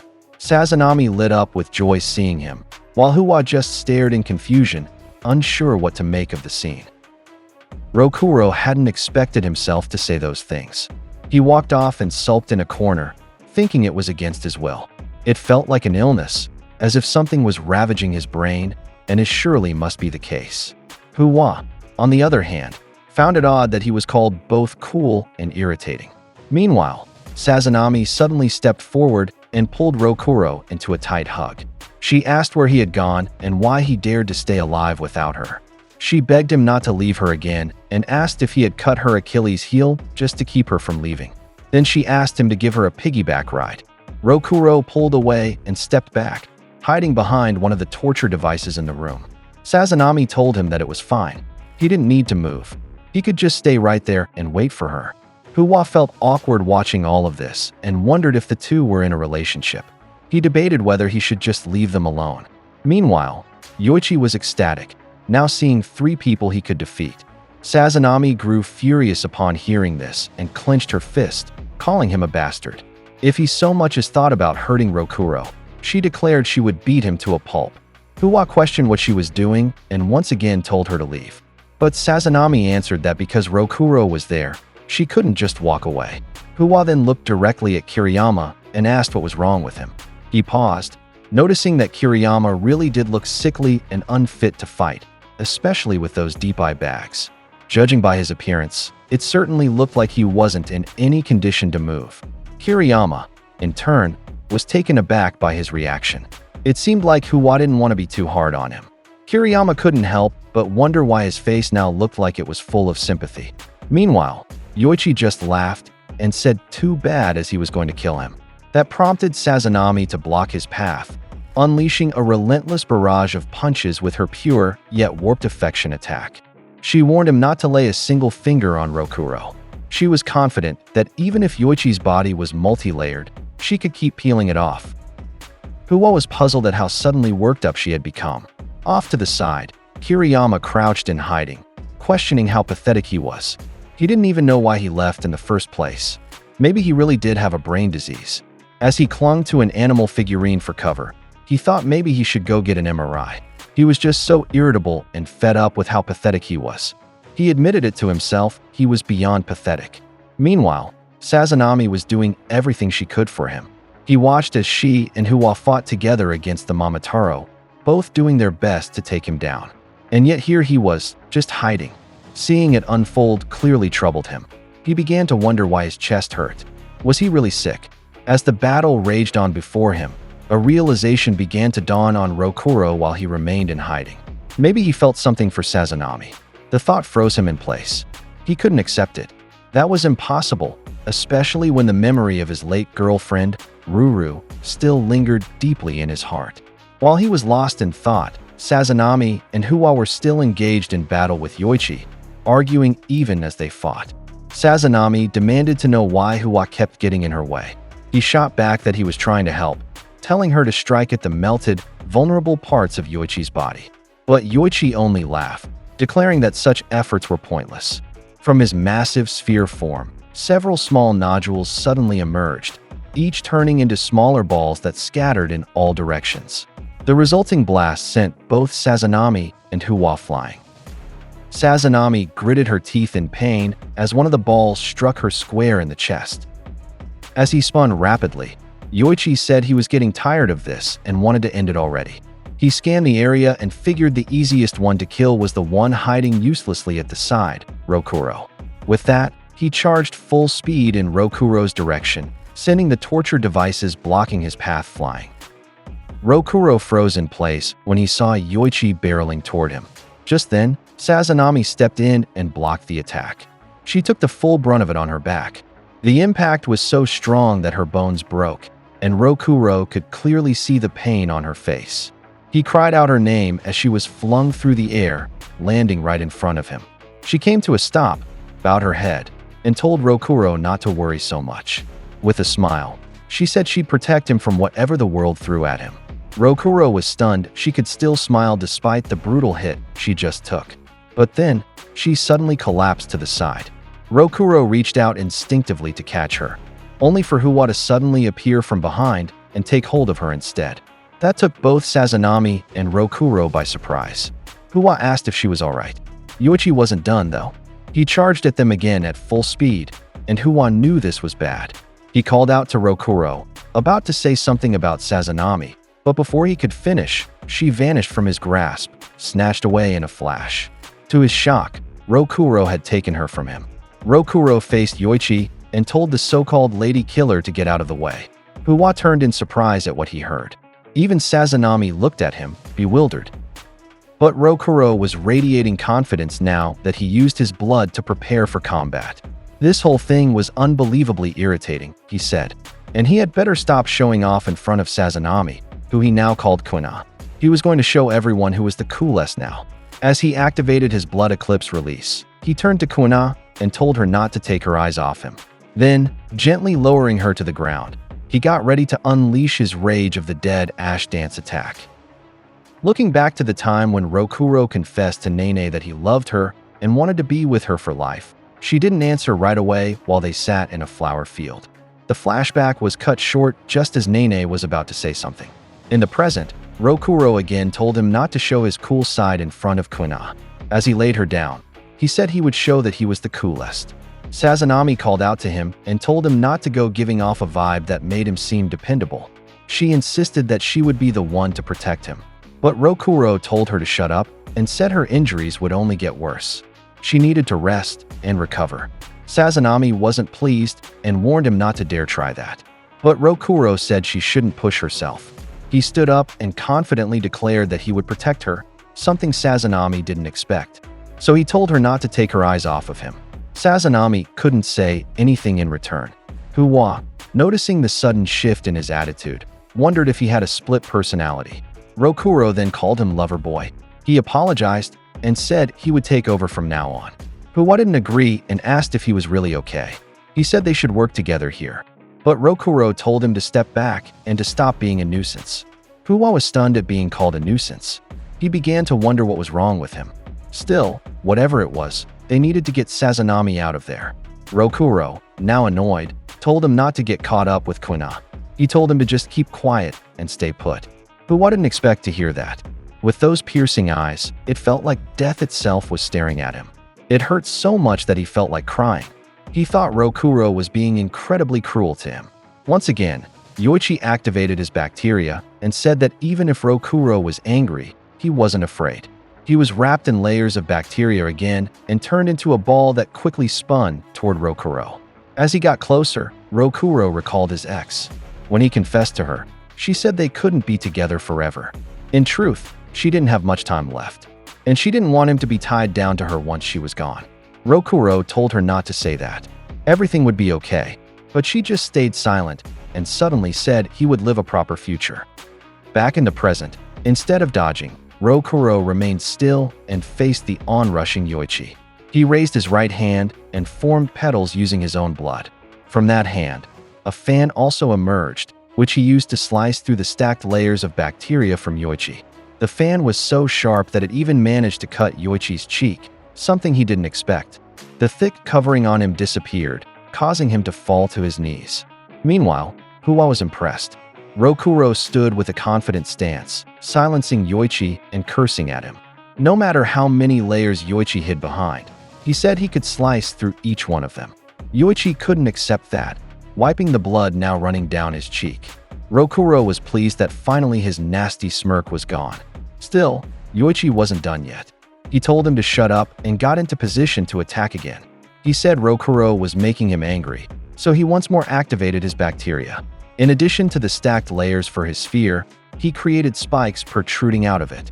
Huwa muttered if he was a sea urchin. Inside that spiked sphere, Yoichi was visibly agitated, unable to stop cursing. In Rokuro's thoughts, just like what Nene said, he was now living a proper future. He chose to get involved with people who cared about him, even if he weren't reliable. Truthfully, he wasn't sure if what he was feeling was love or something else, but he knew he wanted to move forward. He didn't even know why. He expressed gratitude for the final kindness given to him by Nene. Because of that, every step he took now felt lighter than before. He thanked her again, and it was as if he heard her in his head saying, "You're welcome." Rokuro paused at that thought and looked down, muttering that it was frustrating. Meanwhile, Yoichi continued to charge forward straight toward him. He said he would turn it into a honeycomb. Huwa grew alarmed upon seeing this, along with Sazanami, who called out his name in warning. Even so, Rokuro simply closed his eyes and focused. When he opened them and waved his fan, aside from the floating petals around him, fish also began to rise and hover. He prepared to attack using his dance, Storm Dance, Tsuranagi's Hammer of Anger. He sent the petals and fish flying toward Yoichi, slicing through the layers of his bacteria once more. The spikes were useless, as they reached through to his body. He suffered countless cuts all over, marking his defeat. After that, Rokuro returned to his normal form and thought that he would live for the future while holding on to the memories he had with Nene. He would continue to move forward. He then approached Sazanami and asked if she was okay. Again, he admitted to himself that he wasn't sure about what he was feeling, but it was also because he didn't know if what Sazanami felt for him was love. Meanwhile, Yoichi had collapsed to the ground as blood gushed from the wounds scattered across his body. In Rokuro's thoughts, in order for him to continue down his path of existence, he would now be honest with his heart and walk a new path. He returned to being the timid Rokuro and asked Sazanami if she was okay. She just pulled on his scarf and asked what exactly he was doing. She got annoyed that he was acting like some kind of super dependable hotshot. She insisted that she will be the one to protect him. She said she was doing her best to make sure he couldn't live without her. Because of the way she acted, Rokuro started to wonder if that might be the wrong path to take. Huwa then asked what exactly was going on between the two of them. He was irritated that he never even got a turn. In Rokuro's thoughts, it seemed like it was fine after all that he and Sazanami were both twisted. Switching now to the battle in the other room. Kakoi was confused by the arrow that came from behind him. There was no doubt that his opponent wasn't holding any arrow earlier. Yuri was pleased that not many there had figured out her ability yet. Kakoi was annoyed at how troublesome it is and began to wonder. He didn't know why, but he felt like she might have the hots for him. But he knew she wasn't that dumb. So he just let out a wow, pretending to be impressed, and asked what her ability was. Yuri got flustered and explained that her stalking arrow could move through matter. The only problem was that it couldn't move very well inside a person's body. Just as Kakoi expected, she was stupid and incalculably stupid. Yuri was utterly shocked by what she said. Now, Kakoi thought he'd use that information. He thanked her and said it was a pleasure to meet her. Yuri blushed upon hearing that. Kakoi thought that it would be better for him to assume her attacks would come from the walls, ground, or ceiling. No matter what happens, he didn't want to go about that like a sloth. So now, he thought about whether he could finish her off quickly. He readied himself and activated Blood Eclipse Release, Bandit Pursuit. Using his blood, he formed a bow and arrows. In Bandit Pursuit, he could fire 6 arrows simultaneously. However, when he aimed at her, Yuri swiftly dodged them all. Kakoi couldn't help but be impressed by her moves. That was expected from a lieutenant commander. Yuri thought she needed to try harder so she could be recognized. She prepared her bacteria to counter as she leapt around to avoid Kokoi's arrows. Suddenly, a bow appeared in her hand, and she launched another invisible arrow while calling him Romeo. Kokoi was alarmed, unsure of where it would come from. He moved and observed his surroundings. It turned out it came from below, but he noticed too late, so it grazed his face. He thought that it wasn't impossible to follow it with his eyes the moment it appeared. And since it passed through mass, its speed wasn't that concerning. He figured that the further he get from them, the slower it would get. Yuri struck another pose and declared that it wasn't over yet. Kokoi thought that he had too many options, but he had already thought of a strategy that would only require a bit of his energy. Yuri, now curious, wondered what kind of strategy he'd use. Kokoi removed the bow from his hand, causing Yuri to wonder why it disappeared. She wondered why his ability had been disabled. Kokoi approached her and admitted her strength was impressive and Yuri didn't expect it. It was truly amazing, Kokoi said as he moved closer. She then disabled her own bow and asked if he could be her Romeo. He responded that of course he would. He embraced her and said she was the only Juliet meant for him. He held her tight, which made Yuri incredibly giddy. She was overwhelmed with joy. She said it no longer mattered whether they were Oni or Momo when it came to their matrimony. They could now live happily ever after. But suddenly, 2 blood arrows pierced her back, fired by Kokoi. Yuri hadn't anticipated that move.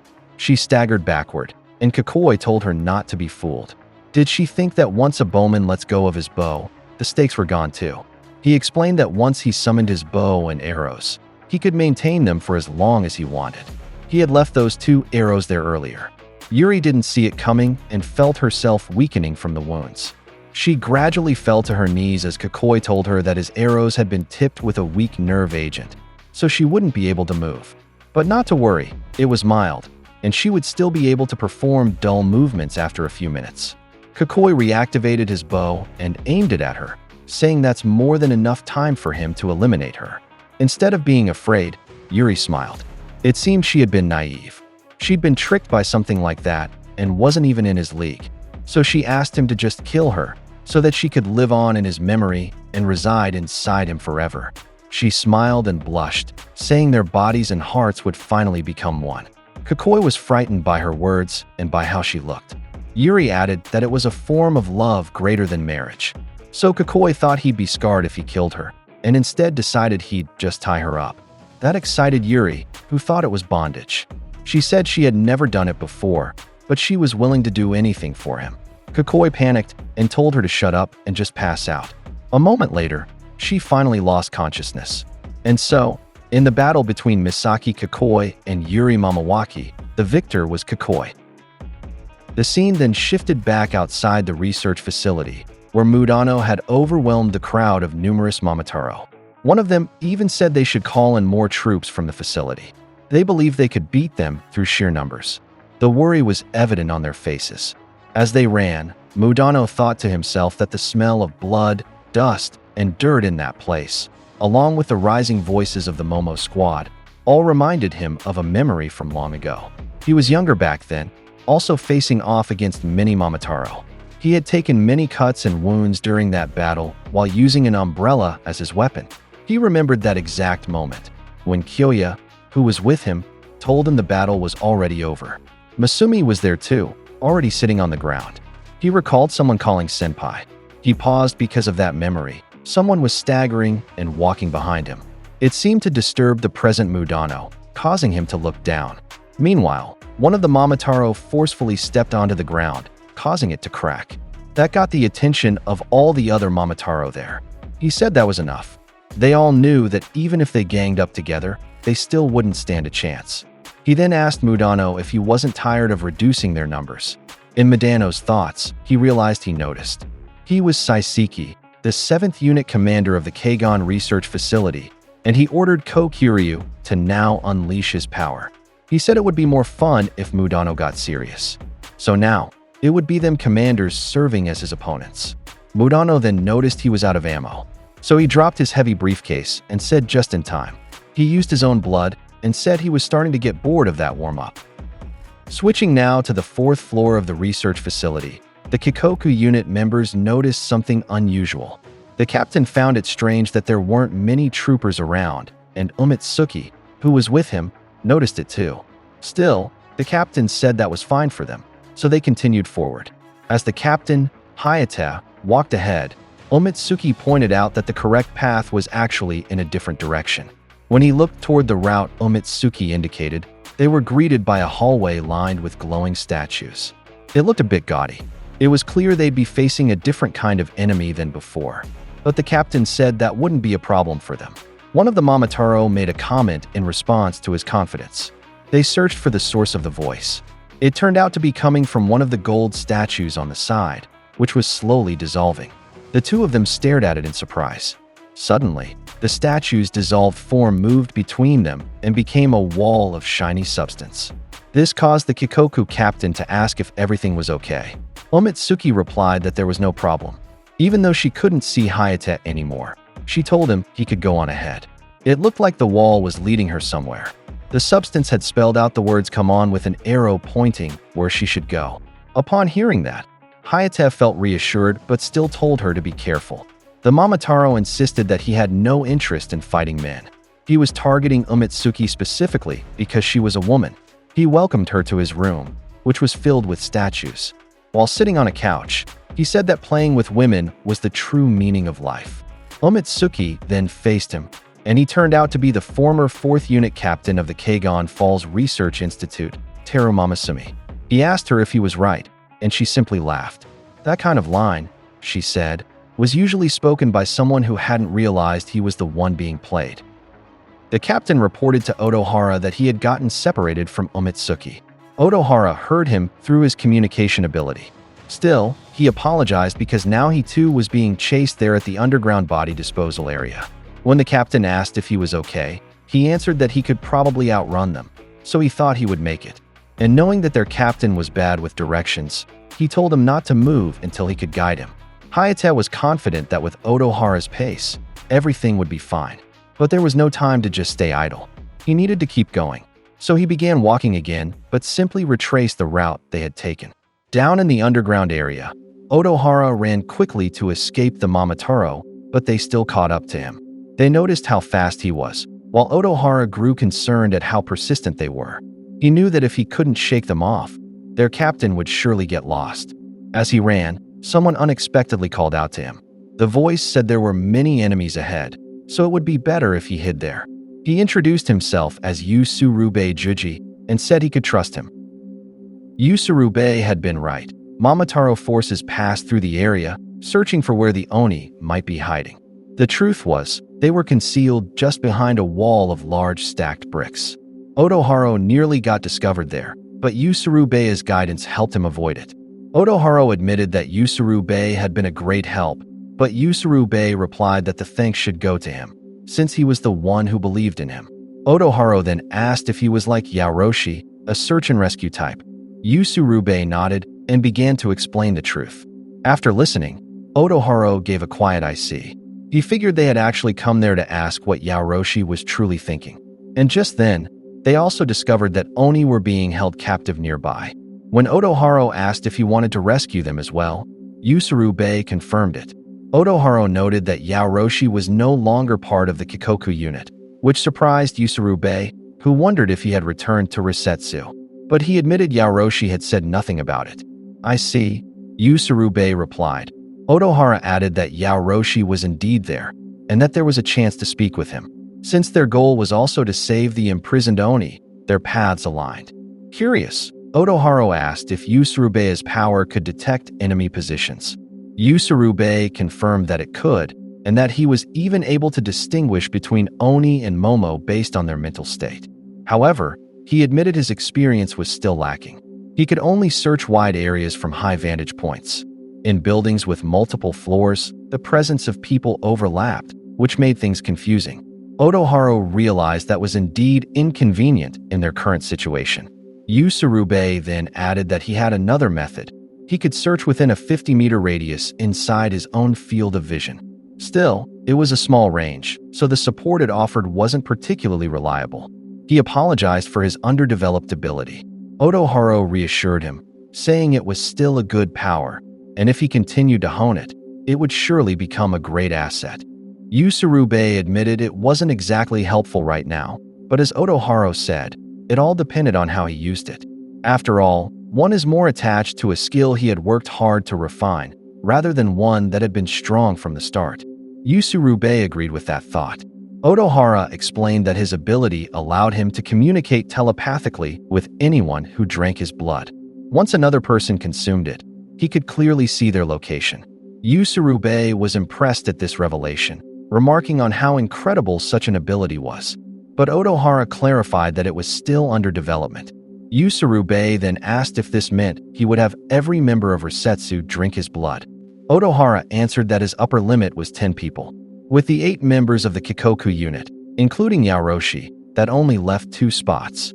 He then asked Yusurube for help in deciding who the remaining 2 recipients should be. The request left Yusurube pressured, unable to believe he was being entrusted with such an important task. Otohara added that, with his ability, they could pass without needing to meet with them. The responsibility of choosing was critical. Yusurube thought to himself that everyone else was doing their best, so he too had to step up and fulfill his role. Otohara thanked him, offering him a sip of blood as well. But Yusurube declined, insisting it should be reserved for the others. Deep in thought, Yusurube considered carefully who should receive it. Their teacher, Mudano, was out of reach, but he was certain one of the 2 must go to Kogasaki. That left him uncertain about the last choice. Otohara then asked another favor of him, catching Yusurube off guard. He wanted him to copy and bring back some research data. Curious, Yusurube pressed for details. Otohara explained that he had asked the same thing of the other Kikoku unit members. The more they could gather, the better. Momo laboratories were scattered across the country, but the real question was, what exactly were they researching? Wasn't it suspicious? Yusurube agreed. Otohara added that he wanted to find out what the laboratories were spending so much research money on, and why they were willing to go to such lengths. That data might hold the key to uncovering the truth. Surely, there had to be a reason. Inside the underground headquarters of the Momotaro organization, several Momo were chatting about how it suddenly began to snow. They found it strange since it wasn't even the season for it. One of them suggested it might be due to global warming, only for his companion to warn him not to start up with his conspiracy theories again. He only laughed it off, until both of them froze in alarm when they noticed someone approaching from the other side. They immediately bowed low and nervously greeted him with, "Great work today, sir." Both were tense and shaken by his presence, saying he was terrifying just to stand before.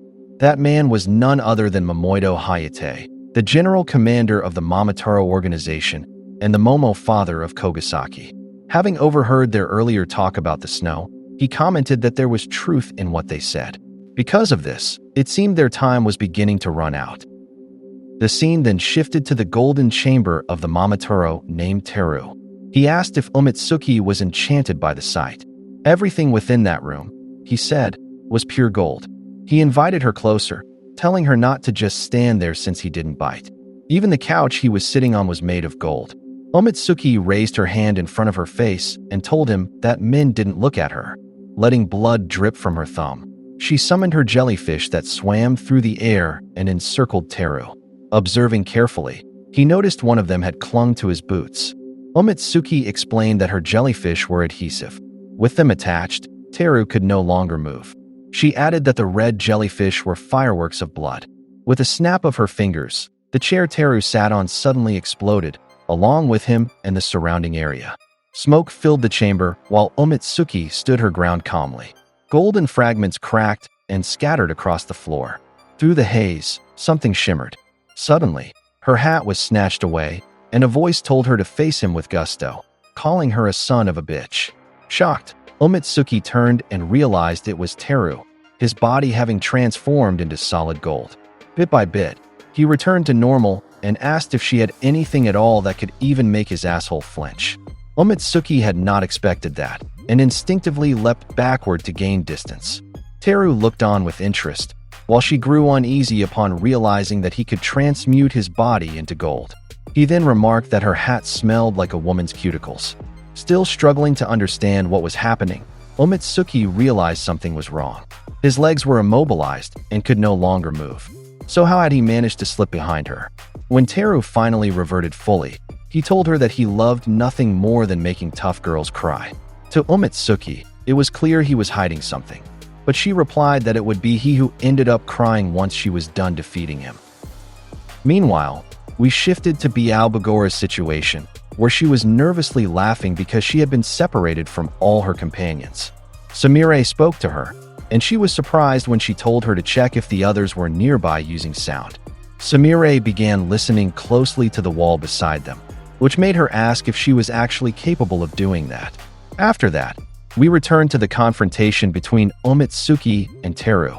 Here, Omitsuki noted that she had discovered that the man's body could turn into gold. But when his legs had been bound earlier by her jellyfish, she questioned to herself how he had managed to move behind her. She raised her right hand, thinking that if he didn't yet know, soon he surely would. This caught Teru's attention, and Omitsuki began releasing bubble jellyfish, this time in white. Teru became excited at the sight and shouted that her attack was coming. He suddenly grabbed one of the white jellyfish and deliberately placed it onto his own face, baffling Omitsuki as to why he would do that. The jellyfish began suffocating him, blocking his mouth and nose with something mucousy, preventing him from breathing. He collapsed to the floor struggling, while Omitsuki commented to herself that he was the one who wanted to taste such a thing. Teru screamed that he was going to die as he gripped the jellyfish stuck to his face. Omitsuki, bewildered, remarked again that she really didn't care if he killed himself like that, but she could feel the weirdness of the situation. Teru then shouted that he was in a terrible state.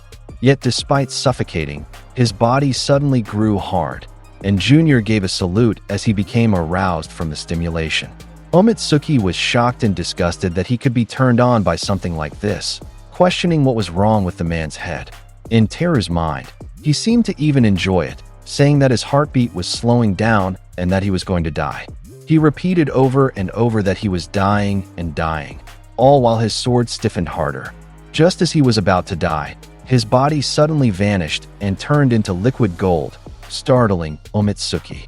Teru then reappeared behind her, laughing like a madman, and with a blush from the stimulation, he commented how close he had come to death. Omitsuki was disturbed by this maneuver and couldn't believe he could move like that by assimilating into gold. She realized that this was exactly what he had done earlier to get behind her.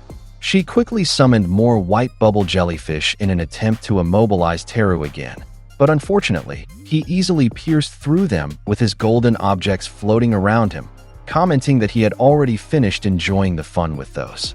It was then explained that Teru's ability was called Golden Home, which allowed him to manipulate pure gold at will within 3 days of touching it. He could also assimilate with gold and move freely inside it. However, this was restricted to areas fully surrounded by gold on all 4 sides. Returning to Teru, he explained with disturbing joy that he would rather experience again the explosion he had felt before, pointing out that he wanted to relive the pain and sensation it gave, though he admitted he would surely die from it. Wearing a lecherous grin, he added that he truly wondered what that would feel like. Back to Bialbagora, her big sis got her attention after listening to the wall, which made her ask what was going on. With visible anger, she told her something, and her eyes widened as she realized she said that there was a pervert in the area. We then returned to the battle between Omitsuki and Teru, where Omitsuki remarked who would have thought he was an over-the-top masochist bastard. Teru suddenly sent liquid gold toward her, and in an instant, it wrapped around her body. He then commented that a little teasing makes things 100 times more fun. He explained that the pleasure of teasing increases when you experience it yourself. He pointed out that it's like when you've received a massage before, then later you watch a massage video. It makes you feel even better. That, he said, was the same thing. If you did this or that, how painful could it be? Where exactly should you pierce to heighten the pain? He began to feel stimulation as he added that because you've experienced it, you can imagine the suffering of your opponent. With a face twisted in perversion, he said that from how pleasurable it was, your brain would start to melt and turn to mush. Omitsuki, disgusted, remarked that he's fucking gross and attempted to release her jellyfish, but Teru immediately covered her mouth with liquid gold. She couldn't speak, while Teru asked if it hurt, then answered himself that of course it did, saying he knew exactly how it felt. Omitsuki struggled, unable to breathe, while Teru said the face she was showing was the best and promised to make her just as excited as he had been earlier. But, he said, he wouldn't kill her just yet. He controlled the gold further, shaping it into numerous tentacles, each one forming different paraphernalia of sorts. He told her that they will have fun, saying he had plenty of toys to help. He grinned again, holding back his own stimulation, and added that she shouldn't worry, because he was very experienced at this. Meanwhile, Biabugora wondered about his big sis's reaction, asking her if she was angry, seeing the fierce look on her mouth. Teru continued suffocating Omitsuki, asking if it felt bad, then immediately answering himself. Of course it did. He pressed on, asking just how deep her despair was. He began describing the scene as if narrating an eroge novel, explaining how a man was tormenting a bull-headed woman, while blood and other fluids spilled from various parts of her body. The unsightly look on her face as she cries desperately and begs for her life is priceless. He added that a sight like this truly melted the brain. At this point, Omitsuki was beginning to lose consciousness from prolonged suffocation, unable to breathe as the gold covered her mouth and nose. Teru urged her to suffer and show him her face, telling her to let him rejoice. He repeatedly screamed at her to do it, then suddenly shouted the absurd claim that females were made to be toyed with by him. Hearing those vile words, Sumire could no longer contain herself. She transformed into her blood titan form, bursting through the wall of the room where she and Biabugora had been hiding, making her way toward Teru with ease. Teru was stunned upon witnessing this, causing him to lose focus and inadvertently remove the gold mask from Omitsuki's face, who was equally bewildered by what had just happened. The Blood Titan then stood tall before Teru and let out a furious roar, expressing her overwhelming hatred and rage toward people like him. Sumire was furious at what she had just witnessed and screamed in rage.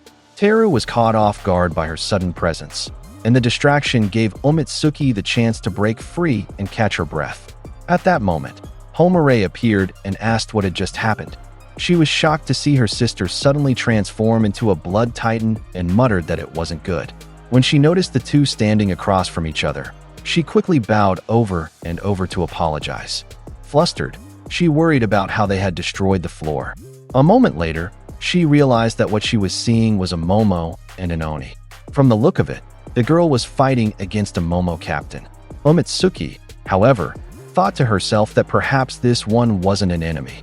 Homare stood there silently, unsure of what to do. Meanwhile, Omitsuki could hardly believe what her eyes were seeing.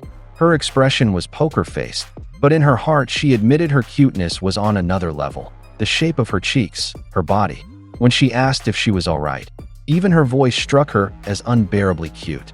She answered her seriously, saying there was no problem and that she had saved her. But inside she couldn't accept how adorable her voice was and secretly wished she would whisper it softly into her ear. Teru seized that moment to strike. Using his ability, he conjured gold that coiled around Sumire's towering form. Homare was shocked to see it. Teru admitted that at first he had been surprised, but with a body that massive, she was nothing more than a walking target. Sumire then gradually transformed back. Teru hadn't expected that. Sumire told her sister that the gold's power was incredibly strong, so she must not allow her to be caught by it. Homare took note of her warning.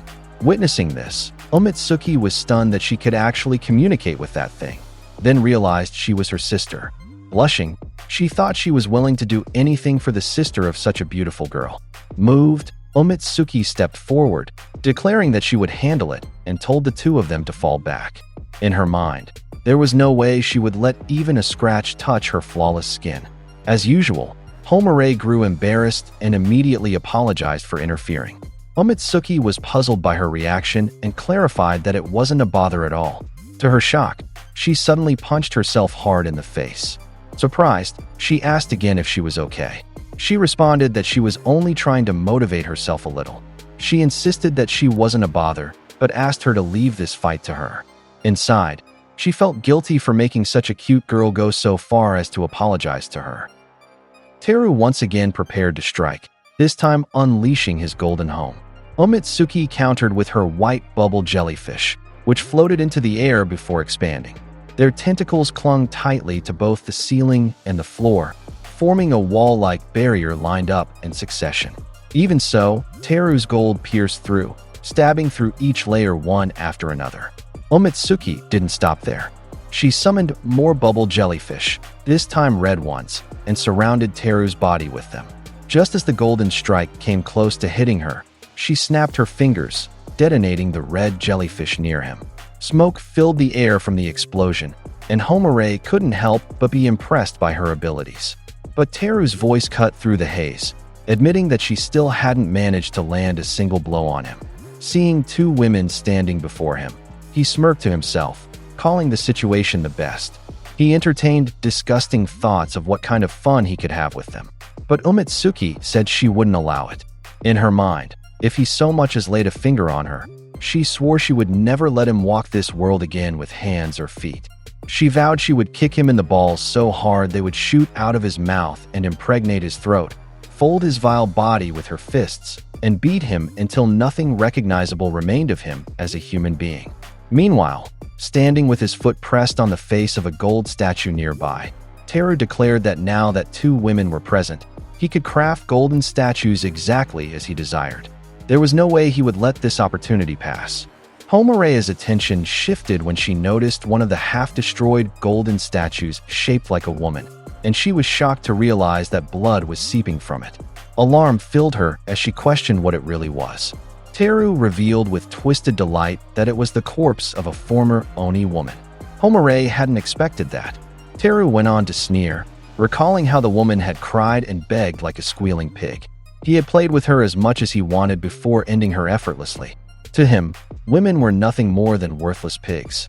In the end, even the strongest women who resisted him always ended up as toys for him until their deaths. Capturing the expression on their faces at that final moment and turning it into a golden statue was, for Teru, the ultimate satisfaction. Homare fell silent at the horrifying revelation, while Onii-Chan, unable to contain her rage, called him an inhuman scum. Teru responded with a sinister grin, saying it was no wonder they fought so desperately to resist him, because in the end, he would enjoy crushing them until nothing remained. Smirking, he declared that as women, they had no value beyond the pleasure he could take from their bodies. Homare stayed silent, but those words pierced her deeply.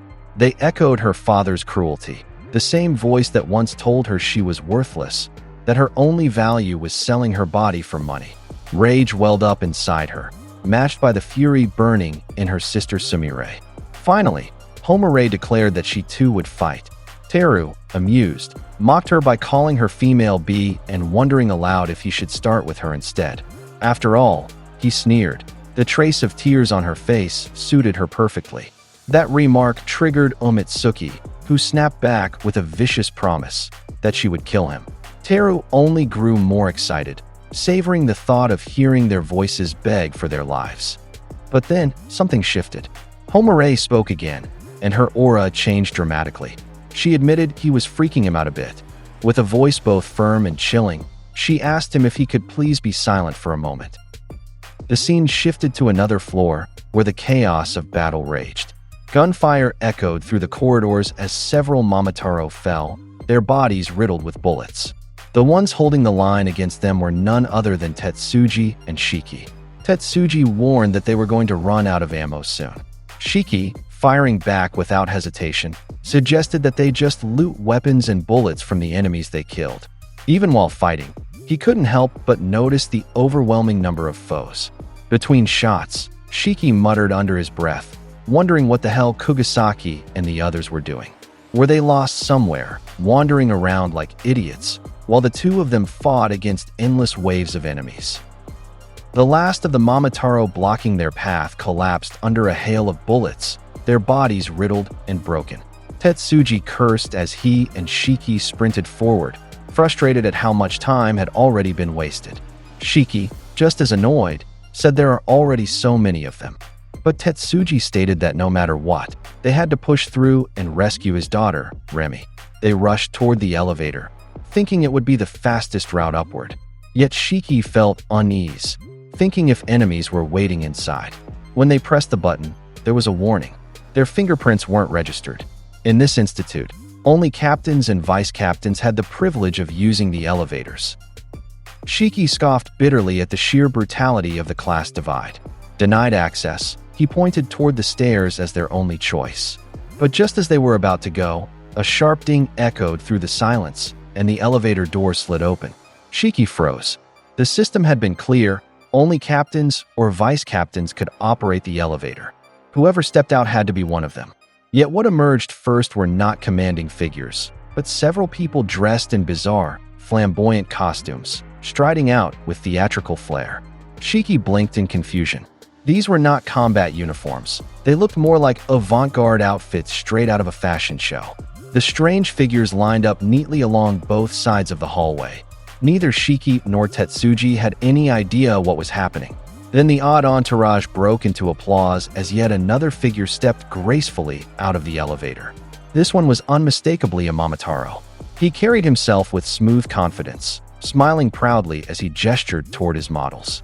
The display was presented as though it were some grand performance, a state-of-the-art fashion show. Shiki simply stared in disbelief, dumbfounded to find himself facing Momoma Matoi, the 4th Division Deputy Commander of the Kegon Falls Research Institute. His expression remained flat and unimpressed as he judged the flamboyant attire to be utterly dorky. Matoi stiffened in visible shock, clearly not expecting such comment. He proclaimed that this was his way of pushing the boundaries of style, the razor-sharp pinnacle of the cutting edge. But Shiki only tilted his head, smirk tugging at his lips, dismissing not just the outfit, but even the lofty one-liners as equally ridiculous. Matoi's eyes narrowed as he noticed the 2 small moles around Shiki's eye. Realizing that he must be the child of the Kishin, Shiki asked how he knew. Matoi had figured it out, while the flamboyant commander examined him with the air of a fashion critic, remarking that it was subtle, almost disappointingly so, and that Shiki had absolutely no sense of fashion. Shiki could hardly believe what he was hearing, especially from someone dressed like that. Behind him, Tetsuji whispered urgently that there was no time for this and pointed out the stairs, insisting that if they moved now, they could still escape. Shiki asked if he thinks they would simply let them go. He wanted him to stick with him, but Tetsuji ground his teeth, refusing to argue, and broke into a sprint toward the stairs, apologizing that he had to save his daughter. Shiki called him an idiot, but before he could do anything, Matoi launched forward with frightening speed, driving a vicious kick into him. The blow slammed Shiki into the elevator doors, something Shiki wasn't prepared for. Matoi chuckled with mockery, noting that with reflexes like those it was no wonder Shiki's sense of style seemed decades out of date. But he replied that he doesn't want to hear about dates from a man whose fashion alone was enough to keep him from ever getting one. Shiki staggered to his feet as he realized just how dangerous this opponent was. The speed was overwhelming, but worse was the raw power behind the attacks. He had assumed it was only speed-based ability. Matoi told him to calm down and mentioned that his fashion sense wasn't that tacky. Shiki couldn't believe that much power behind his enemy's kick. Thankfully, at least the entourage of costumed lackeys stood like lifeless mannequins in the background, unmoving. He knew he had to wipe these guys out and take out their leader. Matoi charged forward again, declaring himself to be standing at the razor-sharp pinnacle of the cutting edge. His hand twitched as veins surfaced across his fist. He then drove his fist forward with brutal force. The strike landed squarely, blasting Shiki back into the elevator doors once more. He couldn't believe that kind of power he has, as he believed he was just some speed-based ability holder. This time, the metal gave way with a thunderous crash, and the floor vanished beneath Shiki as he plummeted down into the elevator shaft. From above, Matoi leaned casually over the ruined frame and laughed with delight, thrilled at the sight of Shiki falling inside the elevator shaft. He was overly excited for a fight inside an elevator, mentioning how this gets his creative juices flowing. Shiki cursed as he realized he now needed to go all out. He drew out his blood and used it to create weapon. Meanwhile, Matoi leapt in after him with theatrical excitement, announcing that the second act of his fashion show had just begun. The two plummeted together, predator and prey colliding midair, the clash beginning in the hollow darkness of the shaft. Meanwhile, Back in Teru's golden chamber, he reveled in amusement, thrilled by the sight before him. Homorea's expression was steeped in raw bloodlust, and that intensity only fueled his excitement. Omitsuki, however, noticed the overflowing disgust from her cute face and took it as a promising sign. Homore prepared herself to attack, setting the stage for her sibling to act alongside her. Blood dripped to the floor as Sumire's form began to shift again, her body growing and twisting until she towered once more as a titan.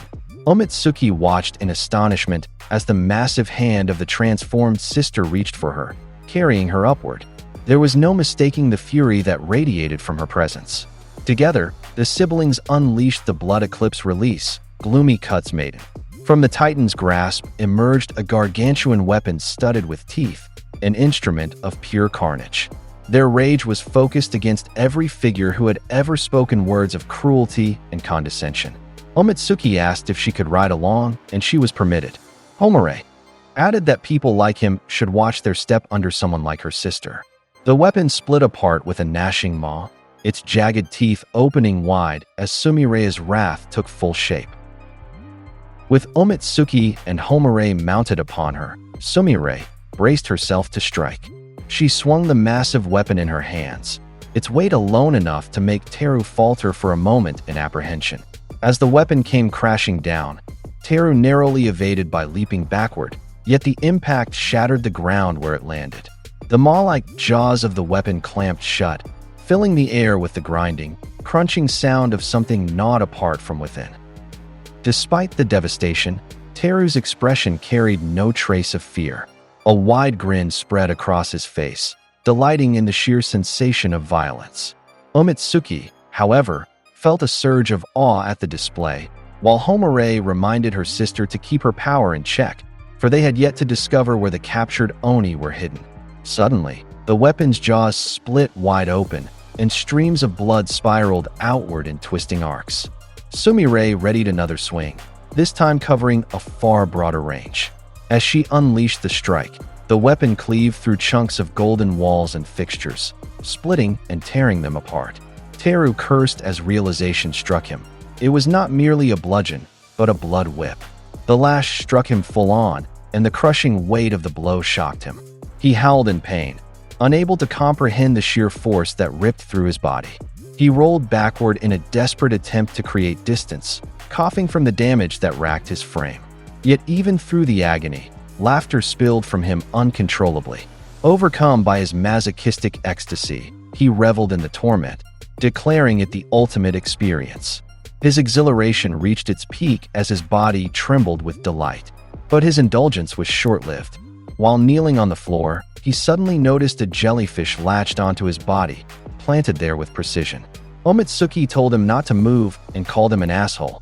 At the same time, Sumire raised her weapon once more, poised to strike again. However, Teru refused to allow himself to be cornered without a counterattack. Planting his hand on the ground, he activated his ability, invoking field recovery. The entire floor beneath them shimmered as it transformed into solid gold, spreading across the chamber like a wave. When Sumire's weapon came crashing down, the room trembled from the raw force unleashed, yet as the dust settled, Teru was nowhere in sight. In a flash, he had slipped behind Sumire. He asked who she was hitting over there. With a sinister precision, he raised his hand and directed his power toward the massive golden chandelier above.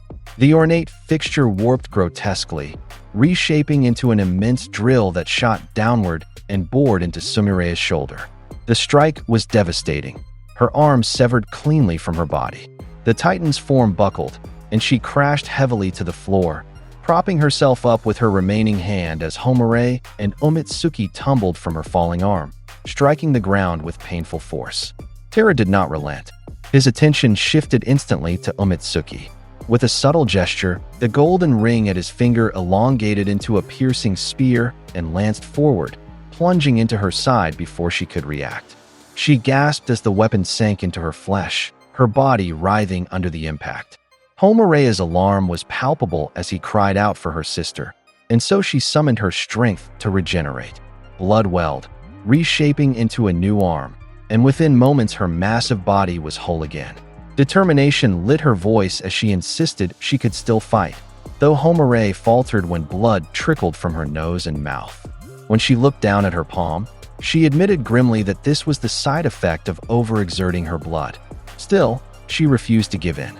Across the floor, Onii-Chan struggled to rise, her body trembling yet her resolve unbroken. Seeing this, Homare knew the enemy had to be defeated, the captured woman had to be saved. Yet suddenly, Teru vanished from their sight.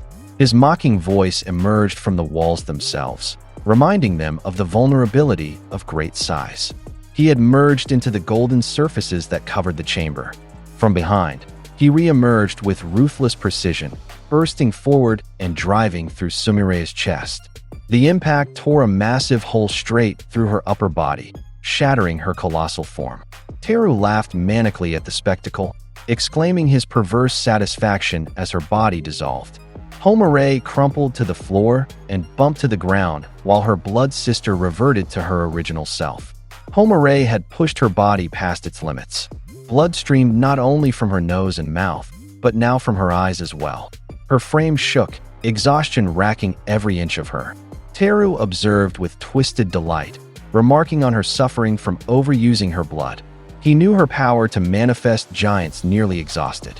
Though impressive at first glance, the ability to conjure such massive forms drained her to the brink with each creation. One construct had already reduced her to the state of a deflated doll. Teru, reveling in their collapse, pondered aloud what it might feel like to be crushed by such a giant, to have one's body torn apart piece by piece. The thought enticed him, yet he admitted that pursuing it would endanger his own survival, and death was far from his plan. His hand drifted perversely to his crotch, his eyes gleaming with sadistic hunger. Deprived of further spectacle, he decided that their broken, weakened bodies would serve as his playthings instead. Teru admitted to himself that his entire body ached, but the experience of the blood whip had been exquisite. His attention then shifted to the first woman who fainted in front of her, Onii-Chan. A thrill ran through him at the sight, his twisted mind savoring the thought of breaking her. To him, women were worth little more than playthings, objects to be used and discarded. Those words struck Homare like knives. They were words she had heard so many times before, words that had long since ground her self-esteem into the dirt. Despite her sister's efforts, she had always been left powerless. She questioned whether there was any purpose to her existence at all. Perhaps he had only been born to bring pain to others. Her frustration boiled over. Her nails scraped against the floor, her fist clenched tight, and through the haze of anger and despair she forged a single thought, that if she had been born for a reason, she wanted it to be to help others. Fueled by that conviction, she dragged herself up once more, forcing the blood of her exhausted body to rise with her. Summoning everything she had left, she reformed her sister in blood. Her heart clung to the belief that somewhere out there, someone was waiting for the small, seemingly useless hands she carried. Teru, surprised at this display of defiance, marveled at how Homare could still move despite having been brought so low. But in Homare's mind, life was inseparably bound to her sister, and she longed to connect her existence to others as well. With a final surge of willpower, the Blood Titan was raised again, its massive weapon poised to strike. This was the reason, Homare told herself, that she continued to fight. Yet the strain was merciless. Blood poured from within her, vomiting blood. The Titan dissolved before it could land its blow. Teru watched this with amusement, laughter spilling from him as relief coursed through his body. He knew she had reached her limit, and it was, to Teru, a fitting end. The blood-soaked floor itself seemed to echo the collapse of Homare's strength, and Teru found it all hysterically funny. But then, from that very pool of blood, Sumire manifested once more, not as a towering titan, but at a life-sized form, poised and ready to strike again. Teru faltered, surprise flashing across his face. By all logic, Homare should have been finished, utterly spent. Yet there she was, lying broken on the floor, her eyes filled with defiance, glaring with a hatred that unsettled Teru. For the first time, he wondered if perhaps she had misjudged this Oni. Teru had been convinced that her power was limited to creating giants, and so he had simply waited for the right moment to surprise her.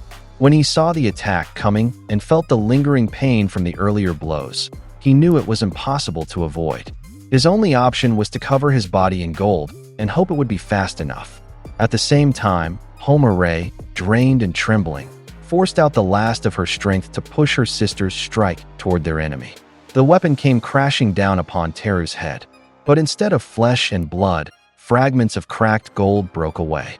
Teru stood there encased in glittering armor, grinning as though he had narrowly escaped death. He knew that was dangerous. He admitted to himself that if he had not coated his body in gold at that very instant, he would have been consumed and crushed completely.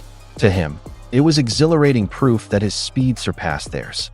Homare, nearly spent, could only stare in disbelief. Her sister in blood dissolved once more. Teru relished the sensation, claiming he could feel his teeth crack through the gold, the thrill rising through his body like ecstasy. He wondered aloud if he should release all that excitement on Homare. But before he could act, a voice cut through the tension. Omitsuki had regained consciousness. She asked if he had forgotten about her. Her words made him look, only to realize with a jolt that both red and white jellyfish had already latched firmly onto his shoulder. He had not sensed her move, and he understood immediately what that meant. While Homare collapsed weakly to the ground, Omitsuki braced herself, ready to deliver her counterattack. Teru's mind raced. The jellyfish clung too tightly to be removed. His only chance, he thought, was to merge with the golden floor again, to let his body sink and escape. He began transforming once more, his form shimmering into gold. Yet, as he prepared to vanish, Omitsuki snapped her fingers. An eruption tore through the chamber. The blast consumed the air, scattering shards of fractured gold across the walls and floor. Smoke and dust swallowed the room in a suffocating shroud. As silence settled, neither Homare nor Omitsuki could tell whether Teru had truly been destroyed or if he had somehow survived. They could only watch the swirling haze, bracing themselves for what might emerge once the smoke cleared.